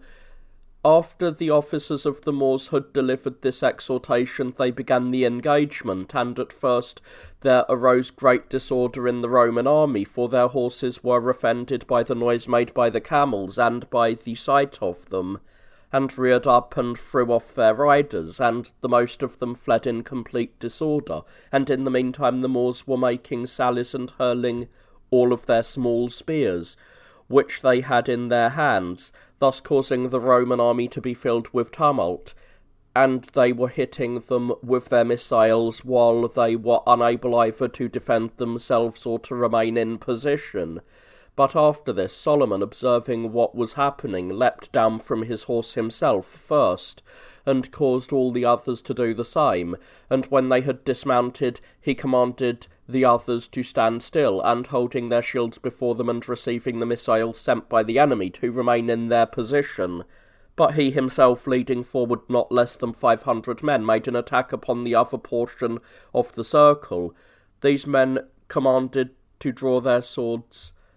and kill the camels, which stood at that point. Then the Moors who were stationed there beat a hasty retreat, and the men under Solomon killed about 200 camels, and straightway when the camels fell, the circle became accessible to the Romans, and they advanced on the run into the middle of the circle where the women of the Moors were sitting. Meanwhile the barbarians in consternation withdrew to the mountain which was close by, and as they fled in complete disorder the Romans followed behind and killed them. And it is said that 10,000 of the Moors perished in this encounter, while all of the women, together with their children, were made slaves. And the soldiers secured as booty all the camels which they had not killed. Thus the Romans, with all their plunder, went to Carthage to celebrate the festival of triumph.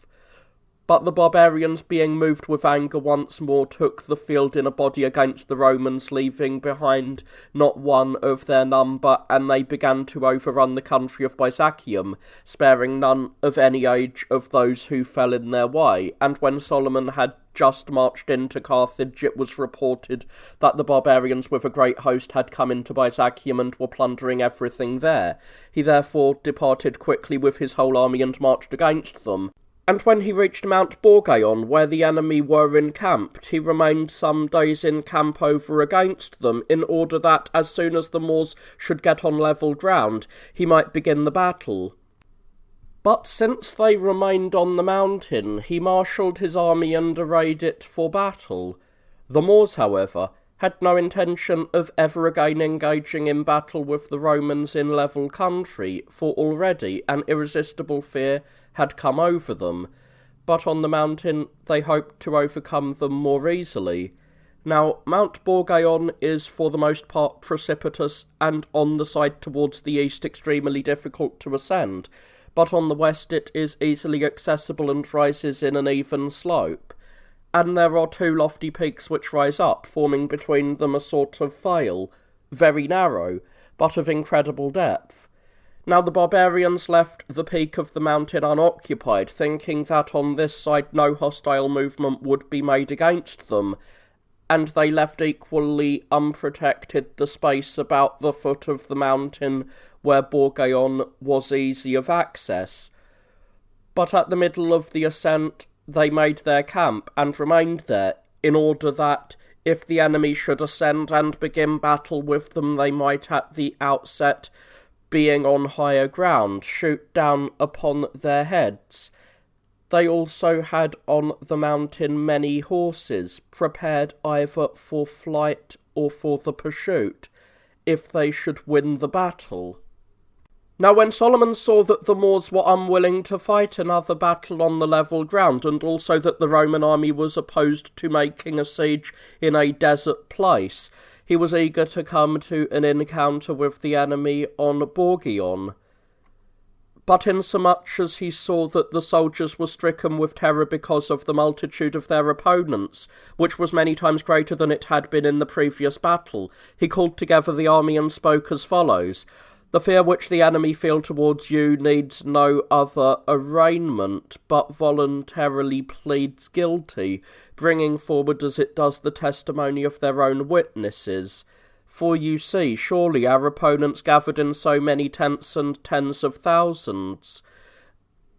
but not daring to come down to the plain and engage with us, unable to feel confidence even in their own selves, but taking refuge in the difficulty of this place.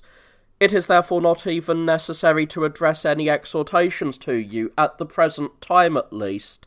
for those to whom both the circumstances and the weakness of the enemy give courage need not, I think, the additional assistance of words.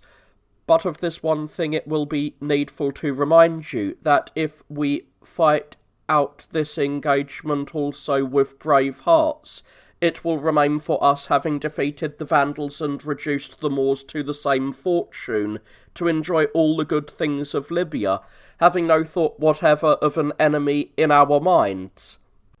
But as to preventing the enemy from shooting down upon our heads, and providing that no harm come to us from the nature of the place, I myself shall make provision." After making this exhortation, Solomon commanded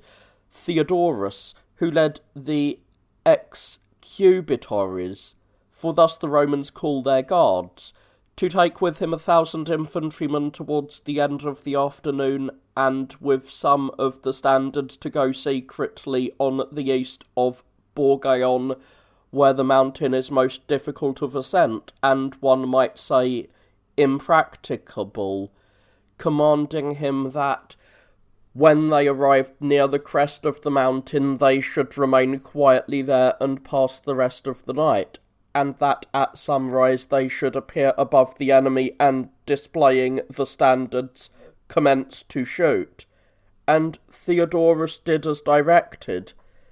And when it was well on in the night, they climbed up the precipitous slope and reached a point near the peak, without being noticed, either by the Moors or even by any of the Romans, for they were being sent out, it was said, as an advanced guard, to prevent anyone from coming to the camp from the outside to do mischief. and at early dawn Solomon with the whole army went up against the enemy to the outskirts of Borgaon. And when morning had come and the enemy was seen near at hand, the soldiers were completely at a loss, seeing the summit of the mountain no longer unoccupied as formerly, but covered with men who were displaying Roman standards, for already some daylight was beginning to show. But when those on the peak began their attack, the Romans perceived that the army was their own, and the barbarians that they had been placed between their enemies' forces, and being shot at from both sides and having no opportunity to ward off the enemy, they thought no more of resistance, but turned all of them to a hasty flight, and since they could neither run up to the top of Borgaon, which was held by the enemy, nor go to the plain anywhere over the lower slopes of the mountain, since their opponents were pressing upon them from that side, they went with a great rush to the vale and the unoccupied peak, some even with their horses, others on foot.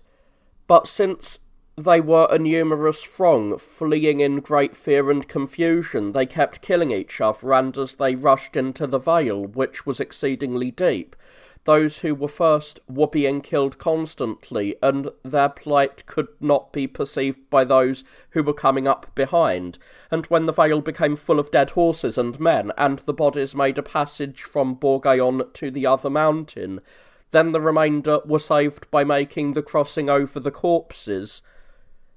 and there perished in this struggle among the Moors 50,000, as was declared by those of them who survived. But among the Romans no one at all fell, nor indeed did anyone receive even a wound, even at the hands of the enemy, or by any accident happening to him, but they all enjoyed this victory unscathed. All of the leaders of the barbarians also made their escape, except Estilisaus, who received pledges and surrendered himself to the Romans. So great, however, was the multitude of women and children whom the Romans seized as booty, that they would sell a Moorish boy for the price of a sheep to any who wished to buy. And then the remainder of the Moors recalled the saying of the women, to the effect that their nation would be destroyed by a beardless man. So the Roman army, together with its booty and with Estilisaus, marched into Carthage, and those of the barbarians who had not perished decided that it was impossible to settle in Byzacium, lest they, being few, should be treated with violence by the Libyans who were their neighbours, and with their leaders they went into Numidia, and made themselves supplicants of Laudas, who ruled the Moors in Aurasium, and the only Moors who remained in Byzacium were those led by Antalas, who during this time had kept faith with the Romans, and together with his subjects had remained unharmed. But during the time when these things were happening in Byzacium, Laudas, who ruled the Moors in Aurasium, bringing more than 30,000 fighting men, was plundering the country of Numidia, and enslaving many of the Libyans. And it so happened that Altheas in Centuriae was keeping guard over the forts there, and he, being eager to take from the enemy some of their captives, went outside the fort with the Huns, who were under his command, to the number of about 70, and reasoning that he was not able to cope with such a great multitude of Moors with only 70 men, he wished to occupy some narrow pass, so that, while the enemy were marching through it, he might be able to snatch up some of the captives. And since there are no such roads there,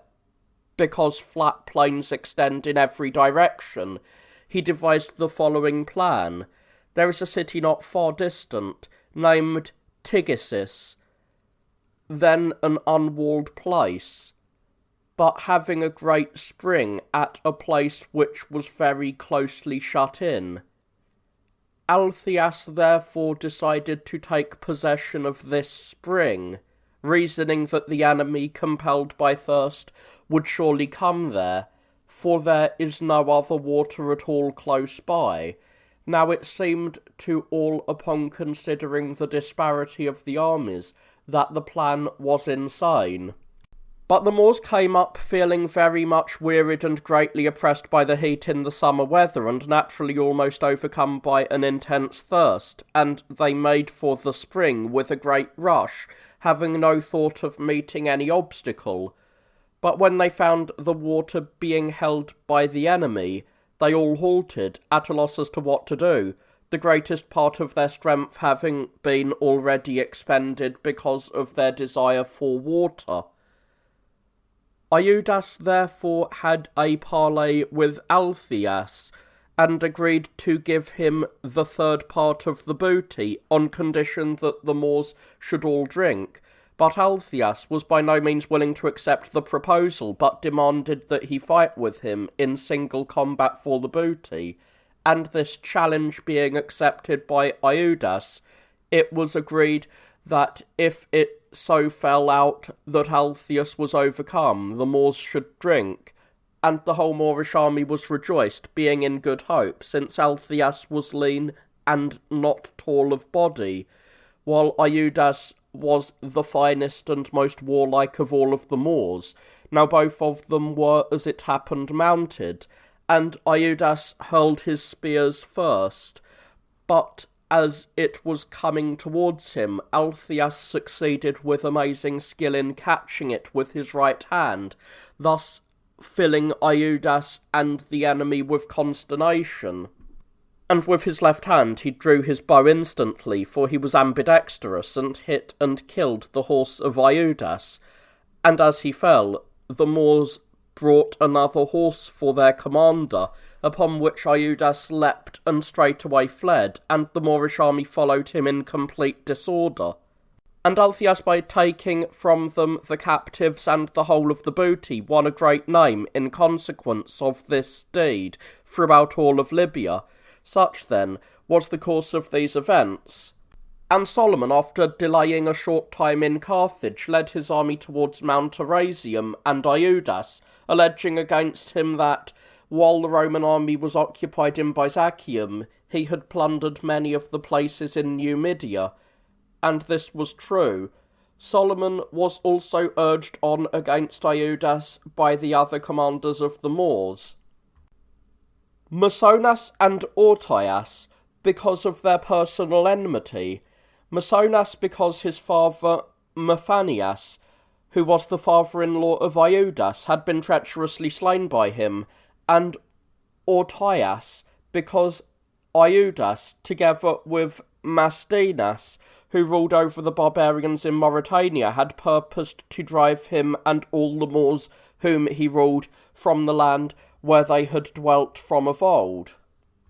So the Roman army, under the leadership of Solomon, and those of the Moors who came into alliance with them, made their camp on the river Abigas, which flows along by Arasium, and waters the land there.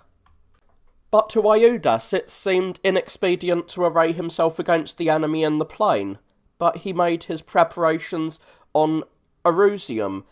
in such a way as seemed to him would offer most difficulty to his assailants. The mountain is about 13 days' journey distant from Carthage, and the largest of all known to us, for its circuit is a 3 days' journey for an unencumbered traveller, and for one wishing to go upon it the mountain is difficult of access and extremely wild, but as one ascends and reaches the level ground, plains are seen and many springs which form rivers and a great number of altogether wonderful parks. And the grain which grows here, of every kind of fruit, is double the size of that produced in all of the rest of Libya,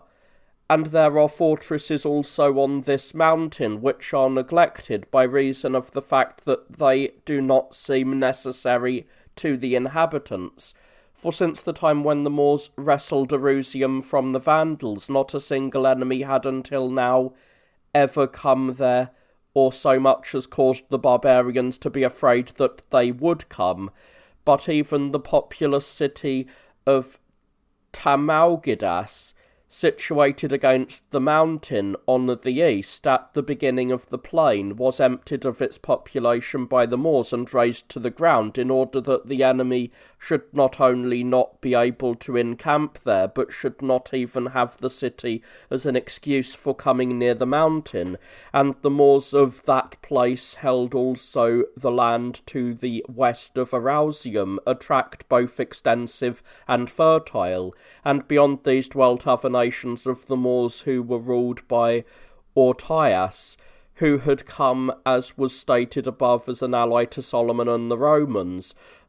And I have heard this man say that beyond this country which he ruled there was no habitation of men, but desert land, extending to a great distance, and that beyond that there are men not black-skinned like the Moors, but very white in body and fair-haired. So much, then, for these things. And Solomon, after bribing the Moorish allies with great sums of money and earnestly exhorting them, began the ascent of Mount Arausium with the whole army arrayed as for battle, thinking that on that day he would do battle with the enemy, and just as he was, have the matter out with them according as fortune should wish. Accordingly the soldiers did not even take with them any food, except a little for themselves and their horses, and after proceeding over very rough ground for about 50 stages they made a bivouac, and covering a similar distance each day they came on the 7th day to a place where there was an ancient fortress and an ever-flowing stream. This place is called Shield Mountain by the Romans in their own tongue. Now it was reported to them that the enemy were encamped there, and when they reached this place and encountered no enemy, they made camp, and, preparing themselves for battle, remained there, and 3 days' time was spent by them in that place. And since the enemy kept altogether out of the way, and their provisions had failed, the thought came to Solomon and to the whole army that they had been plotted against by the Moors who were their allies, for these Moors were not unacquainted with the conditions of travel on Arausium, and understood probably what had been decided upon by the enemy. They were stealthily going out to meet them each day, it was said, and had also frequently been sent to their country by the Romans to reconnoitre, and had decided to make nothing but false reports, in order, no doubt, that the Romans, with no prior knowledge of the conditions, might make the ascent of Mount Arausium without supplies for a longer time, or without preparing themselves otherwise in the way which would be best. And all things considered, the Romans were suspicious that an ambush had been set for them by men who were their allies, and began to be afraid, reasoning that the Moors are said to be by nature untrustworthy at all times, and especially whenever they march as allies with the Romans, or any others against other Moors. So remembering these things, and at the same time being pinched by hunger, they withdrew from there with all speed, without accomplishing anything, and upon reaching the plain, constructed a stockade. After this Solomon established a part of the army in Numidia to serve as a guard, and with the remainder went to Carthage, since it was already winter. There he arranged and set everything in order, so that at the beginning of spring he might again march against Arausium with a larger equipment, and, if possible, without Moors as allies. At the same time he prepared generals and another army and a fleet of ships for an expedition against the Moors who dwelt in the island of Sardinia, for this island is a large one and flourishing besides, being about 2/3 as large as Sicily, for the perimeter of the island makes a journey of 12 days for an unencumbered traveller, and lying as it does between Rome and Carthage, it was oppressed by the Moors who dwelt there. For the Vandals in ancient times, being enraged against these barbarians, sent some few of them with their wives to Sardinia, and confined them there. But as time went on, they seized the mountains which are near Carinalis, at first making plundering expeditions secretly upon those who dwelt around about. But when they became no less than 3,000, they even made their raids openly, and with no desire for concealment, plundering all the country there, being called Barbarsini by the natives. It was against these barbarians, therefore, that Solomon was preparing the fleet during the winter. Such, then, was the course of events in Libya. And in Italy during these same times the following events took place. Belisarius was sent against Theodatus and the Gothic nation by Emperor Justinian, and sailing to Sicily, he secured the island with no trouble, and the manner in which this was done will be told in the following pages, when the history leads me to the narration of the events in Italy, for it has not seemed to me out of order first to record all the events which happened in Libya, and after that to turn to the portion of the history touching Italy and the Goths. During this winter Belisarius remained in Syracuse and Solomon in Carthage, and it came about during this year that a most dreaded portent took place. For the sun gave forth its light without brightness like the moon during this whole year, and it seemed exceedingly like the sun in eclipse, for the beams it shed were not clear nor such as it is accustomed to shed. And from the time when this thing happened, men were free neither from war nor pestilence nor any other thing leading to death. And it was the time when Justinian was in the 10th year of his reign, 536 AD. At the opening of spring, when the Christians were celebrating the feast, which they call Easter, there arose a mutiny among the soldiers in Libya. I shall now tell how it arose, and at what end it came. After the Vandals had been defeated in the battle, as I have told previously, the Roman soldiers took their daughters and wives, and made them their own by lawful marriage. And each one of these women kept urging her husband to lay claim to the possessions of the lands which she had owned previously,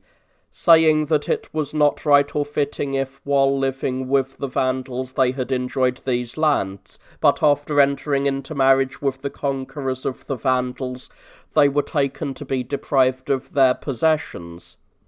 And having these things in mind, the soldiers did not think that they were bound to yield the lands of the Vandals to Solomon, who wished to register them as belonging to the Commonwealth and to the Emperor's house, and said that while it was not unreasonable that the slaves and all the other things of value should go as booty to the soldiers, the land itself belonged to the Emperor and the Empire of the Romans, which had nourished them and caused them to be called soldiers, and to be such, not in order to win for themselves such land as they should wrest from the barbarians who were trespassing on the Roman Empire, but that this land might come to the Commonwealth, from which both they and all others secured their maintenance. This was one cause of the mutiny, and there was a second, concurrent cause also, which was no less, perhaps even more, effective in throwing all of Libya into confusion. It was as follows. In the Roman army there were, as it happened, not less than 1,000 soldiers of the Arian faith, and the most of these were barbarians, some of these being of the Arulian nation. Now these men were urged on to the mutiny by the priests of the Vandals with the greatest zeal, for it was not possible for them to worship God in their accustomed way, but they were excluded both from all sacraments and from all sacred rites. For the Emperor Justinian did not allow any Christians who did not espouse the Orthodox faith to receive baptism or any other sacrament, but most of all they were agitated by the feast of Easter, during which they found themselves unable to baptize their own children with the sacred water, or do anything else pertaining to this feast. and as if these things were not sufficient for heaven, in its eagerness to ruin the fortunes of the Romans, it so fell out that still another thing provided an occasion for those who were planning the mutiny. For the Vandals whom Belisarius took to Byzantium were placed by the emperor in 5 cavalry squadrons in order that they might be settled permanently in the cities of the east. He also called them the Vandals of Justinian and ordered them to betake themselves in ships to the east. Now the majority of these Vandal soldiers reached the east, and filling up the squadrons to which they had been assigned, they have been fighting against the Persians up to the present time, but the remainder, about 400 in number, after reaching Lesbos, waiting until the sails were belied with the wind, forced the sailors to submission and sailed on until they reached the Peloponnese, and setting sail from there, they came to land in Libya at a desert place, where they abandoned the ships and, after equipping themselves, went up to Mount Erausium and Mauritania. Elated by their accession, the soldiers who were planning the mutiny formed a still closer conspiracy among themselves, and there was much talk about this in the camp, and oaths were already being taken. And when the rest were about to celebrate the Easter festival, the Arians, being vexed by their exclusion from the sacred rites, purposed to attack them vigorously, and it seemed best to their leading men to kill Solomon in the sanctuary on the first day of the feast, which they call the Great Day, March the 23rd, AD 536. And they were fortunate enough not to be found out, since no one disclosed this plan. For though there were many who shared in this horrible plot, no word of it was divulged to any hostile person as the orders were passed around, and thus they succeeded completely in escaping detection, for even the spearmen and guards of Solomon for the most part, and the majority of his domestics, had become associated with this mutiny because of their desire for the lands. And when the appointed day had now come, Solomon was sitting in the sanctuary, utterly ignorant of his own misfortune, and those who had decided to kill the man went in, and urging one another on with nods, they put their hands to their swords, but they did nothing nevertheless, either because they were filled with awe of the rites then being performed in the sanctuary, or because the fame of the general caused them to be ashamed, or perhaps also some divine power prevented them. And when the rites on that day were being completely performed, and all were betaking themselves homeward, the conspirators began to blame one another with having turned soft-hearted at no fitting time, and they postponed the plot for a second attempt on the following day. And on the next day they acted in the same manner, and departed from the sanctuary without doing anything, and entering the market-place, they reviled each other openly, and every single man of them called the next one soft-hearted, and a demoralizer of the band, not hesitating to censure strongly the respect they felt for Solomon. For this reason, indeed, they thought that they could no longer without danger remain in Carthage, insomuch as they had disclosed their plot to the whole city. The most of them accordingly went out of the city quickly, and began to plunder the land, and to treat as enemies all of the Libyans whom they met. But the rest remained in the city, giving no indication of what their own intentions were, but pretending ignorance of the plot which had been formed. But Solomon, upon hearing what was being done by the soldiers in the country, became greatly disturbed, and ceased not exhorting those in the city, and urging them to loyalty towards the emperor. And they at first seemed to receive his words with favour, but on the 5th day, when they heard that those who had gone out were secure in their power, they gathered in the hippodrome and insulted Solomon and the other commanders without restraint, and Theodorus, the Cappadocian, being sent there by Solomon, attempted to dissuade them and win them by kind words, but they listened to nothing of what was said. Now this Theodorus had a certain hostility against Solomon, and was suspected of plotting against him. For this reason the mutineers straightway elected him general over them by acclamation, and with him they went with all speed to the palace, carrying weapons, and raising a great tumult. There they killed another Theodorus, who was commander of the guards, a man of the greatest excellence in every respect, and an especially capable warrior. And when they had tasted this blood, they began immediately to kill everyone they met, whether Libyan or Roman, if he were known to Solomon, or had money in his hands. And then they turned to plundering, going up into the houses which had no soldiers to defend them, and seizing all the most valuable things, until the coming of night, and drunkenness following their toil, made them cease. And Solomon succeeded in escaping unnoticed into the great sanctuary which is in the palace, and Martinus joined him there in the late afternoon.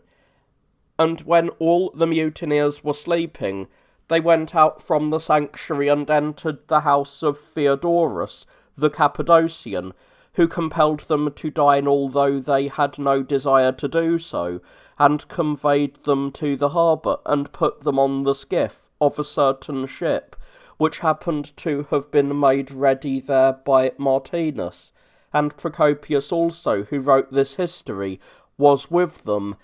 and about 5 men of the house of Solomon. And after accomplishing 300 stages, they reached Missuus, the shipyard of Carthage, and since they had reached safety, Solomon straightway commanded Martinus to go into Numidia to Valerian and to the others who shared his command, and endeavour to bring it about that each one of them, if it were in any way possible, should appeal to some of the soldiers known to him, either with money or by other means, and bring them back to loyalty towards the emperor. And he sent a letter to Theodorus, charging him to take care of Carthage, and to handle the other matters as should seem possible to him, and he himself with Procopius went to Belisarius at Syracuse. And after reporting everything to him which had taken place in Libya, he begged him to come with all speed to Carthage and defend the emperor, who was suffering unholy treatment at the hands of his own soldiers. Solomon, then, was thus engaged. But the mutineers, after plundering everything in Carthage, gathered in the plain of Bula, and chose Stotzas, one of the gods of Martinus, and a passionate and energetic man, as tyrant over them, with the purpose of driving the emperor's commanders out of all Libya, and thus gaining control over it. And he armed the whole force, amounting to about 8,000 men, and led them on to Carthage, thinking to win over the city instantly with no trouble. He sent also to the Vandals who had run away from Byzantium with the ships, and those who had not gone there with Belisarius in the beginning, either because they had escaped notice, or because those who were taking off the Vandals at that time took no account of them. Now they were not fewer than 1,000, and after no time they joined Stotzas and the army with enthusiasm, and a great throng of slaves also came to him. And when they drew near Carthage, Stotzas sent orders that the people should surrender the city to him as quickly as possible, on condition of their remaining free from harm. But those in Carthage and Theodorus, in reply to this, refused flatly to obey, and announced that they were guarding Carthage for the emperor.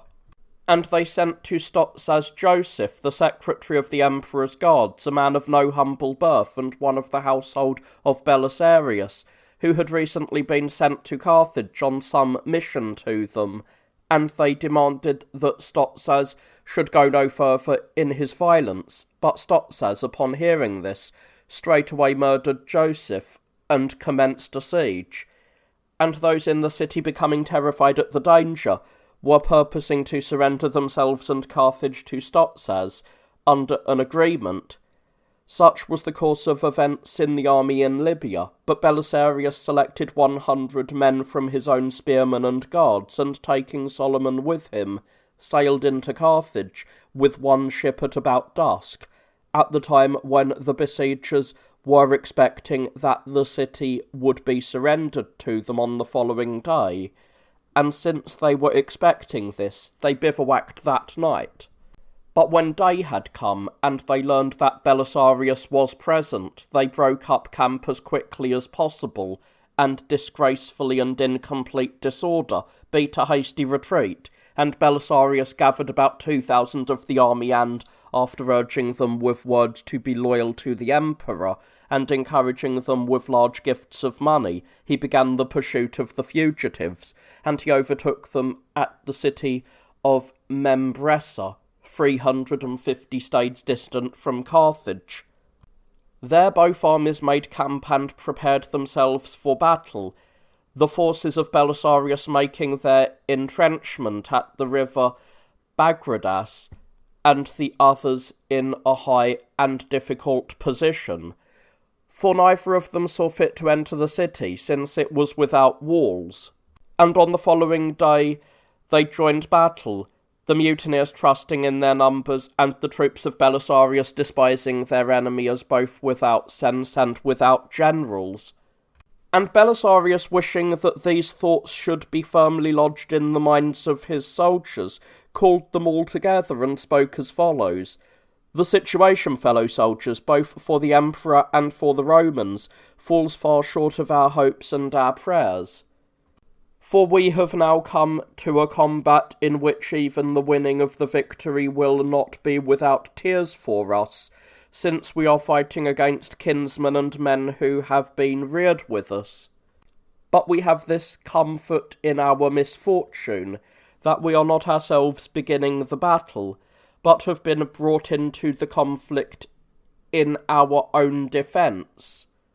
For he who has framed the plot against his dearest friends, and by his own act has dissolved the ties of kinship, dies not if he perishes by the hands of his friends, but having become an enemy is but making atonement to those who have suffered wrong.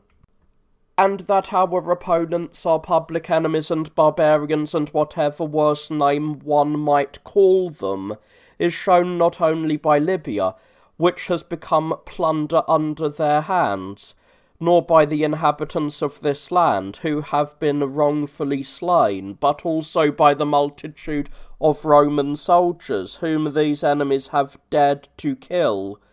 though they have had but one fault to charge them with, loyalty to their government. And it is to avenge these their victims that we have now come against them, having with good reason become enemies to those who were once most dear. For nature has made no men in the world either friends or opponents to one another, but it is the actions of men in every case which, either by the similarity of the motives which actuate them, unite them in alliance, or by the difference set them in hostility to each other, making them friends or enemies as the case may be. That therefore we are fighting against men who are outlaws and enemies of the state you must now be convinced, and now I shall make it plain that they deserve to be despised by us. For a throng of men united by no law, but brought together by motives of injustice, is utterly unable by nature to play the part of brave men, since valour is unable to dwell with lawlessness, but always shuns those who are unholy, nor indeed will they preserve discipline or give heed to the commands given by Stotzas. And when a tyranny is newly organised and has not yet won that authority which self-confidence gives, it is of necessity looked upon by its subjects with contempt. Nor is it honoured through any sentiment of loyalty, for a tyranny is in the nature of the case hated, nor does it lead its subjects by fear, for timidity deprives it of the power to speak out openly. And when the enemy is handicapped in point of valour and of discipline, their defeat is ready at hand. With great contempt, therefore, as I said, we should go against this enemy of ours, for it is not by the numbers of the combatants, but by their orderly army and their bravery, that prowess in war is won and to be measured. So spoke Belisarius, and Stotzas exhorted his troops as follows: Men who with me have escaped our servitude to the Romans, let no one of you count it unworthy to die on behalf of the freedom which you have won by your courage and your other qualities. For it is not so terrible a thing to grow old and die in the midst of ills as to return again to it after having gained freedom from oppressive conditions. For the interval which has given one a taste of deliverance makes the misfortune, naturally enough, harder to bear. And this being so, it is necessary for you to call to mind that after conquering the Vandals and the Moors, you yourselves have enjoyed the labours of war, while others have become masters of all of the spoils. And consider that as soldiers you will be compelled all your lives to be acquainted with the dangers of war, either in behalf of the Emperor's cause, if indeed you are again his slaves, or in behalf of your own selves, if you preserve this present liberty. And whichever of the two is preferable, this it is in your power to choose, either by becoming faint-hearted at this time, or by preferring to play the part of brave men. Furthermore, this thought also should come to your minds, that if having taken up arms against the Romans you come under their power, you will have experience of no moderate or indulgent masters, but you will suffer the extreme of punishment, and what is more, your death will not have been unmerited. To whomsoever of you, therefore, death comes in this battle, it is plain that it will be a glorious death, and life, if you conquer the enemy, will be independent and in all other respects happy. But if you are defeated, I need mention no other bitterness than this, that all your hope will depend upon the mercy of those men yonder,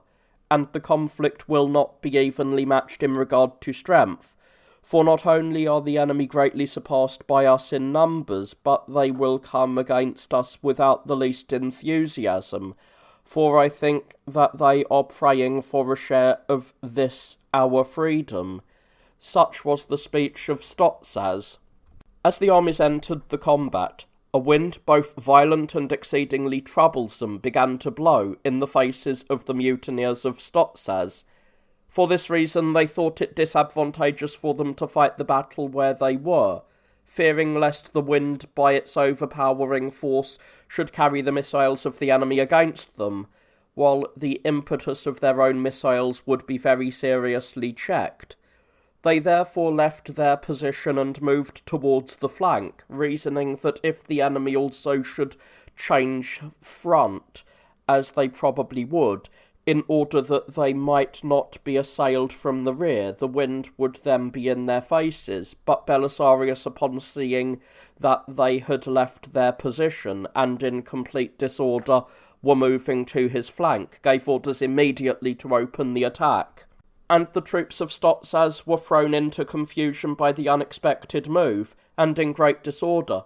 as each one could, they fled precipitously, and only when they reached Numidia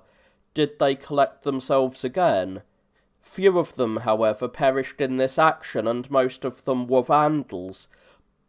for Belisarius did not pursue them at all, for the reason that it seemed to him sufficient, since his army was very small, if the enemy, having been defeated for the present, should get out of his way. And he gave the soldiers the enemy's stockade to plunder, and they took it with not a man inside. For much money was found there, and many women, the very women because of whom this war took place. After accomplishing this, Belisarius marched back to Carthage,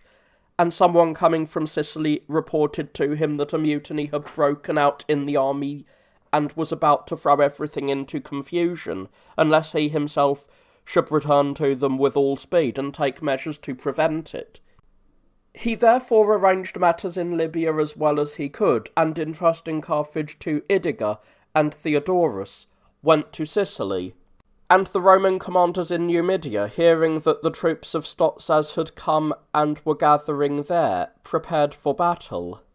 Now the commanders were as follows: for Federati, Marcellus and Cyril, of the cavalry forces, Barbatus, and of the infantry, Terentius and Serapis. All, however, took their commands from Marcellus, as holding the authority in Numidia. He therefore, upon hearing that Stotzas, with some few men, was in a place called Garzophala, about 2 days' journey distant from Constantia, wished to anticipate the gathering of all the mutineers, and led his army swiftly against them.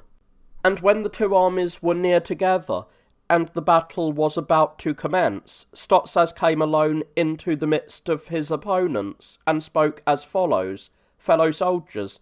you are not acting justly in taking the field against kinsmen, and those who have been reared with you, and in raising arms against men who in vexation at your misfortunes and the wrongs you have suffered have declared to make war upon the Emperor and the Romans. Or do you not remember that you have been deprived of the pay which has been owed you for a long time back, and that you have been robbed of the enemy's spoils, which the law of war has set as prizes for the dangers of battle, and that the others have claimed the right to live sumptuously all their lives upon the good things of victory, while you have followed as if their servants? If now you are angry with me, it is within your power to vent your wrath upon this body, and to escape the pollution of killing the others.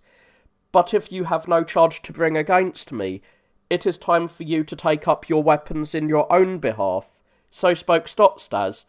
and the soldiers listened to his words and greeted him with great favour. And when the commanders saw what was happening, they withdrew in silence and took refuge in a sanctuary which was in Garzophala. And Stotzas combined both armies into one and then went to the commanders, and finding them all in the sanctuary he gave pledges, and then he killed them all.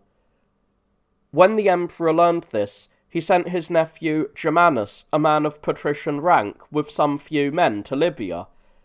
and Symmachus also and Dominicus, men of the Senate, followed him,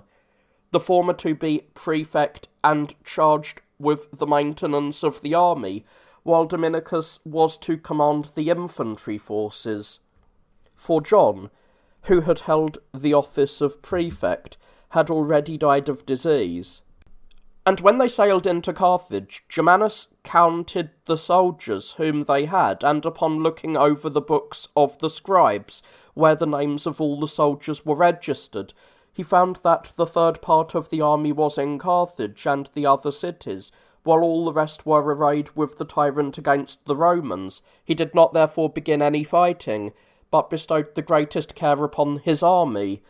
And considering those left in Carthage were the kinsmen or tent-mates of the enemy, he kept addressing many winning words to all, and in particular said that he had himself been sent by the emperor to Libya, in order to defend the soldiers who had been wronged, and to punish those who had unprovoked done them any injury.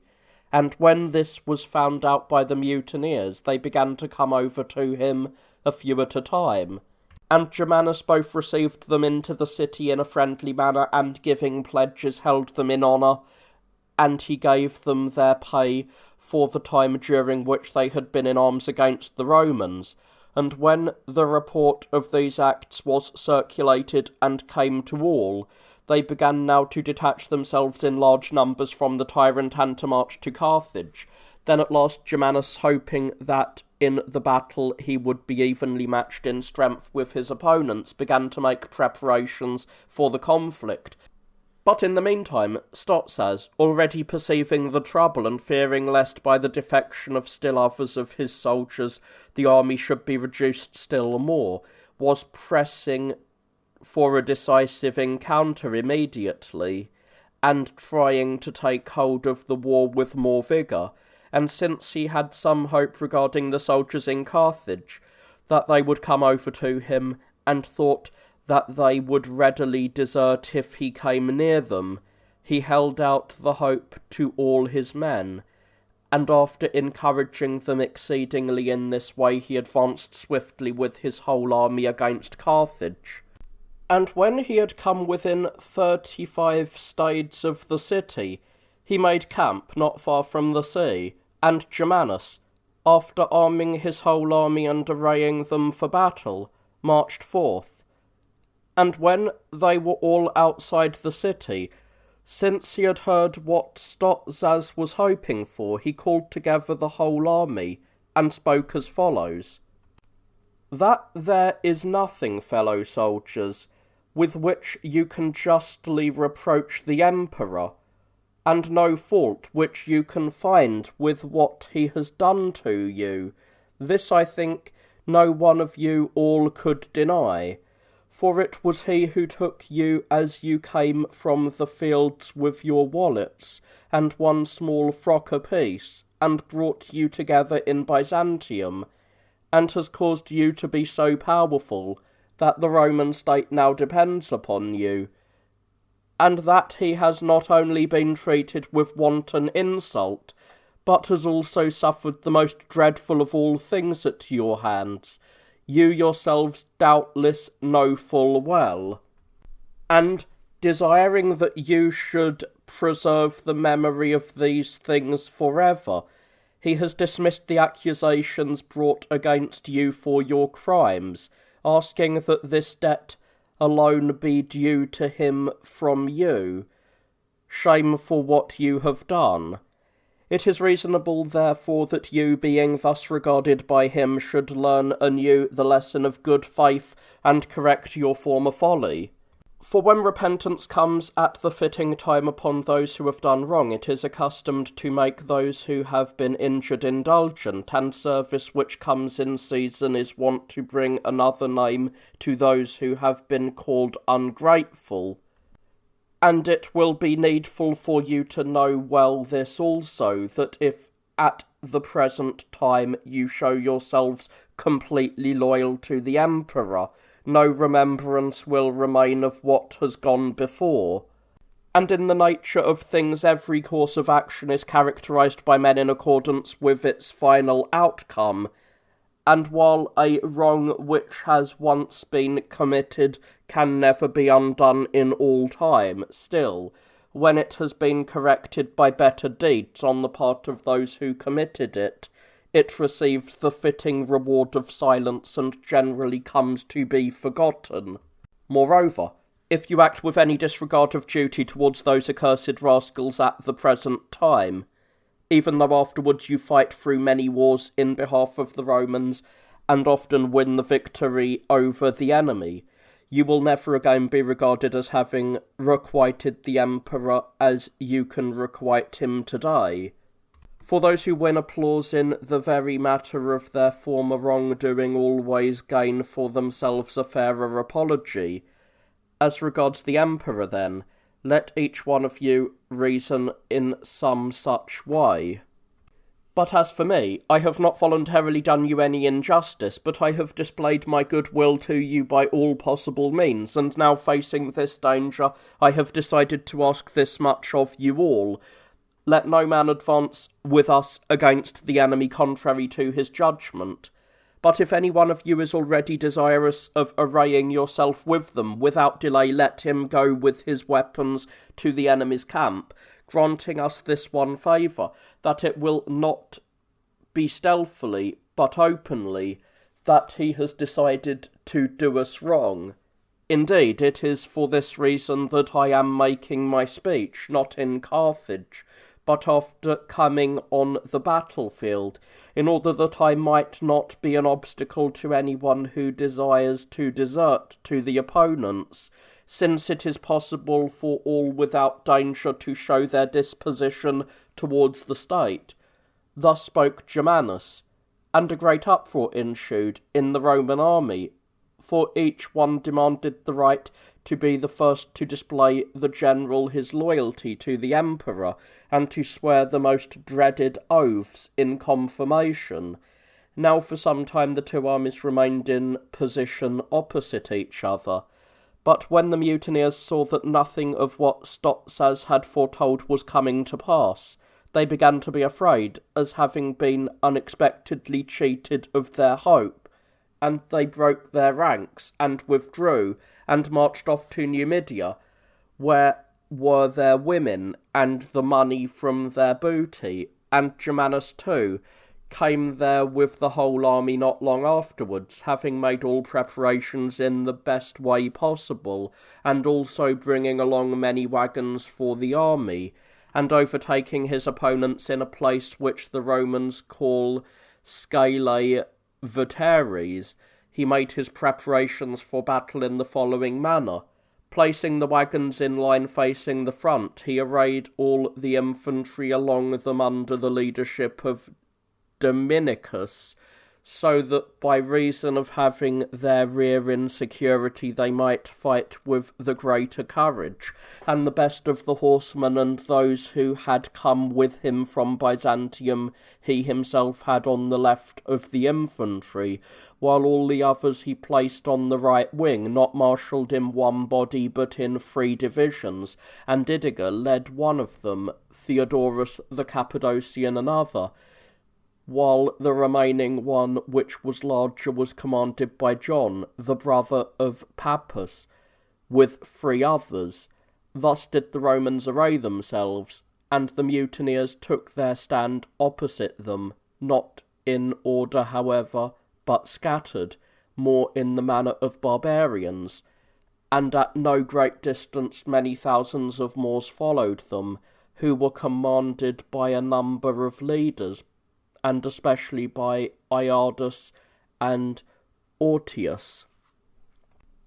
But not all of them, as it happened, were faithful to Stotzas and his men, for many had sent previously to Germanus and agreed that, when they came into the fight, they would array themselves with the emperor's army against the enemy. However, Germanus could not trust them altogether, for the Moorish nation is by nature faithless to all men. It was for this reason also that they did not array themselves with the mutineers, but remained behind, waiting for what would come to pass, in order that with those who should be victorious they might join in the pursuit of the vanquished, which was the purpose then of the Moors in following behind and not mingling with the mutineers. When Stotzas came close to the enemy and saw the standard of Germanus, he exhorted his men and began to charge against him. But the mutinous Aruli, who were arrayed about him, did not follow, and even tried with all their might to prevent him, saying that they did not know the character of the forces of Germanus, but that they did know that those arrayed on the enemy's right would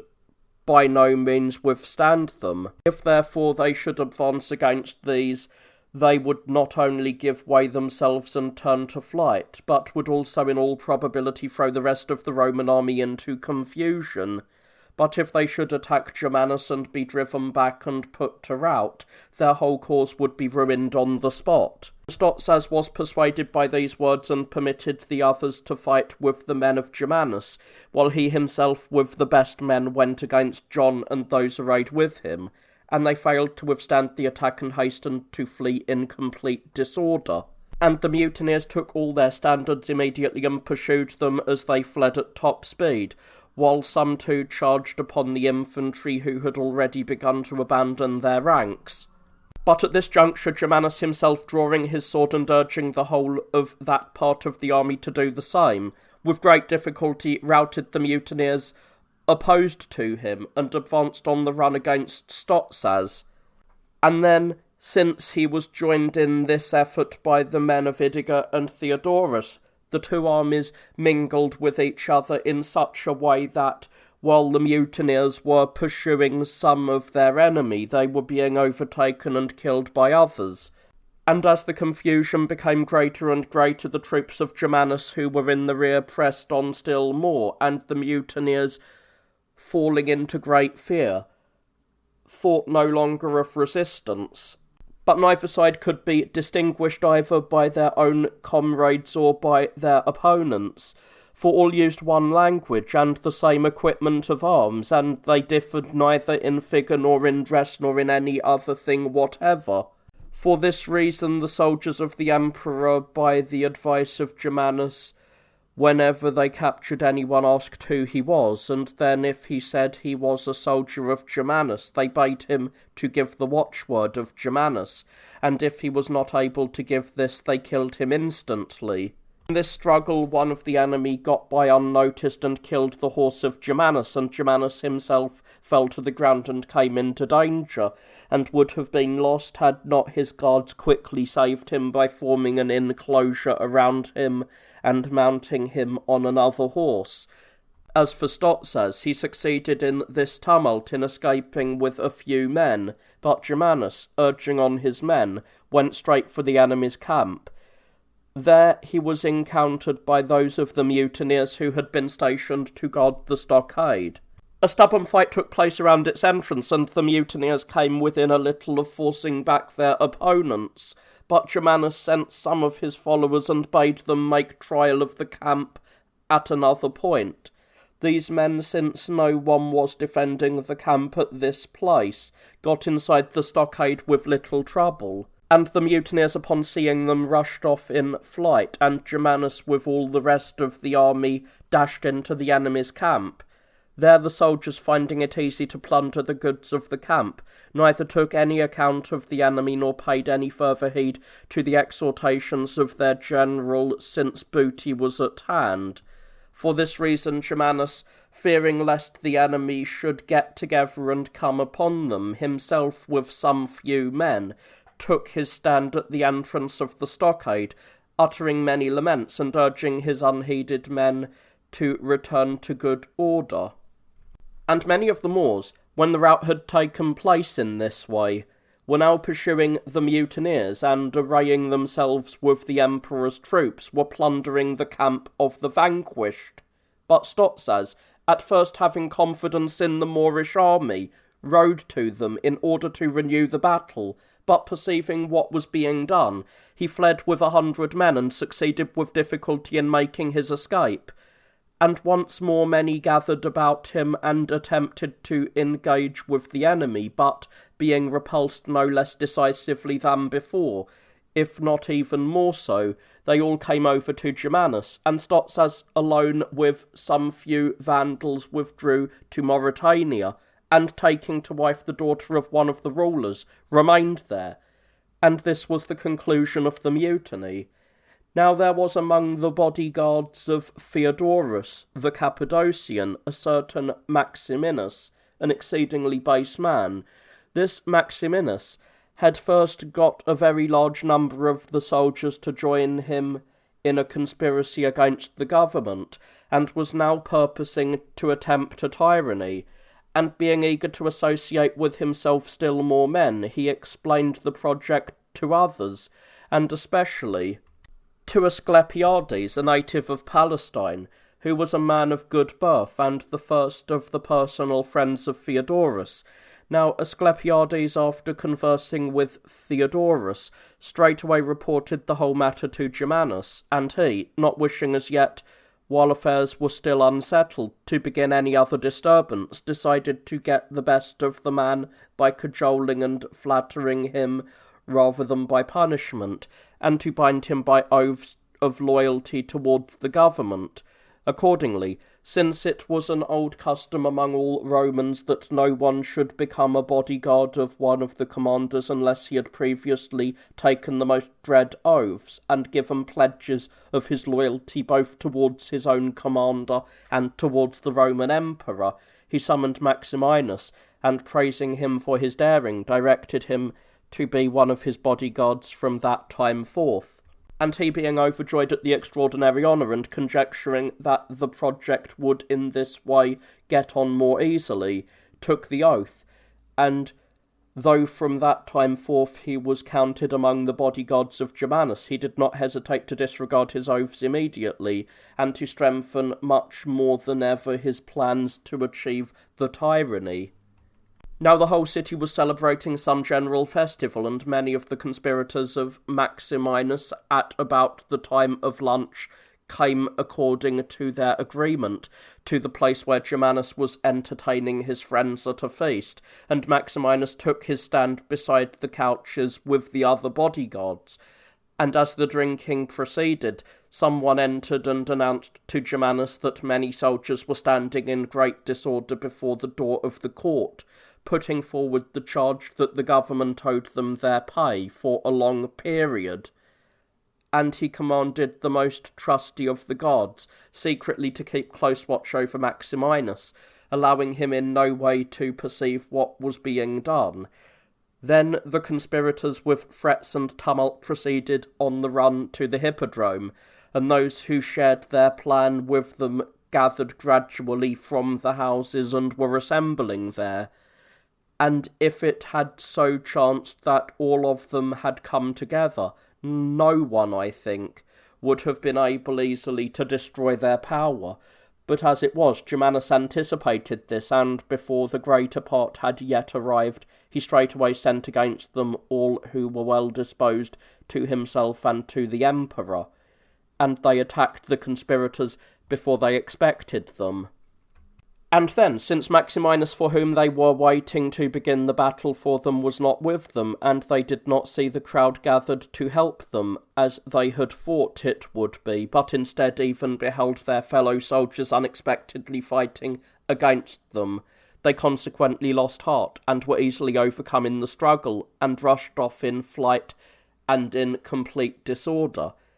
And their opponents slew many of them, and they also captured many alive and brought them to Germanus. Those, however, who had not already come to the hippodrome gave no indication of their sentiment towards Maximinus, and Germanus did not see fit to go on and seek them out. But he inquired whether Maximinus, since he had sworn the oath, had taken part in the plot, and since it was proved that, though numbered among his own bodyguards, he had carried on his design still more than before, Germanus impaled him close by the fortifications of Carthage, and in this way succeeded completely in putting down the sedition. As for Maximinus, then, such was the end of his plot. And the emperor summoned Germanus together with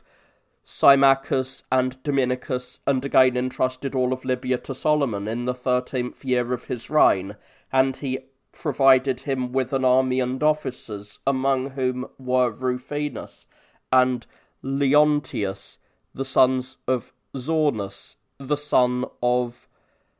Phosmanus, and John, the son of Siciniolus.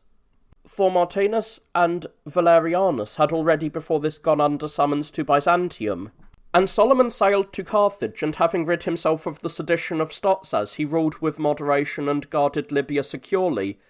setting the army in order, and sending to Byzantium and to Belisarius whatever suspicious elements he found in it, and enrolling new soldiers to equal their number, and removing those of the Vandals who were left, and especially all their women, from the whole of Libya.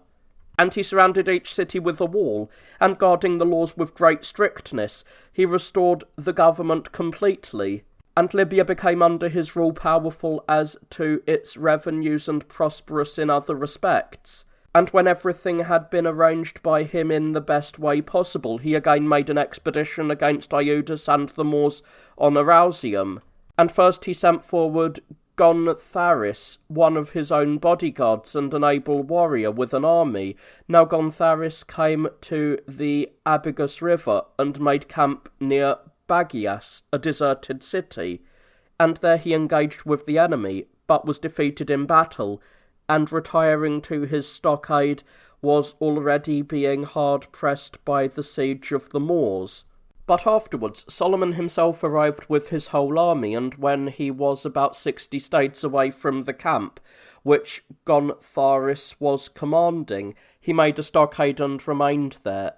And hearing all that had befallen the force of Gontharis, he sent them a part of his army and bade them keep up the fight against the enemy with courage. But the Moors, having gained the upper hand in the engagement, as I have said, did as follows. The Abigus River flows from Arausium and descends into a plain, watering the land, just as the men there desire. For the natives conduct this stream to whatever place they think it will best serve them at the moment. For in this plain there are many channels into which the Abigus is divided, and entering all of them it passes underground and reappears again above the ground and gathers its streams together. This takes place over the greatest part of the plain and makes it possible for the inhabitants of the region, by stopping up the waterways with earth, or by again opening them, to make use of the waters of this river as they wish. So at that time the Moors shut off all the channels that were there, and thus allowed the whole stream to flow about the camp of the Romans. As a result of this, a deep muddy marsh was formed there, through which it was impossible to go. This terrified them exceedingly, and reduced them to a state of helplessness. When this was heard by Solomon, he came quickly, but the barbarians, becoming afraid, withdrew to the foot of Arausium, and in a place which they call Babosis, they made camp and remained there. So Solomon, moving with his whole army, came to that place, and upon engaging with the enemy he defeated them decisively and turned them to flight. Now after this, the Moors did not think it advisable for them to fight a pitched battle with the Romans, for they did not hope to overcome them in this kind of contest, but they did have hope, based on the difficult character of the country around Arausium, that the Romans would in a short time give up by reason of the surroundings they would have to endure, and would withdraw from there, just as they had formerly done.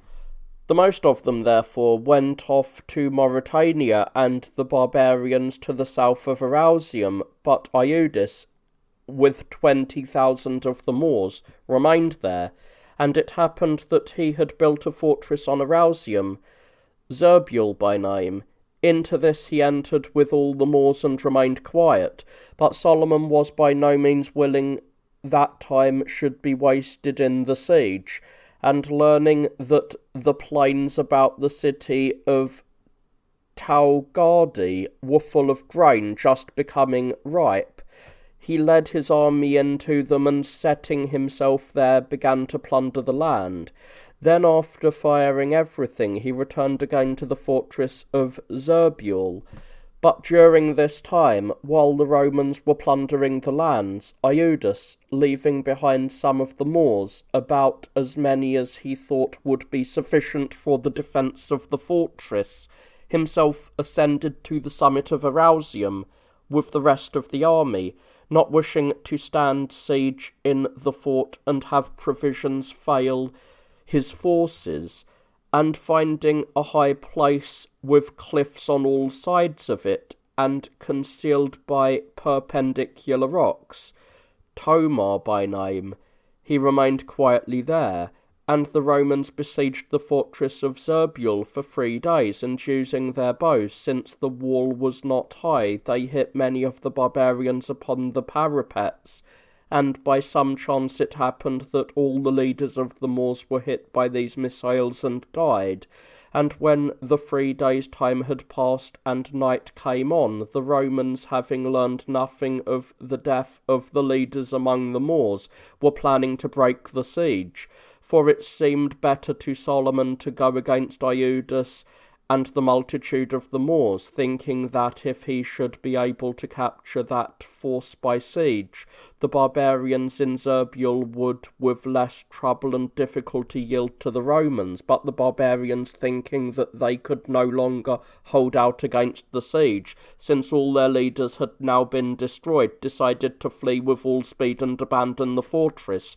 Accordingly they fled immediately in silence and without allowing the enemy in any way to perceive it, and the Romans also at daybreak began to prepare for departure. and since no one appeared on the wall, although the besieging army was withdrawing, they began to wonder, and fell into the greatest perplexity among themselves, and in this state of uncertainty they went around the fortress and found the gate open, from which the Moors had departed in flight, and entering the fortress they treated everything as plunder, and they had no thought of pursuing the enemy, for they had set out with light equipment and were familiar with the country round about. And when they had plundered everything, they set guards over the fortress, and all moved forward on foot, and coming to the place Tomar, where the enemy had shut themselves in, and were remaining quiet, they encamped nearby in a bad position, where there would be no supply of water for them, except a little, nor any other necessary thing, and after much time had been spent, and the barbarians did not come out against them at all, they themselves no less than the enemy, if not even more, were hard pressed by the siege, and began to be impatient, and more than anything else they were distressed by the lack of water. This Solomon himself guarded, giving each day no more than a single cup to each man. And since he saw that they were openly discontented and no longer able to bear their present hardships, he planned to make trial of the place, although it was difficult of access, and called all together and exhorted them as follows: Since God has granted to the Romans to besiege the Moors on Arausium, a thing which hitherto has been beyond hope, and now to such as do not see what is actually being done, is altogether incredible, it is necessary that we too should lend our aid to the help that has come from above, and not prove false to this favour, but undergoing the danger with enthusiasm, should reach after the good fortune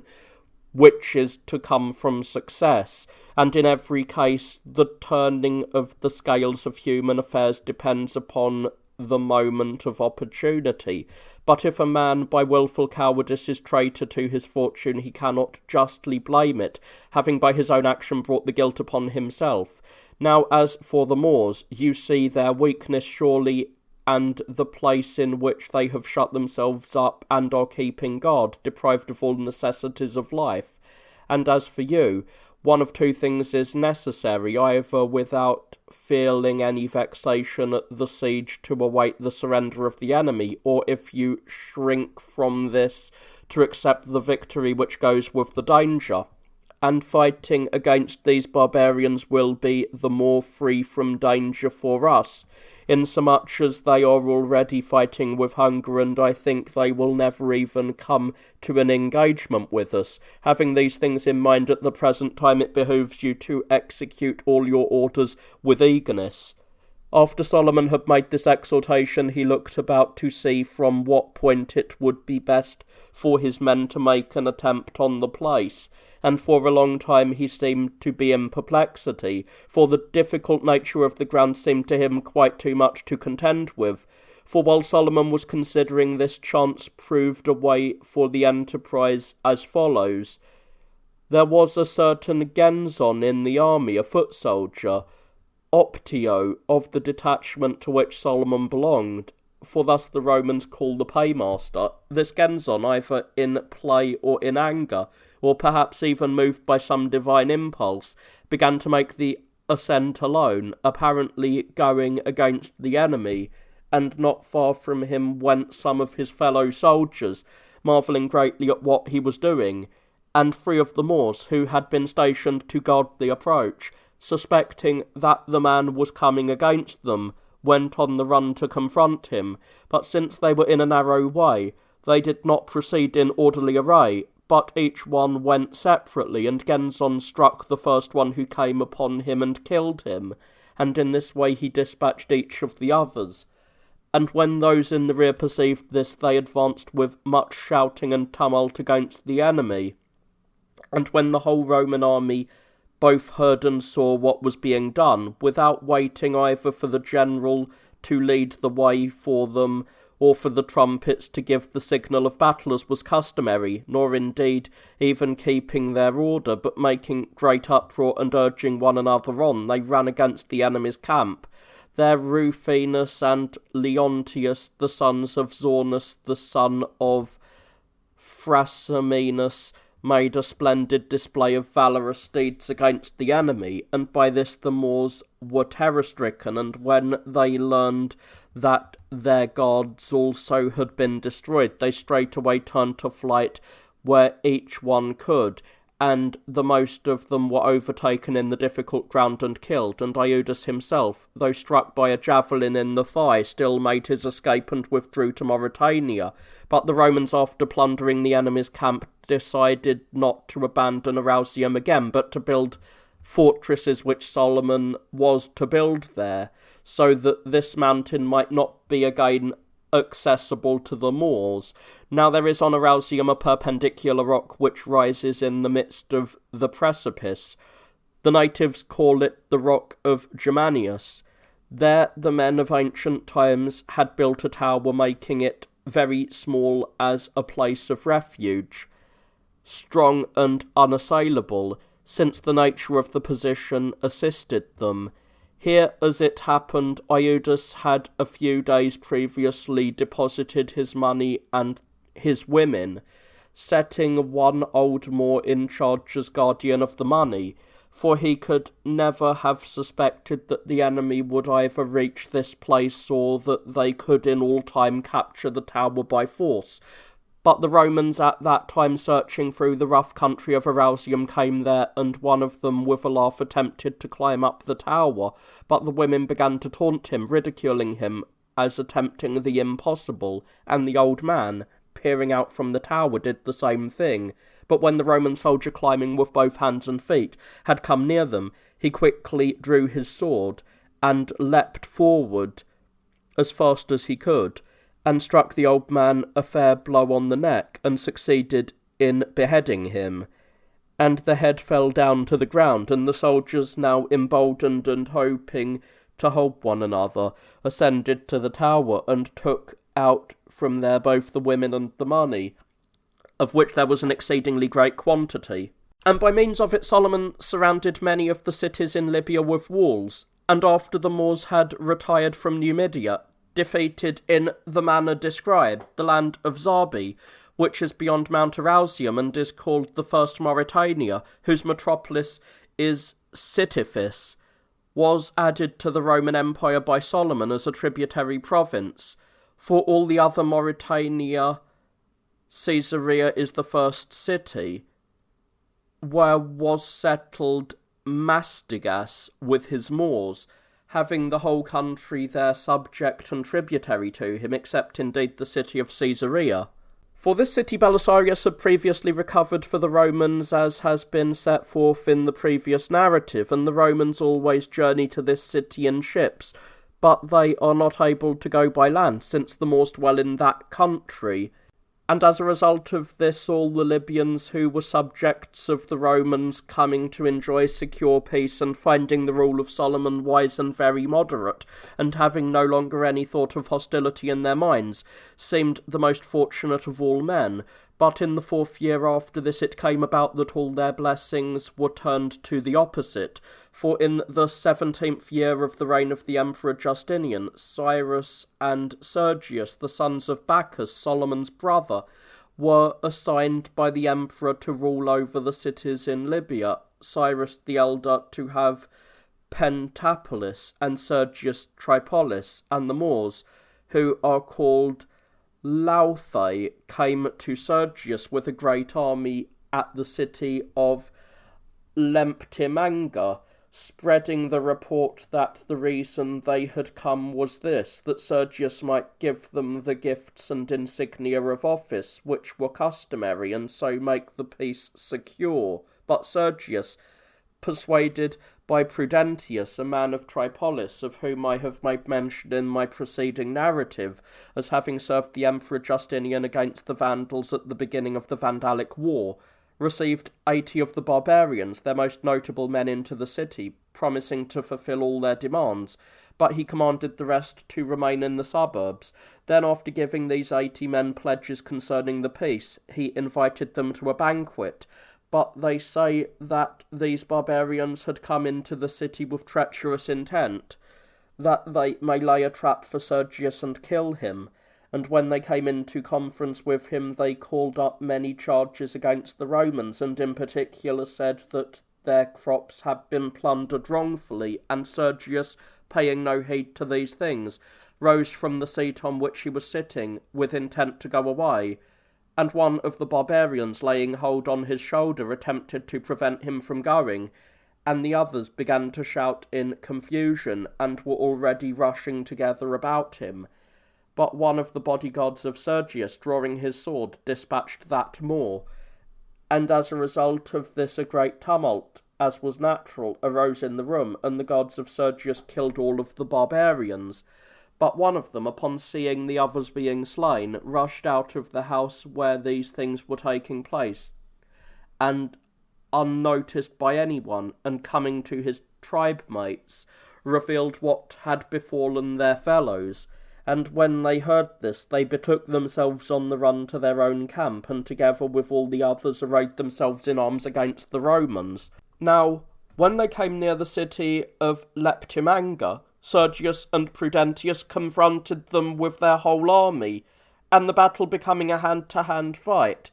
At first the Romans were victorious, and slew many of the enemy, and plundering their camp, secured their goods, and enslaved an exceedingly great number of women and children. But afterwards Prudentius, being possessed by a spirit of reckless daring, was killed, and Sergius, with the Roman army, since it was already growing dark, marched into Leptimanga. At a later time the barbarians took the field against the Romans with a greater army, and Sergius went to join his uncle Solomon, in order that he too might go to meet the enemy with a larger army, and he found there his brother Cyrus also. And the barbarians, coming into Byzacium, made raids and plundered a great part of the country there, and Antalas, whom I mentioned in the preceding narrative as having remained faithful to the Romans, and as being for this reason the sole ruler of the Moors in Byzacium, had by now, as it happened, become hostile to Solomon, because Solomon had deprived him of the maintenance with which the emperor had honoured him, and had killed his brother, charging him with responsibility for an uprising against the people of Byzacium. So at that time Antalas was pleased to see these barbarians, and making an offensive and defensive alliance with them, led them against Solomon and Carthage. And Solomon, as soon as he heard about this, put his whole army in motion and marched against them, and coming upon them at the city of Tebesta, distant 6 days' journey from Carthage, he established his camp in company with the sons of his brother Bacchus, Cyrus and Sergius and Solomon the younger. And fearing the multitude of the barbarians, he sent to the leaders of the Liauthi, reproaching them because, while at peace with the Romans, they had taken up arms and come against them, and demanding that they should confirm the peace existing between the two peoples. And he promised to swear the most dreaded oaths, that he would hold no remembrance of what they had done. But the barbarians, mocking his words, said that he would of course swear by the sacred writings of the Christians, which they are accustomed to call Gospels. Now since Sergius had once taken these oaths, and then had slain those who trusted in them, it was their desire to go into battle and make a test of these same sacred writings, to see what sort of power they had against the perjurers, in order that they might first have absolute confidence in them before they finally entered into the agreement. When Solomon heard this, he made his preparations for the combat, and on the following day he engaged with a portion of the enemy as they were bringing in a very large booty, conquered them in battle, seized all their booty, and kept it under guard. And when the soldiers were dissatisfied, and counted it an outrage that he did not give them the plunder, he said that he was awaiting the outcome of the war, in order that he might distribute everything then, according to the share that should seem to suit the merit of each. But when the barbarians advanced a second time with their whole army to give battle, this time some of the Romans stayed behind, and the others entered the encounter with no enthusiasm. At first, then, the battle was evenly contested, but later, since the Moors were vastly superior by reason of their great numbers, the most of the Romans fled, and though Solomon and a few men about him held out for a time against the missiles of the barbarians, afterwards they were overpowered by the enemy, and fleeing in haste, reached a ravine made by a brook, which flowed in that region. And there Solomon's horse stumbled and threw him to the ground, and his bodyguards lifted him quickly in their arms, and set him upon his horse. But overcome by great pain and unable to hold the reins longer, he was overtaken and killed by the barbarians, and many of his guards besides. Such was the end of Solomon's life. After the death of Solomon, Sergius, who, as has been said, was his nephew, took over the government of Libya by gift of the emperor. And this man became the chief cause of great ruin to the people of Libya, and all were dissatisfied with his rule, the officers because being exceedingly stupid and young both in character and in years, he proved to be the greatest braggart of all men, and he insulted them for no just cause, and disregarded them, always using the power of his wealth and the authority of his office to this end. And the soldiers disliked him because he was altogether unmanly and weak, and the Libyans not only for these reasons, but also because he had shown himself strangely fond of the wives and the possessions of others. But most of all John, the son of Sisinolus, was hostile to the power of Sergius, for though he was an able warrior and was a man of unusually fair repute, he found Sergius absolutely ungrateful. For this reason, neither he nor anyone else at all was willing to take up arms against the enemy, for almost all the Moors were following Antialus, and Stotsas came at his summons from Mauritania. And since not one of the enemy came out against them, they began to sack the country, making plunder of everything without fear. At that time, Anatilas sent to the Emperor Justinian a letter, which set forth the following: that I am a slave of the empire, not even I myself would deny, but the Moors, having suffered unholy treatment at the hands of Solomon in times of peace, have taken up arms under the most severe constraint, not lifting them against thee, but warding off our personal enemy, and this is especially true of me. For he not only declared to deprive me of the maintenance which Belisarius long before specified, and thou didst grant, but he also killed my own brother, although he had no wrong-doing to charge against him. We have therefore taken vengeance upon him who wronged us, and if it is thy will that the Moors be in subjugation to thy empire and serve it in all things as they are accustomed to do, command Sergius, the nephew of Solomon, to depart from here and return to thee, and send another general to Libya. For thou wilt not be lacking in men of discretion, and more worthy than Sergius in every way, for as long as this man commands thy army, it is impossible for peace to be established between the Romans and the Moors. Such was the letter written by Antalus. But the emperor, even after reading these things and learning the common enmity of all towards Sergius, was still unwilling to remove him from his office, out of respect for the virtues of Solomon, and especially the manner of his death. Such then was the course of these events. But Solomon, the brother of Sergius, who was supposed to have disappeared from the world together with his uncle Solomon, was forgotten by his brother, and by the rest as well, for no one had learned that he was alive. But the Moors, as it happened, had taken him alive, since he was very young, and they inquired of him who he was, and he said that he was a Vandal by birth, and a slave of Solomon. He said, moreover, that he had a friend, a physician, Pegasus by name, in the city of Laribus nearby, who would purchase him by giving ransom. So the Moors came up close to the fortification of the city and called Pegasus and displayed Solomon to him, and asked whether it was his pleasure to purchase the man. And since he agreed to purchase him, they sold Solomon to him for 50 pieces of gold. But upon getting inside the fortifications, Solomon taunted the Moors as having been deceived by him, a mere child.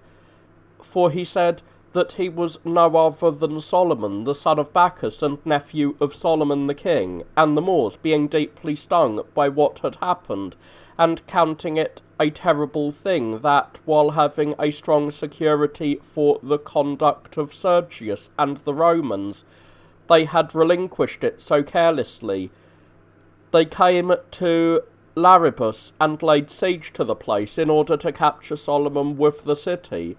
and the besieged in terror at being shut in by the barbarians, for they had not even carried in provisions, as it happened, opened negotiations with the Moors, proposing that upon receiving a great sum of money they should straightway abandon the siege, whereupon the barbarians, thinking that they could never take the city by force, for the Moors are not at all practised in the storming of walls, and at the same time, not knowing that provisions were scarce for the besieged, welcomed their words, and when they had received 3,000 pieces of gold, they abandoned the siege, and all the low Arthur retired homeward. But Antalus and the army of the Moors were gathered again in Byzacium, and Stotzas was with them, having some few soldiers and Vandals, and John the son of Sisinolus, being earnestly entreated by the Libyans, gathered an army and marched against them. Now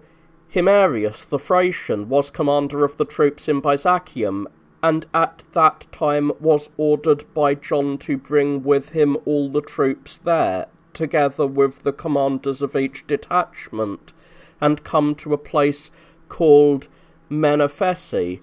which is in Byzacium, and join his force there. But later, upon hearing that the enemy were encamped there, John wrote to Himerius telling what had happened and directing him to unite with his forces at another place, that they might not go separately, but all together, to encounter the enemy.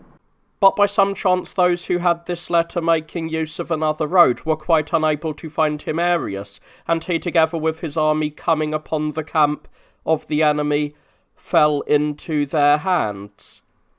Now there was in this Roman army a certain youth, Severianus, son of Asiaticus, a Phoenician and a native of Emesa, commanding a detachment of horse. This man alone, together with the soldiers under him, 50 in number, engaged with the enemy. And for some time they held out, but later, being overpowered by the great multitude, they ran to the top of a hill in the neighbourhood, on which there was also a fort, but one which offered no security. For this reason they surrendered themselves to their opponents when they ascended the hill to attack them. And the Moors killed neither him nor any of the soldiers, but they made prisoners of the whole force, and Himerius they kept under guard, and handed over his soldiers to Stotzas, since they agreed with great readiness to march with the rebels against the Romans. Himerius, however, they threatened with death if he should not carry out their commands, and they commanded him to put into their hands by some device the city of Hadriametum on the sea. And since he declared that he was willing, they went with him against Hadriametum, and upon coming near the city they sent Himerius a little in advance with some of the soldiers of Stotzas, dragging along, as it seemed, some Moors in chains, and they themselves followed behind.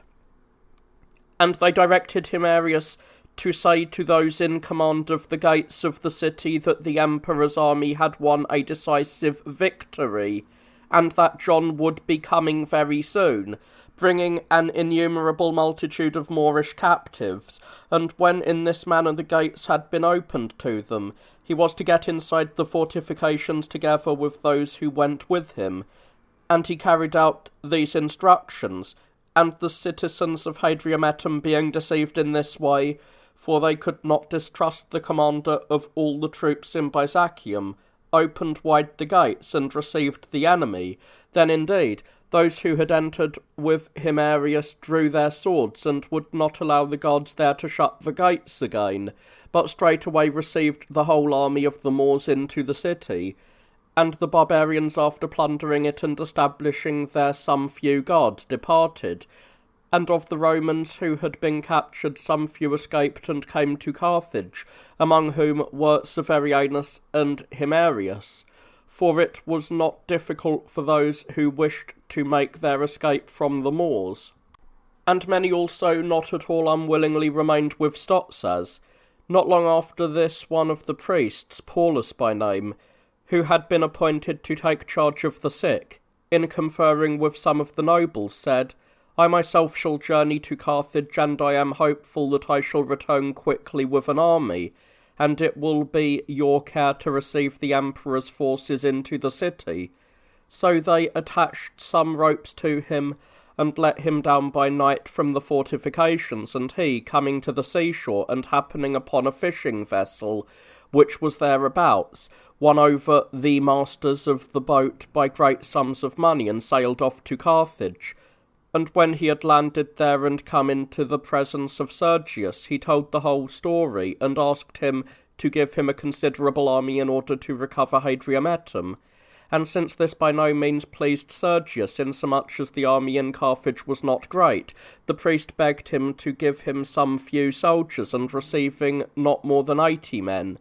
he formed the following plan. He collected a large number of boats and skiffs, and embarked on them many sailors and Libyans also, clad in the garments which the Roman soldiers are accustomed to wear, and setting off with the whole fleet, he sailed at full speed straight to Hadrianometum, and when he had come close to it,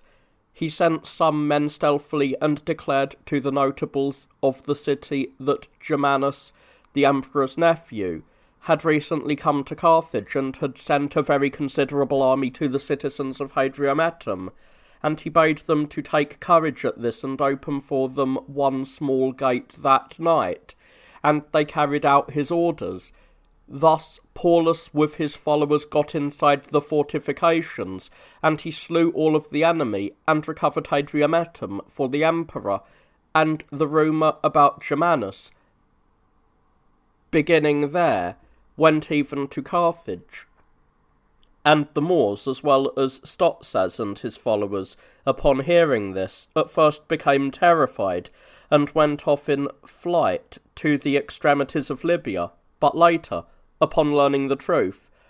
they counted it a terrible thing that they, after sparing all the citizens of Hadrianometum, had suffered such things at their hands. For this reason they made raids everywhere, and wrought unholy deeds upon the Libyans, sparing no one whatever his age, and the land became at that time for the most part depopulated. For of the Libyans who had been left, some fled into the cities, and some to Sicily, and the others to the islands. But almost all of the notables came to Byzantium, among whom was Paulus also, who had recovered Hadrianometum for the emperor, and the Moors with still less fear, since no one came out against them, were plundering everything, and with them Stotzas, who was now powerful, for many Roman soldiers were following him, some who had come as deserters, and others who had been in the beginning captives, but now remained with him of their own free will, and John, who was indeed a man of some reputation among the Moors, was remaining quiet because of the extreme hostility he had conceived against Sergius. At this time the emperor sent to Libya with some few soldiers another general, Ariobindus, a man of the Senate and of good birth, but not at all skilful in matters of warfare, and he sent with him Athanasius, a prefect who had come recently from Italy, and some few Armenians led by Artabanes, and John, son of John, of the line of the Arsacidae, who had recently left the Persian army, and as deserters had come back to the Romans, together with the other Armenians, and with Ariobindus was his sister, and Projecta, his wife, who was the daughter of Vigilantia, the sister of the Emperor Justinian. The Emperor, however, did not recall Sergius, but commanded both him and Ariobindus to be generals of Libya, dividing the country and the detachments of the soldiers between them, and he enjoined upon Sergius to carry on the war against the barbarians in Numidia, and upon Ariobindus to direct his operations constantly against the Moors in Byzacium. And when this expedition landed at Carthage, Sergius departed forthwith for Numidia with his own army, and Ariobindus, upon learning that Antalus and Stotzes were encamped near the city of Sicavenera, which is 3 days' journey distant from Carthage, commanded John the son of Sicinolus to go against them, choosing out whatever was best of the army, and he wrote to Sergius to unite with the forces of John in order that they might all with one common force engage with the enemy. Now Sergius decided to pay no heed to the message, and having nothing to do with this affair, and John with a small army was compelled to engage with an innumerable host of the enemy. And there had always been great enmity between him and Stotzes, and each one used to pray that he might become the slayer of the other before departing from the world.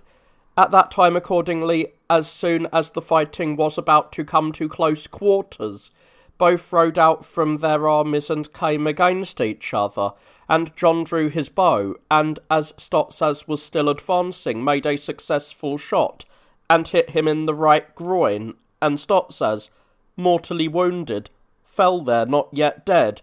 but destined to survive this wound only a little time.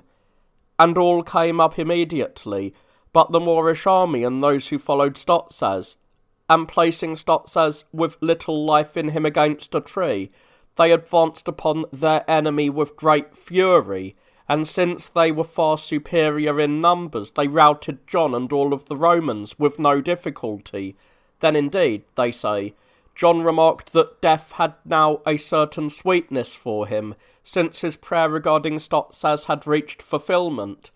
and there was a steep place nearby where his horse stumbled and threw him off. And as he was trying to leap upon the horse again, the enemy caught and killed him, a man who had shown himself great both in reputation and in valour, and Stotzes learned this, and then died, remarking only that now it was most sweet to die. In this battle, John the Armenian, brother of Artabanes, also died, after making a display of valorous deeds against the enemy, and the emperor upon hearing this was very deeply grieved because of the valour of John, and thinking it inexpedient for the 2 generals to administer the province, he immediately recalled Sergius, and sent him to Italy with an army, and gave over the whole power of Libya to Ariobindus. And 2 months after Sergius had departed from there,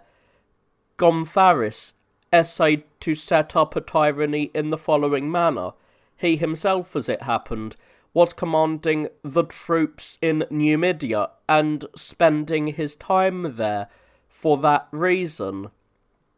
But he was secretly treating with the Moors that they might march against Carthage. Forthwith, therefore, an army of the enemy, having been gathered into one place from Numidia and Byzacium, went with great zeal against Carthage, and the Numidians were commanded by Cucinus and Laudas, and the men of Byzacium by Antalas. And with him also was John the tyrant and his followers, for the mutineers after the death of Stotzes had set him up as ruler over themselves. And when Ariobindus learned of their attack, he summoned to Carthage a number of the officers with their men, and among them Gontharis. And he was joined also by Artabanes and the Armenians. Ariobindus accordingly bade Gontharis lead the whole army against the enemy, and Gontharis, though he had promised to serve him zealously in the war, proceeded to act as follows. Of his servants, a Moor by birth and a cook by trade, he commanded to go to the enemy's camp and to make it appear to all others that he had run away from his master, but to tell Antalus secretly that Gontharis wished to share with him the rule of Libya. So the cook carried out these directions, and Antalus heard the word gladly, but made no further reply than to say that worthy enterprises are not properly brought to pass among men by cooks. When this was heard by Gontharis, he immediately sent to Antalus one of his bodyguards, Eulethius by name, whom he had found especially trustworthy in his service, inviting him to come as close as possible to Carthage. For if this was done, he promised him to put Ariobindus out of the way. So Eulethius, without the knowledge of the rest of the barbarians, made an agreement with Antalus that he, Antalus, should rule Byzacium, having half the possessions of Ariobindus, and taking with him 1,500 Roman soldiers, while Gontharis should assume the dignity of king, holding the power over Carthage and the rest of Libya. And after settling these matters, he returned to the Roman camp, which they had made entirely in front of the circuit wall, distributing among themselves the guarding of each gate. And the barbarians not long afterwards proceeded straight for Carthage in great haste, and they made camp, and remained in the place called Decimium, and departing from there on the following day, they were moving forward. But some of the Roman army encountered them, and engaging with them unexpectedly, slew a small number of the Moors. But these were straightway called back by Gontharis, who rebuked them for acting with reckless daring and for being unwilling to give the Romans foreknowledge of the danger into which they were thrown. But in the meantime Ariobindus sent to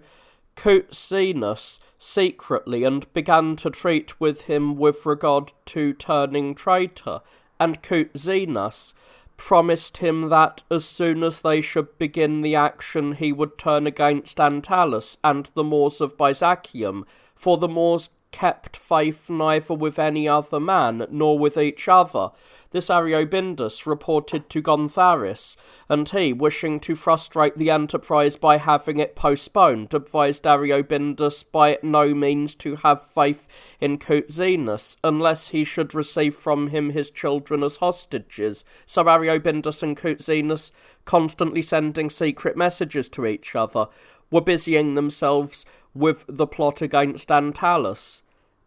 And Gontharis sent Eulethius once more, and made known to Antalus what was being done. And he decided not to make any charges against Cuzinus, nor did he allow him to know that he had discovered the plot, nor indeed did he disclose anything of what had been agreed upon by himself and Gontharis.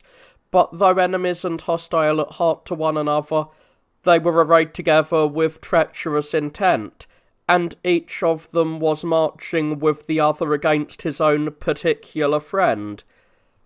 With such purposes, Cuzinus and Antalus were leading the Moorish army against Carthage,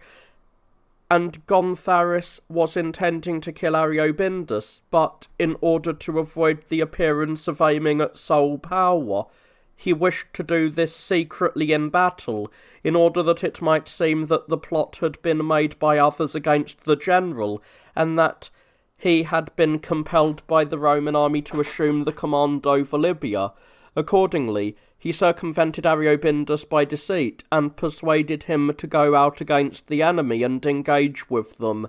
now that he had already come close to Carthage. He decided therefore that on the following day he would lead the whole army against the enemy at sunrise, but Ariobindus, being very inexperienced in this matter and reluctant besides, kept holding back for no good reason. For while considering how he should put on his equipment of arms and armour, and making the other preparations for the sally, he wasted the greatest part of the day.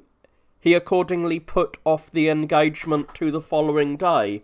and remained quiet. But Gontharis, suspecting that he had hesitated purposely as being aware of what was being done, decided openly to accomplish the murder of the general and make his attempt at the tyranny, and on the succeeding day he proceeded to act as follows. Opening wide the gates where he himself kept guard, He placed huge rocks under them, that no one might be able easily to shut them, and he placed armoured men with bows in their hands about the parapet in great numbers, and he himself, having put on his breastplate, took his stand between the gates.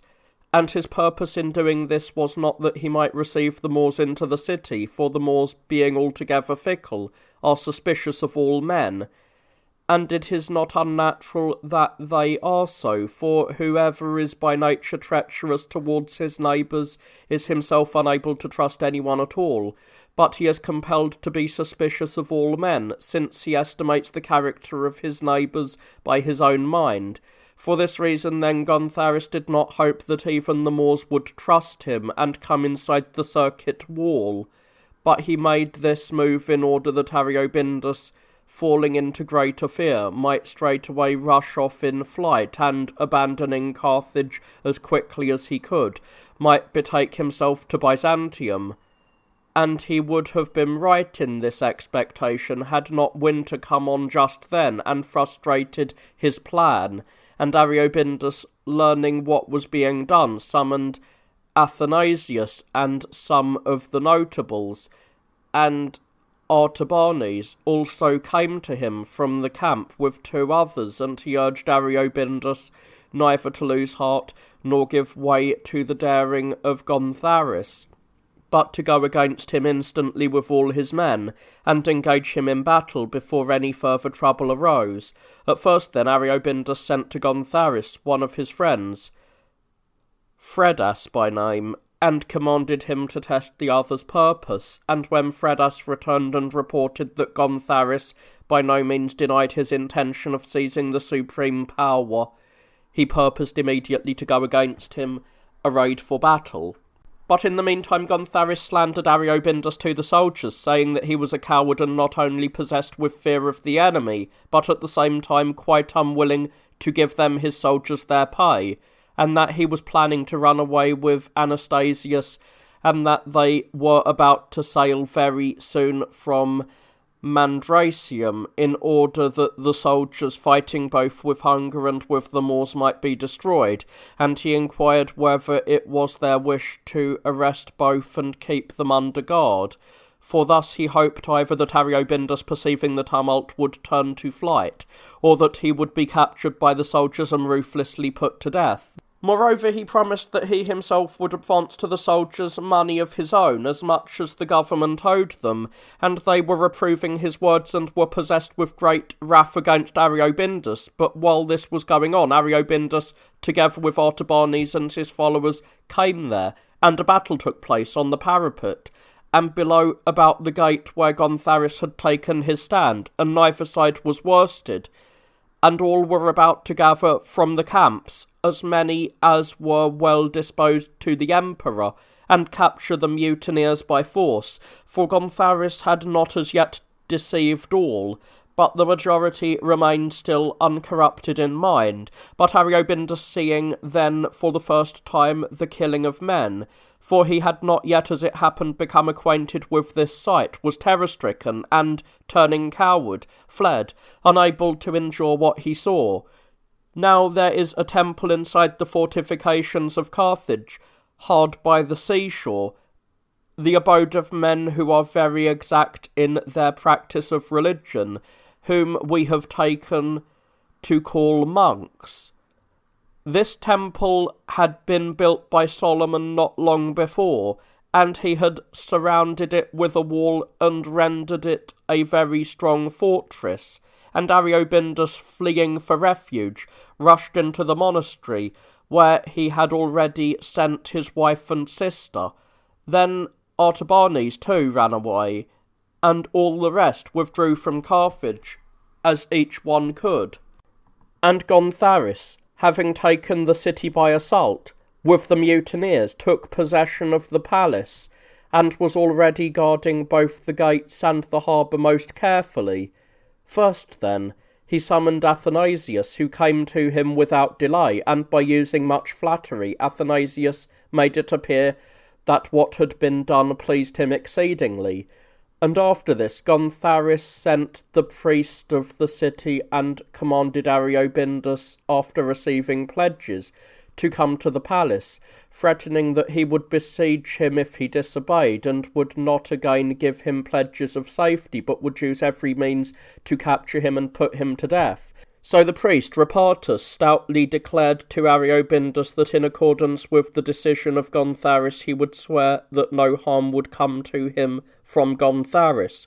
telling also what he had threatened in case he did not obey. But Ariobindus became afraid and agreed that he would follow the priest immediately if the priest, after performing the rite of the sacred bath in the usual manner, should swear to him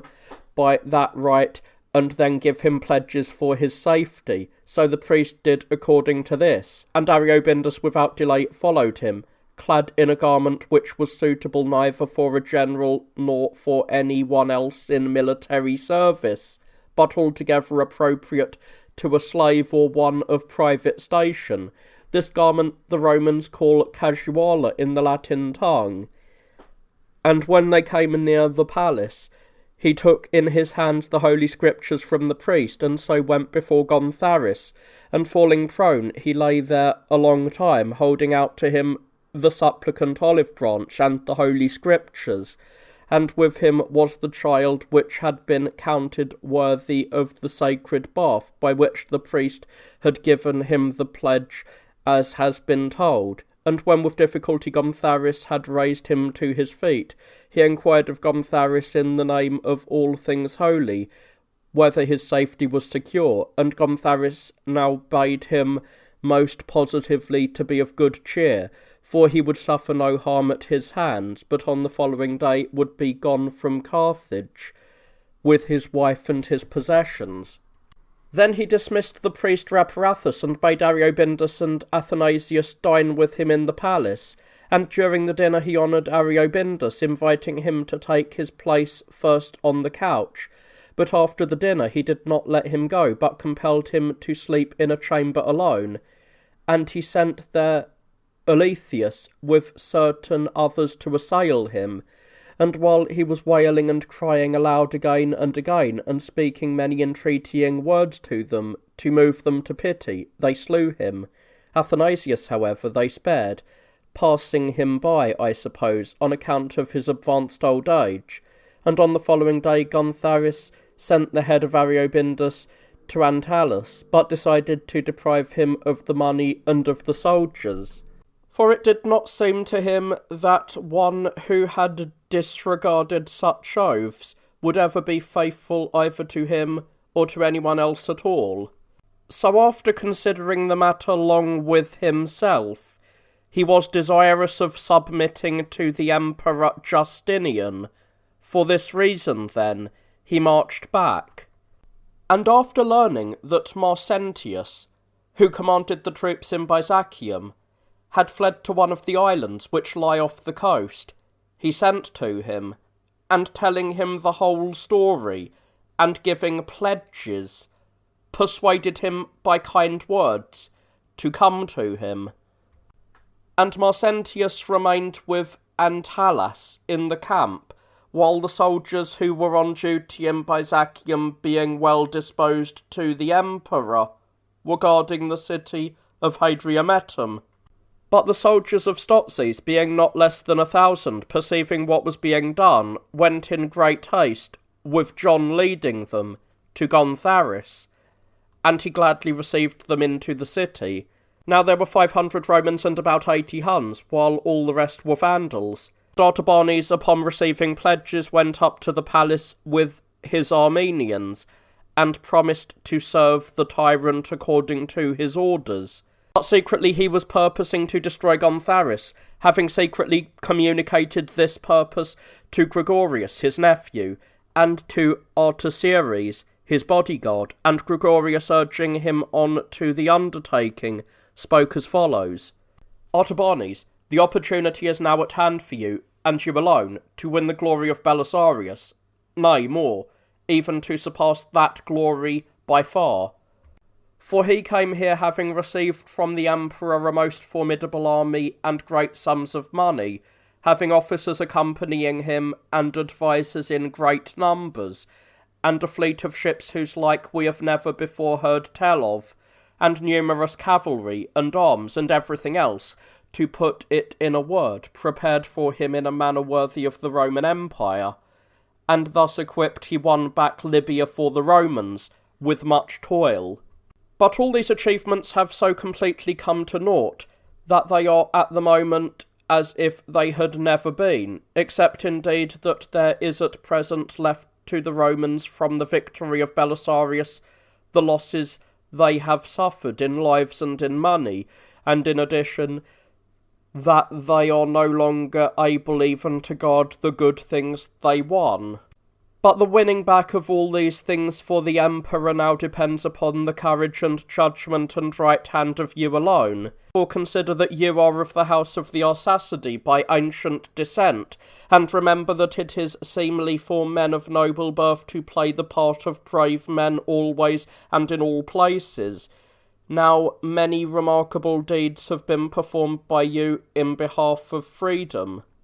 For when you were still young you slew Arcasius, the ruler of the Armenians, and Citas, the general of the Romans, and as a result of this becoming known to the king Chosroes, you campaigned with him against the Romans, and since you have reached so great a station that it devolves upon you not to allow the Roman power to lie subject to a drunken dog,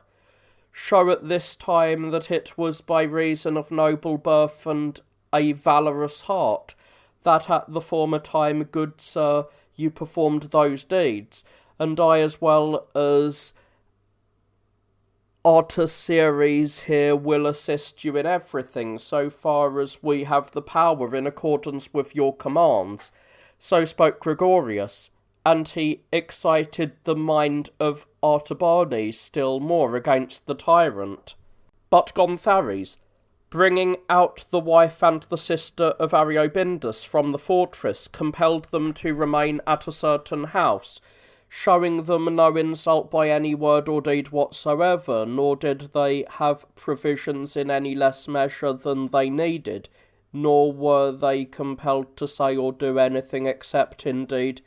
that Projecta was forced to write to her uncle that Gontharis was honouring them exceedingly, and that he was altogether guiltless of the murder of her husband, and that the base deed had been done by Ulethius, Gontharis by no means approving. And Gontharis was persuaded to do this by Pasiphilus, a man who had been foremost among the mutineers in Byzacium, and had assisted Gontharis in very great ways in his effort to establish the tyranny. For Pasiphilus maintained that, if he should do this, the emperor would marry the young woman to him, and in view of his kinship with her, would give also a dowry of a large sum of money. And Gontharis commanded Artabanes to lead the army against Antalus and the Moors in Byzacium, for Cuzenus, having quarrelled with Antalus, had separated from him openly, and allied himself with Gontharis, and he gave Gontharis his son and his mother as hostages. So the army under the leadership of Artabanes proceeded immediately against Antalles, and with Artabanes was John also, the commander of the mutineers of Stotzas, and Ulethius, the bodyguard of Gontharis, and there were Moors also following him, led by Cuzenus. And after passing by the city of Hadriametum, they came upon their opponents somewhere near there, and making a camp a little apart from the enemy, they passed the night. And on the day after that, John and Ulethius, with a detachment of the army, remained there, while Artabanes and Cuzenus led their army against their opponents, and the Moors under Antalus did not withstand their attack, and rushed off in flight. But Artabanes of a sudden wilfully played the coward, and turning his standard about marched off towards the rear. For this reason Ulysses was purposing to kill him when he came into the camp, but Artabanes, by way of excusing himself, said that he feared lest Marcentius, coming to assist the enemy from the city of Hadriametum, where he then happened to be, would do his forces irreparable harm, but Gontharis, he said, ought to march against the enemy with the whole army, and at first he considered going to Hadriametum with his followers and uniting with the emperor's forces, but after long deliberation it seemed to him better to put Gontharis out of the way, and thus free both the emperor and Libya from a difficult situation. Returning accordingly to Carthage, he reported to the tyrant that he would need a larger army to meet the enemy. And Gontharis, after conferring with Persiphilus, consented, indeed, to equip the whole army, but purposed to place a guard in Carthage, and in person to lead the army against the enemy. Each day, therefore, he was destroying many men towards whom he felt any suspicion, even though groundless, and he gave orders to Persiphilus, whom he was intending to appoint in charge of the garrison of Carthage, to kill all the Greeks without any consideration. And after arranging everything else in the very best way, as it seemed to him, Gontharis decided to entertain his friends at a banquet, with the intention of making his departure on the following day, and in a room where there were in readiness 3 couches which had been there from ancient times, he made the banquet. So he himself reclined, as was natural, upon the first couch, where were also Athanasius and Artabanes, and some of those known to Gontharis, and Peter, a Thracian by birth, who had previously been a bodyguard of Solomon, and on both the other couches were the first and noblest of the Vandals. John, however, who commanded the mutineers of Stotzas, was entertained by Persiphilus in his own house, and each of the other leaders, wherever it suited the several friends of Gontharis to entertain them. Artabanes, accordingly, when he was bidden to this banquet, thinking that this occasion furnished him a suitable opportunity for the murder of the tyrant,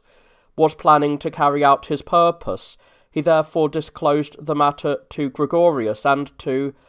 Artaceres and 3 other bodyguards, bidding the bodyguards get inside the hall with their swords. For when commanders are entering at a banquet, it is customary for their bodyguards to stand behind them, and after getting inside, to make an attack suddenly, at whatever moment should seem to them most suitable, and Artaceres was to strike the first blow.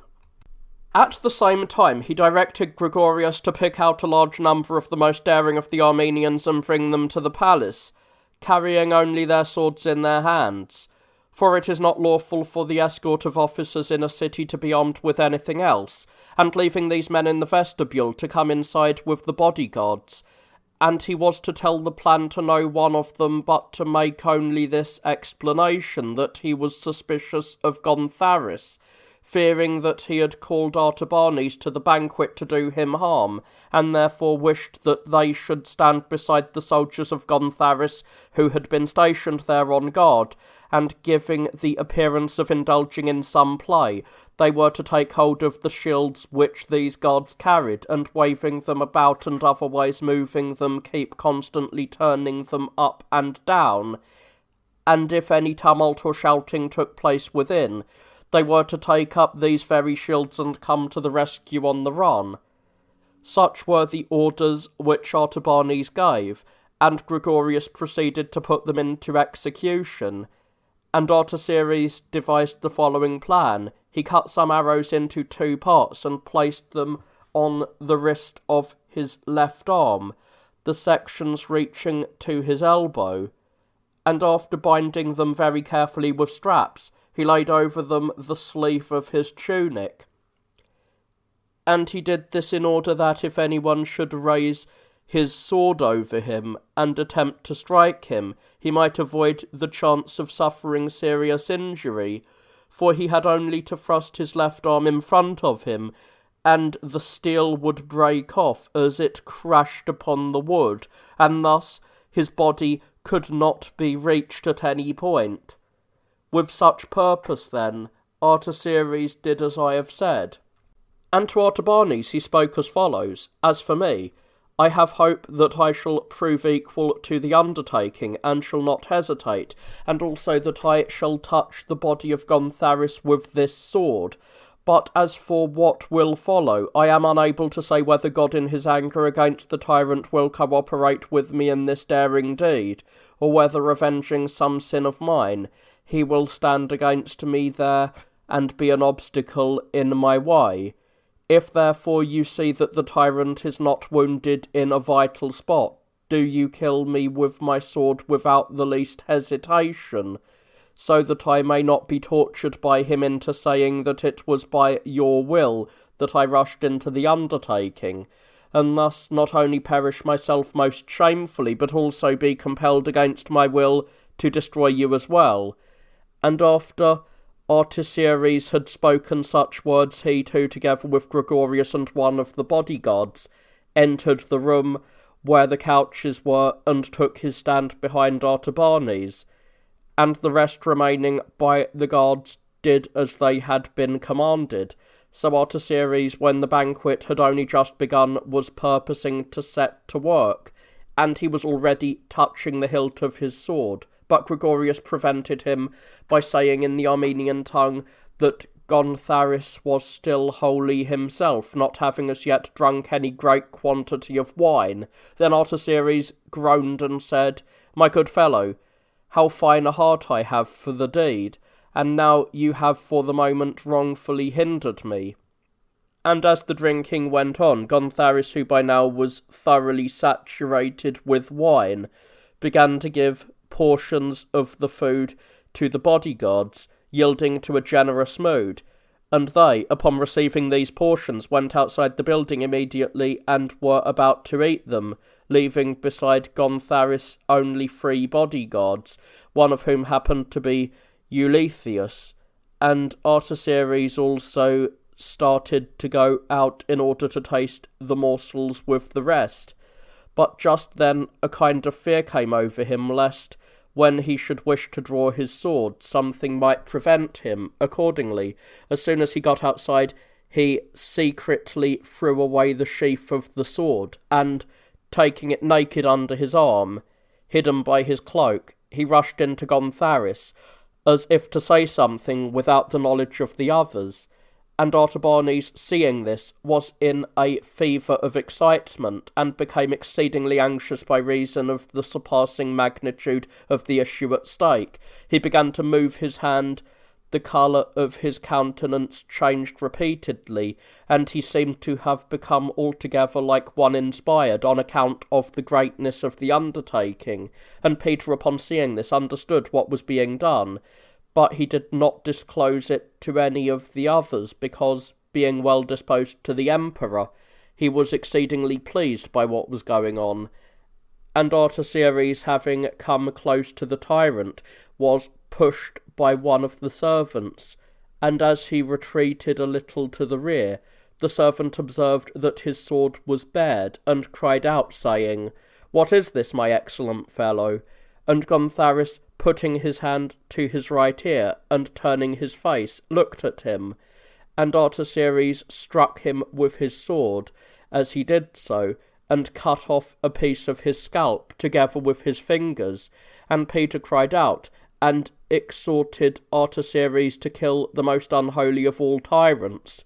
And Artabanes, seeing Gontharis leaping to his feet, for he reclined close to him, drew a 2-edged dagger, which hung by his thigh, a rather large one, and thrusting it into the tyrant's left side, clean up to the hilt, left it there, and the tyrant none the less tried to leap up, but having received a mortal wound, he fell where he was. Eulethius then brought his sword down upon Artaceres as if to strike him over the head, but he held his left arm above his head and thus profited by his own idea in the moment of greatest need. For Ulysses' sword had its edge turned when it struck the sections of arrow on his arm, and he himself was unscathed, and he killed Ulysses with no difficulty. And Peter and Artabanes, the one seizing the sword of Gontharis, and the other of Ulysses, who had fallen, killed on the spot those of the bodyguard who remained. Thus there arose, as was natural, an exceedingly great tumult and confusion. And when this was perceived by those of the Armenians who were standing by the tyrant's guards, they immediately picked up the shields according to the plan which had been arranged with them, and went on the run to the banquet room. And they slew all the Vandals and the friends of Gontharis, no one resisting. Then Artabanes enjoined upon Athanasius to take charge of the money in the palace, for all that had been left by Ariobindus was there. And when the gods learned of the death of Gontharis, straightway many arrayed themselves with the Armenians, for the most of them were of the household of Ariobindus. With one accord, therefore, they proclaimed the Emperor Justinian triumphant, and the cry coming forth from a multitude of men, and being therefore an exceedingly mighty sound, was strong enough to reach the greater part of the city. Wherefore, those who were well disposed to the Emperor leapt into the houses of the mutineers, and straightway killed them, some while enjoying sleep, others while taking food, and still others while they were awestruck with fear and in terrible perplexity. And among these was Pasiphilus, but not John, for he with some of the Vandals fled to the sanctuary. To these Artabanes gave pledges, and making them rise from there, sent them to Byzantium, and having thus recovered the city for the Emperor, he continued to guard it. But the murder of the tyrant took place on the 36th day of the tyranny, in the 19th year of the reign of the Emperor Justinian, and Artabanes won great fame for himself from the deed among all men, and straightway Projecta, the wife of Ariobindus, rewarded him with great sums of money, and the Emperor appointed him general of all Libya. But not long after this, Artabanes entreated the Emperor to summon him to Byzantium, and the Emperor fulfilled his request.